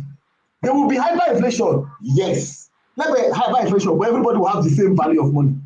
Okay? Then you can now remove digits. Yes, you cost 2 digits from the money. Bring everything down. But the problem is the politicians who want to make that bold decision. They won't, because you see, those people that are earning large and fat, to be fair, I have brothers, I have relatives that are earning so much money. In fact, I told one of them recently that I want to sponsor a bill in Nigeria that will in fact, I'm going to write it to my senator. I'll put that in writing and send to them. He said, good luck that they will come for me. They don't want to hear, but that is the truth. So the point is this, what I'm trying to make is that we need to start coming up with ideas to solve our situation. All this, I don't see, why are we talking about Palestine? Why? How does it affect the young man? Have you seen people walking on the road in Nigeria? Doesn't it pain your heart? I can still remember as a young child in Nigeria, in secondary school, when I'm coming back, if I'm in the bus and I see a child, my fellow mate, talking, it pains my heart. I said, we don't be talking. If you don't have value, if you don't place value on the young generation, then look, if you don't place value on them, then forget it. You don't have a country. Absolutely don't have a country. Oh, because maybe your children, you can send your children to school. It is those ones that are out there. They are causing problem in the north today. Gradually, it will come down south. So what we need to start doing here is to come up with policies. It's not to be ranting the ranting should be for solutions. Come up with ideas. This energy of whether it's Palestine or whether Jesus was this, Jesus was that, who cares? Who cares? You are a poverty nation of the world. That's why you depend on miracles. Recently, a friend of mine wrote something. I saw one poster, come, miracles, healing. I said, but it's not healing. Those people need to, if you are sick, come for healing. Go to hospital. If you have, look, in the developed world today, if a child has congenital heart problem, from the womb, they will detect it and treat it. For the child has not come out to, and 6 months, they will detect the problem and they will treat it inside. In Nigeria is prayer. You go to pastor, pray. It has not helped us. Let us come with ideas. Let us live like the Homo sapiens that we are. Think, improve. Thank you. All right. Thank you so much. Annie Electrical, I don't know if we have time for everybody now because I haven't taken a break and I have to just leave me a Jaguar, let them go. You don't need all these. I see Jago. Jago, welcome to the show. Get him out. Annie Electrical, go ahead. You are muted. You can unmute yourself. I can't hear you. I don't know why. All right. We can't hear you still. All right, we'll have to go to somebody else, figure out what's going on. We can come back to you and Electrical. KJ, are you with us or no? Okay, let's go to Ike. Ike, welcome to the show. And we are ranting and you have 3 minutes. You're looking at your watch. You're going to time me for 3 minutes. No problem. Everybody now, because I have to. Otherwise, I won't be able to leave here today. Okay, good afternoon, good morning, good evening, everybody. Happy to be here again today. I think my rant is going about the election in Anambra next week. My rant is for the people of Anambra State to choose wisely, to make a choice for a better Anambra. Governor Soludo has told us that he's not capable to rule Anambra. He has proven it. He has shown it to everybody. The latest campaign now is not about even winning an election, but it's about winning Agro. It must win Agro so that Mr. Peter Obi can be disgraced. The latest mandate is that Agro must take Agro. So which means he has not even realized that he's not fighting for the people of Anambra State, but he's only fighting for Mr. Peter Obi. So I hope that the people of Anambra should be able to open their eyes and make that wise decision. Not only that you vote, but try to stand and defend your vote. I think it's wise for every right-thinking Igbo man in Anambra State that Soludo will become APC member immediately he wins this election, because when he goes to Abuja, he's APC. But when he's in Anambra State, he's APGA. When he's going to Abuja, he put on Emiloko cap when he goes to Abuja. And when he comes back in Anambra State, he's APGA. So he has told you what it is. And it's very, very shameful that this is a man, somebody like me, put a lot of hope that is going to do a better work, be a kind of an image maker for the politicians in the Southeast. But he has shown us that he's not ready. He has shown us that he's still the same politician that everybody used to be. If Valentine Ozibo was able to listen to people who were telling him, don't move, there wouldn't have been election. There wouldn't have been anything like election in Anambra State. And today he's crying and regretting and calling the Anambra. Nobody forced you to leave. The man you were following told you to be patient. He said, no, you have waited too much. You can't wait anymore. And Hope Uzodinma and his gang lured you into APC and they use you and dump you on the road. Now you are crying to people of Anambra State. What are you crying? You shouldn't need to cry, So I think shamefully you can go back to Mr. Peter Obi and prepare yourself for 2027 for any other thing. Because politically you are gone in Anambra State, because this is what people like us were warning you. The die-hard obedient people were telling you, please, we know that there is crisis in Labour Party, but wait, even though if it is not this time, wait. But he said, no, you can't wait. You have gone and you have seen. So I'm appealing to my brothers and sisters in Anambra, those like Rudolph. I spoke to him last week. I don't know his political leaning. I don't know where he's lining for, but I think every honest and sincere Anambra man, Anambra woman will know that I am not playing politics, but I am stating the obvious and the fact that this man disappointed not only me. I'm from Imo State, but he didn't just disappoint me, but he disappointed everybody. So I think it's time for him to go. It doesn't matter. One time, if he has spent 4 years as governor of Anambra State, but he's still bribing people to vote for him in 2027. I mean, what else do you want? God bless you. All right. Thank you, Ike. Ovie, 3 minutes. Yeah. Sorry, I feel personally attacked, but I think my generation needs this wake-up call from time to time. So thank you for that. But I also want you to think about this. My generation. No, come. No, let Mono go there. Grappa. That guy is a grappa. Anyway, I want you to know this, right? As important as kola nut is, the tree is even more important. Tasha, figure that out. So, while I was in the therapy section with my supplier, earlier on, I listened to us. I said us because I know that section about the panel today.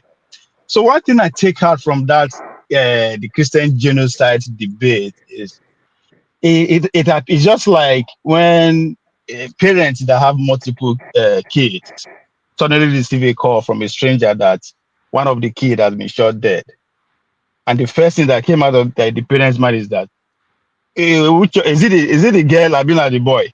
Now the short one I've been at the tall one, and the fat one I've been at the thin one. That's exactly when I understand our permutation about this Christian unity. Nigerians are being wiped out in mass, and we are looking for the allegiance, which foreign religion that person belongs to, so that we know the kind of grammar we will use to construct our arguments. It only shows one thing, that's how conquered people argue. And you again see further to Wilson quote that I always quote here. If you control the man's thinking, you don't have to worry about his action. So with the wait first, boy, that person will go feel relate to that religiously before we know how to. So that's what I see. As somebody who early introduction to all these things are through religious and through traditional homes, Igbe and the other things. I see the two religion as my enemy, and I'll give you reason. If you go back to late 1800, first of all, I will say it here that I think I will proud to say, I'll challenge anybody. I came from one of the most rockiest city, if not the most rockiest city in the world. At the time, there are more rocks in my village than people. When I mean rocks, no be small stone, like where they like a Rudolph village. I'm talking about rock like a Zuma rock. You can Google Oruku rock, Oroukku. You understand what I mean? As of today, there are more rocks than houses in my place. Why? It was due to the invasion of the British in late 1800. My people find refuge under those stones. That's how those people survive. I am using that scenario as to illustrate this genocide of a thing is that Christian genocide of a thing is that as at that time, the British government is anchored on three legs: the state, the royal home, and church. Church pretty much is the arrowhead. So the invasion of the Benin Kingdom was pretty much spearheaded by church, by Christianity, and our life has never remained the same again. Fast forward to today, the small land where we get the farm between us and Kogi State, the Fulani and the Islamic State are taking over that. I am telling you my own experience as a Nigerian. I don't need any journalist to come and tell me what is going on. So I am a victim of these two religions. And my prayer every day, my calculation every day is that what happened to River Niger and River Benue in the conference state, Lokoja of Kogi State, as they drive those, so shall these two religions will die in my fatherland. They don't go progress past this era. They don't go. That's why I feel sorry. These two religions no go progress past our era. They don't die, they go die. So they know me well, and they will never end well. So if you like, what would they judge who die by their religion? When it reach our turn, so we go judge which God you dey pray to before we know how we tell this. And so, as I said, that's how conquered people think. We're a conquered people until we understand that the next generation now they go continue. All right, thank you, Ovie. Let's try an electric again and see if that works. If not, we go to the next person. Go ahead. We still can't hear you on electrical. All right, you have to log out and maybe come back if we're still here. Jagun, welcome to the show. Okay, I wanted to know whether good day to everybody. Hi. Are you hearing me? Yeah, we can hear you. Very well, thank you. Very well. Good day to everybody, panelists, those who subscribe to the chat, and those viewing. I've come on today. I've been listening and generally not liking what I'm hearing from most people, and I have to give Solly deep thanks for bringing some sense of reality to the table for everybody here. I don't want to really mention names, but I will. My brother Kenny, sometimes he speaks and I'm listening to him and I can't find out where the love is inside him. The speech that comes out of him is always full of hate, pressure, tantamounting to let's kill ourselves. It doesn't really. When I'm there, I'm trying to listen for some sense, and I can never hear anything reasonable, anything well-being. I'm only hearing hate, and even in the way he speaks it, it's with such ferocity. I'm thinking, is all this really necessary? Is it necessary for you to be spreading hate like this? Okay, fair enough. Nobody cares. I respect who he is, and I know he doesn't care about what anybody else says. He's not a man who can be corrected. So we leave him where he is. But at the same time, you see, when Solly spoke about respect, it's a deep thing, respect, because you know why? We all value respect that is afforded us. But we don't really give respect. When I hear Kenneth speak, I can't hear any respect in his mouth. None.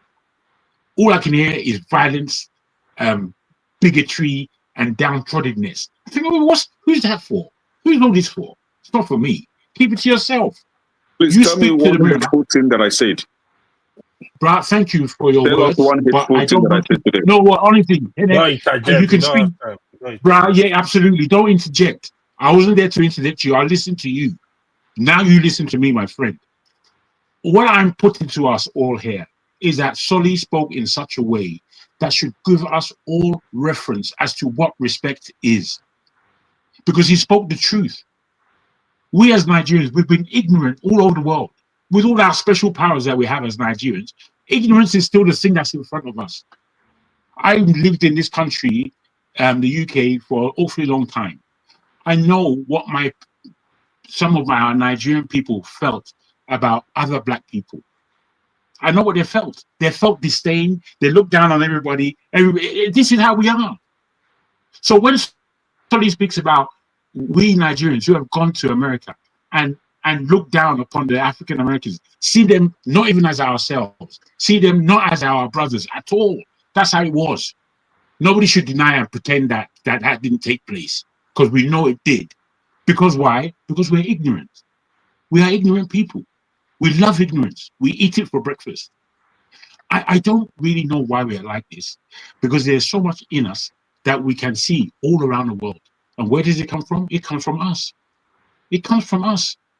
I was 6 years old when I found out that Pele, who I felt was a Brazilian, by all means, that this kind of Nigerian man now, straight, he'd be Nigerian man. And I look at his, Pele looks like my father. It is the same head shape, the same size, same. And then I started to catch on to our history. And from then, 6 years old, I started to enter our history and read who it is that we are, what power it is that we have. What I've seen about Nigerians since growing up in this country is that we are powerful people, but we do not understand or appreciate what our power is. This is my rant. We love to tear each other down. Igbo love to tear down Yoruba. For what reason, I don't always know. Vice versa. We have people who are in the north. We just tear them down anyhow and feel that it's free for us to speak like this.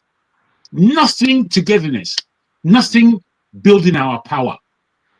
And you don't understand that there is a responsibility on those of us that call ourselves Nigerians, more than any other African. There's a responsibility upon us. And that responsibility is to galvanize our power, because there is a greater power, there is a power that may not be greater, but there is a power that is coming across the whole world at this moment. And my whole feeling about being on this panel is that we have to inform each other as accurately as we possibly can, because we're in trouble. This thing that has recently happened in Jamaica, I might be a bit controversial here. This thing that has recently taken place, Melissa, that has swept across Jamaica and other parts of the Caribbean. I don't know if we're aware that this thing may be man-made, that there are reasons for Jamaica to be flattened the way it has recently been flattened. And those reasons are reasons of the New World Order, the smart cities. And when you see the proximities and the fact that Jamaica isn't a country or a nation who has people who are weak-minded in the way of beckoning to the Western the Western ideals. Yet their prime minister was recently in Israel. In the last couple of years, he's been in Israel taking notes about how he should behave to his people. You see, there are things going on this planet that most of our scribbling and squabbling here is pathetic in my ears. I feel, what are we talking about? What are we talking about? We have a country that's about to be swept into the Atlantic Ocean through corruption and through stupidity. And they keep telling us we're a stupid lot. We're a stupid lot. We don't think as to what it is we really need to do. I will end like this. The example shown us by the AES countries is the notion to think about forwarding and the leadership of our people. We in Nigeria were supposed to be the people that came with that solution. However, we are the ones who still seek ignorance and ignorance in not looking at what is the real leadership way of an African nation. I thank you. All right. Thank you, Jagun, for that. AY. Yeah, good evening from here, everyone. KJ. I want to especially greet Rudolph today, man. The kind of things you hear on this platform, man, I wonder how you deal with them. It's a lot. Today was a lot of bagos. Solly, you are the man of the day, man. I'm not gonna lie. I give you the trophy. Take your trophy. So, good discussion so far, even though what people are really displaying today is actually hatred for their country. I see a lot of hatred for our country. I don't think we should hate our country. I think that's the beginning of our problem. The problem going on in Nigeria, to be honest, we have, I would call it, very high level of insecurity problem in Nigeria across the country. If you really want to categorize this insecurity across the region, across the state, you will see that what is causing this insecurity, they are just different issues. You go to the northwest, is different issue. You go to north central, is different. You go to northeast, is different. You go to southeast, is different. You come to south, is different. Really, the only region that is relatively peaceful in Nigeria is the is the southwest. That's the only region that is relatively peaceful. Even as you might call some of them, religious crises, some tribal crises, some. In general, what we need to know as people, we have insecurity problem in Nigeria that is killing our people. Not the Muslim only, not the Christian only, not the whatever, everybody. Look at the kidnapping going on in Nigeria today. They will just, now, kidnappers will just stop a bus. They move everybody to the bush. They don't ask, who are you? Where are you from? They don't care. They will move you into the bush. That is what is going on. In fact, I just returned back from Nigeria. The driver that was driving me around, he will show me, we'll get to a spot. It's like a norm right now. Oh, they kidnapped here last week. They killed the driver. They did it. He will explain to you what is going on. To be honest, it's very shameful. But if we think we need foreigners to come in, I don't know what they are coming to do. I don't think they are going to help the situation. I think all of us, what we need to do is to keep talking. The government of the day, they need to sit up. There is no two ways. That's their responsibility. They have to protect the people. We have real issue when it comes to insecurity. You want to travel 400 kilometers, you are scared, you are afraid. Even when you, some of this kidnapping going on, if you know anybody that drive across major road in Nigeria, you need to talk to them. They will tell you there is a checkpoint with military over there. A kilometer away, there is oppression going on there, and it will succeed. So it's a lot, yeah, but I don't think we should hate ourselves over this. I don't think we should go into crisis. Nigeria will not survive another civil war. This is the truth. The last thing I want to say, Rudolph, sorry, the crisis going on in Tanzania. You see, that is what, for me, I have said it on this platform, politicians are the same. I don't believe in politicians. That's my stand. So I actually was sending you a message today. I said, I wish Omoye is here. Last time she was like, oh, let the women give chance to the women. That's a woman ruling that country. So these issues, they are both tribal, they are both religious, they are both gender based. So do we have more serious issue we need to handle, we need to discuss? I look for a way to resolve these issues. Thank you. All right, thank you, Ewa. Dr. Demelis, I think you skipped me. I've not ranted. I know. I'm trying to arrange the way to appear for those watching it at home. So we'll go to KJ. After KJ, we try an electrical. Don't mind me. It's over 5 hours. So I can make it. I understand. Okay. An electrical. After that, then Kene, and then Jide will be the final, unless I'm missing somebody. All right. Can you hear me? Very good. Yeah. KJ. So for those who eventually begin to cry later on, the intervention of the United States of America, or not intervention, they are crying that there's going to be boots on the ground. No boots going to be on the ground. But the term that being used right now, if you don't want the same thing to happen, begin to advise Justice Omoto Shona, because whatever they are doing in that court, the world is watching. Whatever they are playing, the game they've been playing for the past 10 years, the world is watching.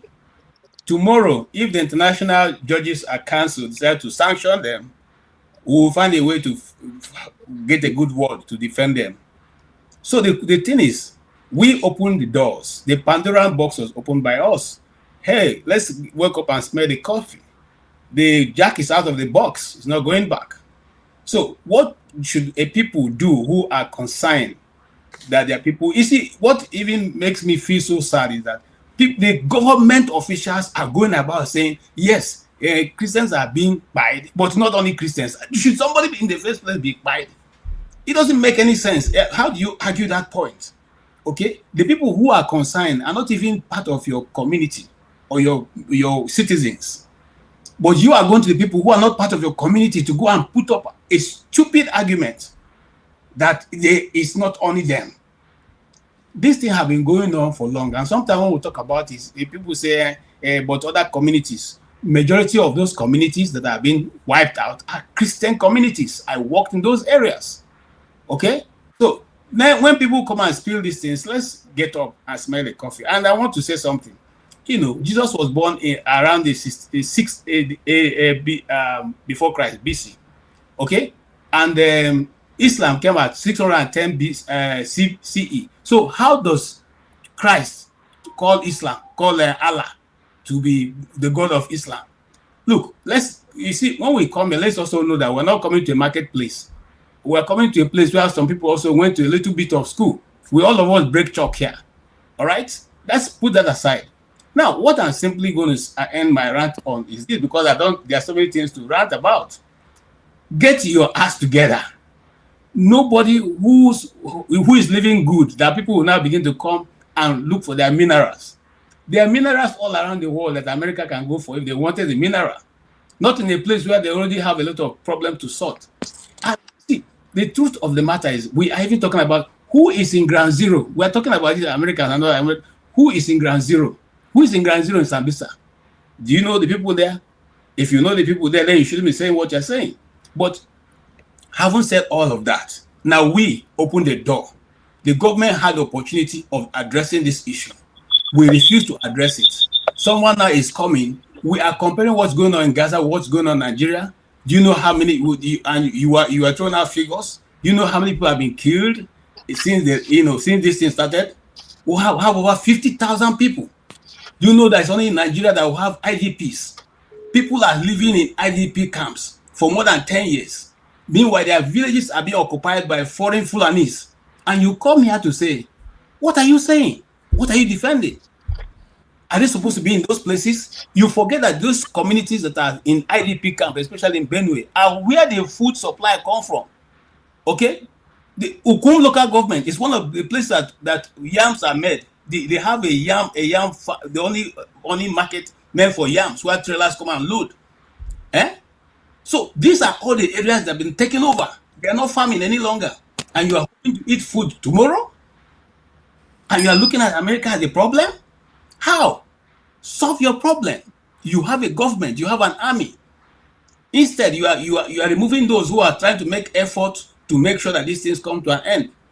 My brother, we never ready. When we're ready, we'll advise ourselves. Thank you. All right. Thank you, KJ. Anelechuku, you're next. All right. Can you hear me? Yes. All right. Let me start this way. One, I do not want America to come to Nigeria, but it is on Tinubu and his APC government to do their job. If Tinubu and APC could stop the IDP, Nigerians are not at war, but Nigerians are displaced from their homes. But if Nigeria cannot do it, then Trump can come. I say this again, I am not a fan of Trump. But there are things he is doing that I am in total agreement with. Just like the Nobel Peace Prize of 2025 that he's missed. He was rigged out. He deserved it. But since he didn't get it this year, he's going to get it next year. Nobody deserves it better than him. He has championed peace, even if it doesn't matter how it goes about, but he had made so much to bring peace in the world. And if he's going to take it to Nigeria, then so be it. But I do not want American boots on Nigerian soil, because Tinubu can handle this situation and can stop the genocide that is going on against other tribes that are not Fulani men, Fulani tribe, and those who are not Muslims, because that's what's going on over there. Again, I want to say this. IPOB is not a terrorist organization. I do not believe in what they are doing. I do not agree in their Biafra. I'm not part of the Biafra struggle and agitation, but IPOB is not a terrorist organization. And Nnamdi Kanu should be released. Tinubu has released people who committed the same treason felonies Nnamdi Kanu is charged. Therefore, Nnamdi Kanu deserves also to be freed, not a day longer. The people who are killing Igbos in the southeast are criminals. They are not IPOB members. And if they are IPOB members, they should be prosecuted and executed. I will be part of that. Now, the situation regarding the coup thing, for me, it is all about just like the IPOB propaganda for 2027. All Nigerians need is, please, be intentional for your country to be better. Let us be honest to ourselves. All right. I didn't stop that. Take a survey problem with this internet. Yeah. Kenneth, you go next. Yeah, thank you. A dishonest person. Okay, carry on. Can you hear me? Let me allow him to finish. Are you hearing me? Yeah, 1 minute. Yeah. One more minute. Sorry. This thing is good. Okay. Let me just finish it up. See, I do not like people who grandstand in ignorance. It bothers me. People who grandstand. What is a lie? You propagate it as it's a truth. Jesus is not a Palestinian. The Quran respects Jesus as Isa, as a Jewish prophet. How can an Islam, a religion that started 610 AD, 610 years after Jesus died and was... Go and read, sir. Go and read. There is nothing to read. Okay, let me explain this. Where was Jesus born? Palestinian. Okay, hold on. That is, when you were talking, I didn't interrupt you, man. The Syrians do not believe that Palestinians exist. They don't believe it. Go and see the young man whose father was a founder of Hamas. Focus on the topic. Just try. I'm only telling you. Okay, the topic is your claim, your false claim. Now, one thing is this: when you are wrong, I will tell you you're wrong. When you're right, I will tell you you're right. If you do what is right, I will agree with you that what you said is right. It's just like some of the things Soli or Soji said. I agree with him. The passion he has, I also have it. Where was Jesus born? You're waffling. Where was Jesus born? Jesus was born in Judea, Bethlehem of Judea. Bethlehem.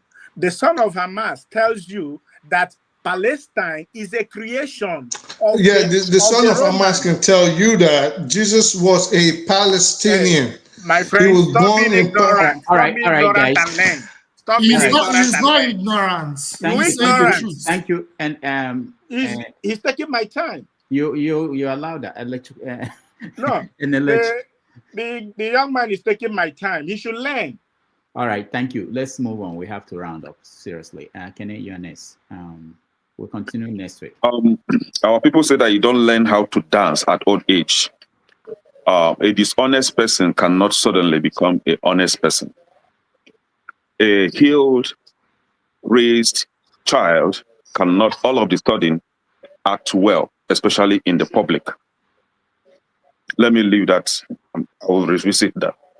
I want to ask my brother Boom Boom Ray, do you support the genocide against? I don't want you to respond. Yeah, you're my man. Come on, man. Yeah. Do you support the genocide against Christians in Nigeria? Because when you ranted, you were all about Palestine. You said nothing about the genocide against Christians in Nigeria. See, I'm a Nigerian. I should be talking about how to fix my house, not how to fix somebody else's house, especially someone that has no business with my fears, someone that doesn't even know that I exist. So I should be talking Rudolph, about is it how to okay fix if Nigeria. give me 1 minute? No response. Because that I did. Don't care how my house is. So it is my responsibility to talk about how to fix my house. Now, somebody come up here, an old man, said that that I've been very, hateful on this platform, and I want to ask, and I asked that old man, can you state one hateful thing that I've said against any person on this platform? He could not say one. So he came with a mindset of attack on Kenneth. You see, you don't attack a useless thing. You attack something that you think is a threat against you, especially something that is very important. Now, but this person ended up not talking about how to fix his country, the country that he so dearly loved, but how to fix Jamaica. You see, he's talking about how to fix the country that aligns with his lifestyle. But that is it. Now you have Generation Z. We have our children that we properly raised for the good of the community. We gave them good upbringing. The generation, that Gen Z that you talk about, we have good children that have Gen Z, good children that have Gen Alpha. But when you see a child being raised by a frustrated mother, there is no way you can hide that heel character in him. Somebody come up here and say that he's talking out of frustration because of what is going on in Nigeria. You can learn how to control your frustration. How about if you want to voice out your frustration, how about attack those that actually are the cause of that frustration? As far as I'm concerned, nobody on this platform caused the ring going on in Nigeria. Nobody else on this platform frustrated your life. See, everybody here will be able to witness that I don't spare any politician. But in my state, Anambra State, where I come from, we had a drunk. I come up here and I attack his way of leadership in Anambra State. Currently, we have a criminal, confused professor that doesn't know what he's doing. And countless number of times I've attacked him on this platform. But we have a child that doesn't even know who his governor is. And come up here to attack his elders, right? So come up here to attack people that has his mates or even older than him in the house. And I bet you this small boy cannot stand my fourth child in everything, in any level. My first son, you can't stand him in anything, right? But you are here to attack an older man. And when I asked, can you tell us who is that foolish person? And you now open your dirty mouth and say that I said foolish things on this platform. Oh, our people will say, eat goats, but your father raised sheep. Because there are some things you don't say. Let me forget it. Now, this is it. We have a country where our condemnation for injustice, our condemnation for criminality is very selective. Provided this politician is from your ethnic group, you don't condemn them. But everybody will bear me witness here that I don't support any criminal politician, be you Igbo, Hausa, Yoruba. I'll come out and attack you straight. But we have people here that will never speak against their own criminal politicians. But when it comes to Kenneth, they will jump out because they all know that, one, I love IPOB. In short, I'm an IPOB member. You can't stop me from that. IPOB is not a criminal group. IPOB is a representative of Ndibo worldwide, wherever you are. You are an Igbo person, you are an IPOB. IPOB is a good people. We are calling against the injustice against Ndibo. Nobody stop you from calling out, talking about injustice against your own people. But why will you be jealous? Why will it be hateful that we say we don't want this kind of treatment being meted upon our people? Why will you be hurtful? Are you not a witch and wizard? What is your problem? You cannot be a poor person and still be a wizard or a witch. You have to choose one. Why will you be hateful that we say that we need a better way of running a government, a better way of running a country? Why will it be hateful? How is that hateful speech? How is that hateful speech that we say this killing against a certain group of people should come to an end? How is that an hateful speech when your leaders could not stop that killing and somebody else, your neighbor, wants to come and help you stop it? Why wouldn't you embrace that? Why wouldn't you embrace that? You will block the road, you refuse to walk, and you are preventing others from walking. How dare you? Who born you? It's either you walk or you give chance for others to pass, right? You don't want to fix the country. Somebody wants to fix it for you, and you say, no, whomever that calls for the helper is a bad person. What is wrong with Nigerians, actually? What is wrong with you? Conclusively, if you come to a platform, on a platform like this, know it that there are your mates on this platform. There are those older than you, and there are maybe those you are older than. But please, learn how to make your presentation without personal attacks. You are free to attack the politicians. You are free to counter what anybody said here or says here. But you are not free to insult anybody personally. It is have your say doesn't mean that have the insult against anybody on this platform, right? So learn to work on that. If you have a bad character, go back to your mother and your father so that they will retrain you. Thank you. All right. Thank you. Finally, well, Robert. Jide, sorry. Yeah. Thank you so much, Dr. Rudolph. Good to see everyone. And yeah, it's been a while. Good to see everyone on the panel, those listening and those on the comment section. Good to see everyone and good to hear from everyone. I don't even know where to start from because at this point I don't want to say I'm shocked by some people's submission because a lot of people have been coming to this panel and they've been very consistent with their position. So at this point, I don't want to say I'm shocked, but everyone is entitled to their opinion and to their political views. I'm not going to attack anyone. But yeah, I don't even know where to start from. But one thing I need to say is that, you see, at this point of our lives as Black Africans, knowing where we came from in Nigeria, right? We came from a place in West Africa called Nigeria. And for 500 years, we've been under foreign domination. You see, when I come to this platform, I'm not coming to chase clouds by coming to give political views, express my political views. I know where I'm coming from when I say certain things. I try not to say things and deviate from things that are not facts or try to propagate because I don't hate anyone. I'm not talking about pointing fingers at just one person and saying, oh, they're the ones responsible for our problem. You see, I've talked on this panel that Western imperialism is extremely powerful. I know that a lot of us are tired of hearing about Western imperialism, but I will still say it anyways. Western imperialism has been dealing with us for over 500 years.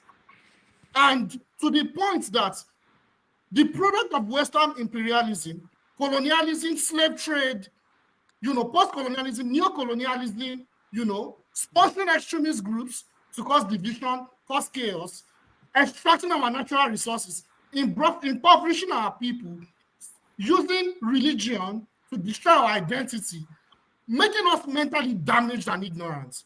It is like, I cannot go on and keep explaining further and further the entrenchment of how they destroyed us.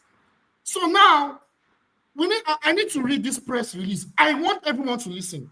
This press release is from the Ministry of Foreign Affairs. I won't read everything, but I'll read a paragraph. This is coming from the Nigerian government. I want everyone to listen to this. Because when I see certain things on this platform, and I explain certain things, you guys will think I'm just saying my own thing. But I'll read this. It's a paragraph. Some of us may have seen this, but I want everyone to listen. We remain committed in our resolve to tackle the violent extremism that is fueled by special interests. I repeat, that is fueled by special interests who have helped drive such decay and division in countries across the interesting West African and Sahel regions. I'll read it again. We remain committed to our resolve to tackle the violent extremism that is fueled by special interests who have helped drive such decay and division in countries across the interacting West African and Sahel regions. You see, because I'm not going to spend 1 hour talking right now, unfortunately. I understand. But during the next show, I will explain certain things in detail into why they're going for Nigeria. It is not a joke. And the earlier we open our eyes, for 500 years, we've been stupid. For 500 years. This is the point in time where we cannot afford to be stupid anymore. If we choose to continue to be stupid, then that means we choose to go extinct beyond our control. I'll stop there. Thank you. All right. Finally, thank you so much, Jide. And we have forefathers who will host the next stream. It should have started 2 hours ago, and they won't let me go. But eventually, we are going to get it right, which is that I will leave here 3 hours on the dot. No minutes added to it. I'm swearing by that. I'm promising my doctors that I will do it. Not even the one without break, which is unbelievable. All right, I want to thank forefathers. Maybe I give you a chance to rant, and then we round it up.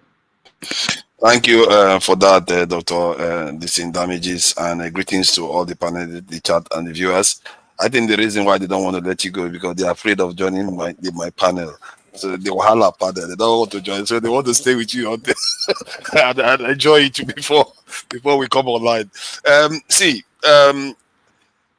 It's one thing for people to say you want people to come and help you solve your problems. That is if they are coming to solve the problem. I heard what was said earlier on that if somebody from outside wants to come and solve the problem, the people that created the problem, they created it in the first place. It's very interesting how the Arab world often chooses strategic silence when evil is happening under their name and under their noses. We should be learning these things, because look at what is going on in Gaza and in Sudan right now. You see our northern leaders complaining that Africans are being killed, even if they are Muslims.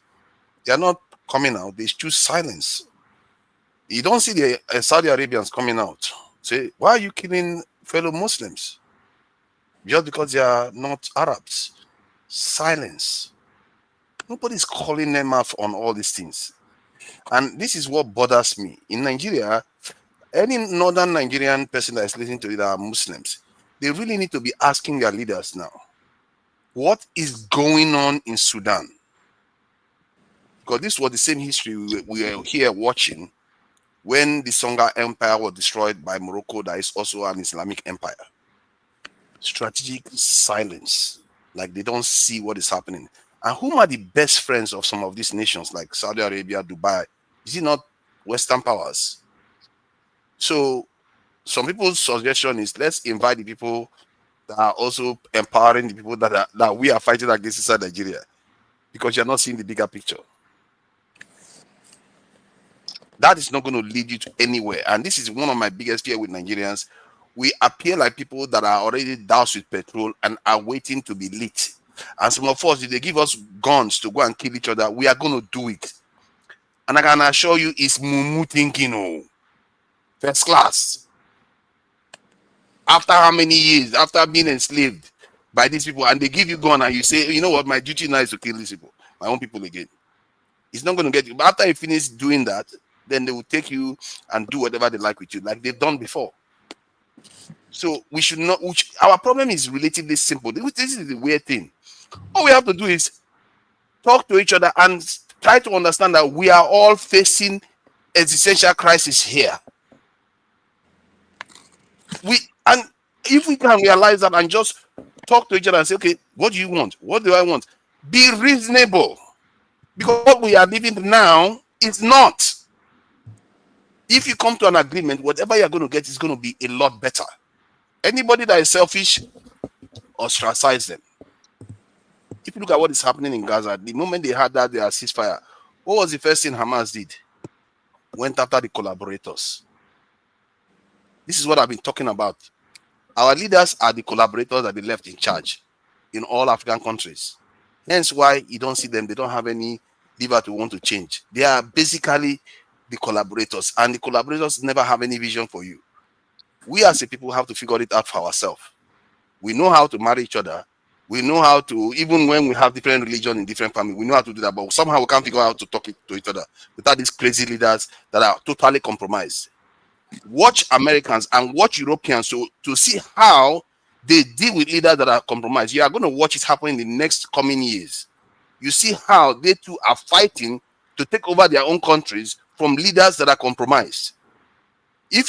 What you are going to learn from that will also help you open your eyes that even if your leaders are compromised, you should also be able to wrest power from them. There's no reason why we can't do that.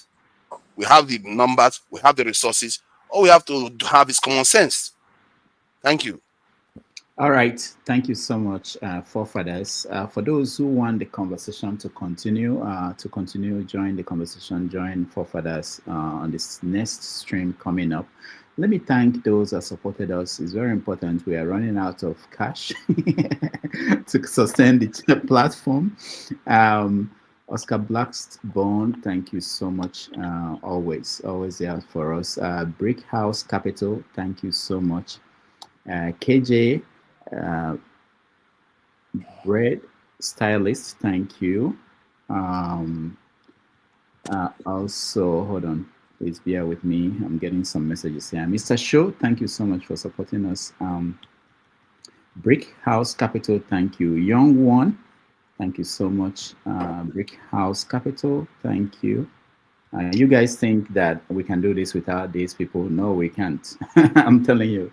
I'm just finding out at the end of, whenever there is a show at the end of every month, that's when I remember that there are people waiting to be paid and we have to pay them. And then things we have to pay for subscriptions that we have.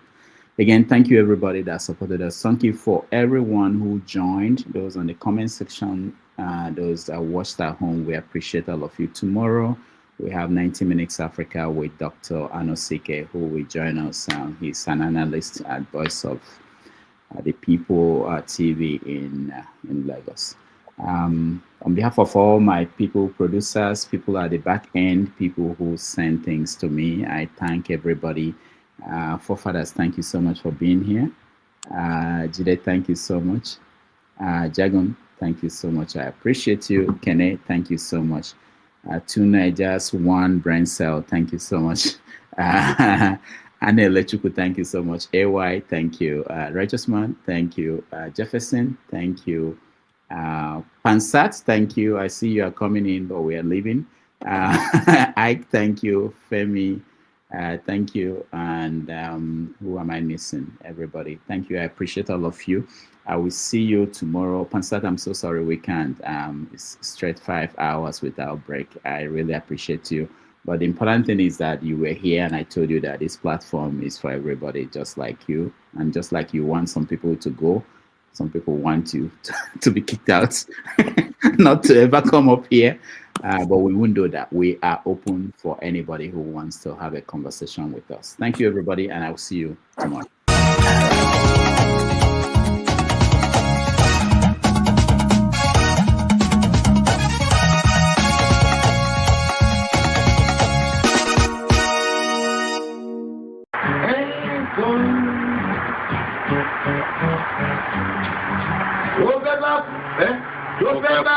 tó fẹ́ kú torí ẹ̀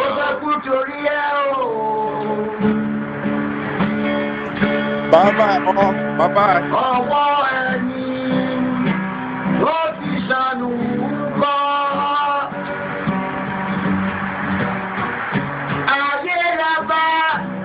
ayé la fi sílẹ̀ sí lọ́nà èyí. Thank you so much for watching. Thank you. Have you subscribed? Yes, you. Have you subscribed? You. Yeah, before you go, click. It's free. Click. Just that's it. Have you subscribed? You're laughing. Have you subscribed? Have you subscribed? Thank you. Thank you. Thank you. Hey, madam. Thank you so much. I can see you. We have to get to 100,000 subscribers. By the end of the year, how are we going to do that if you don't subscribe? Yes, you. Yes, you're about to click off. Why? Have you subscribed? It's free. If you don't, ask your son, ask your daughter how to. Just one click. Thank you. I see you. Aha. Thank you very much. I'll see you.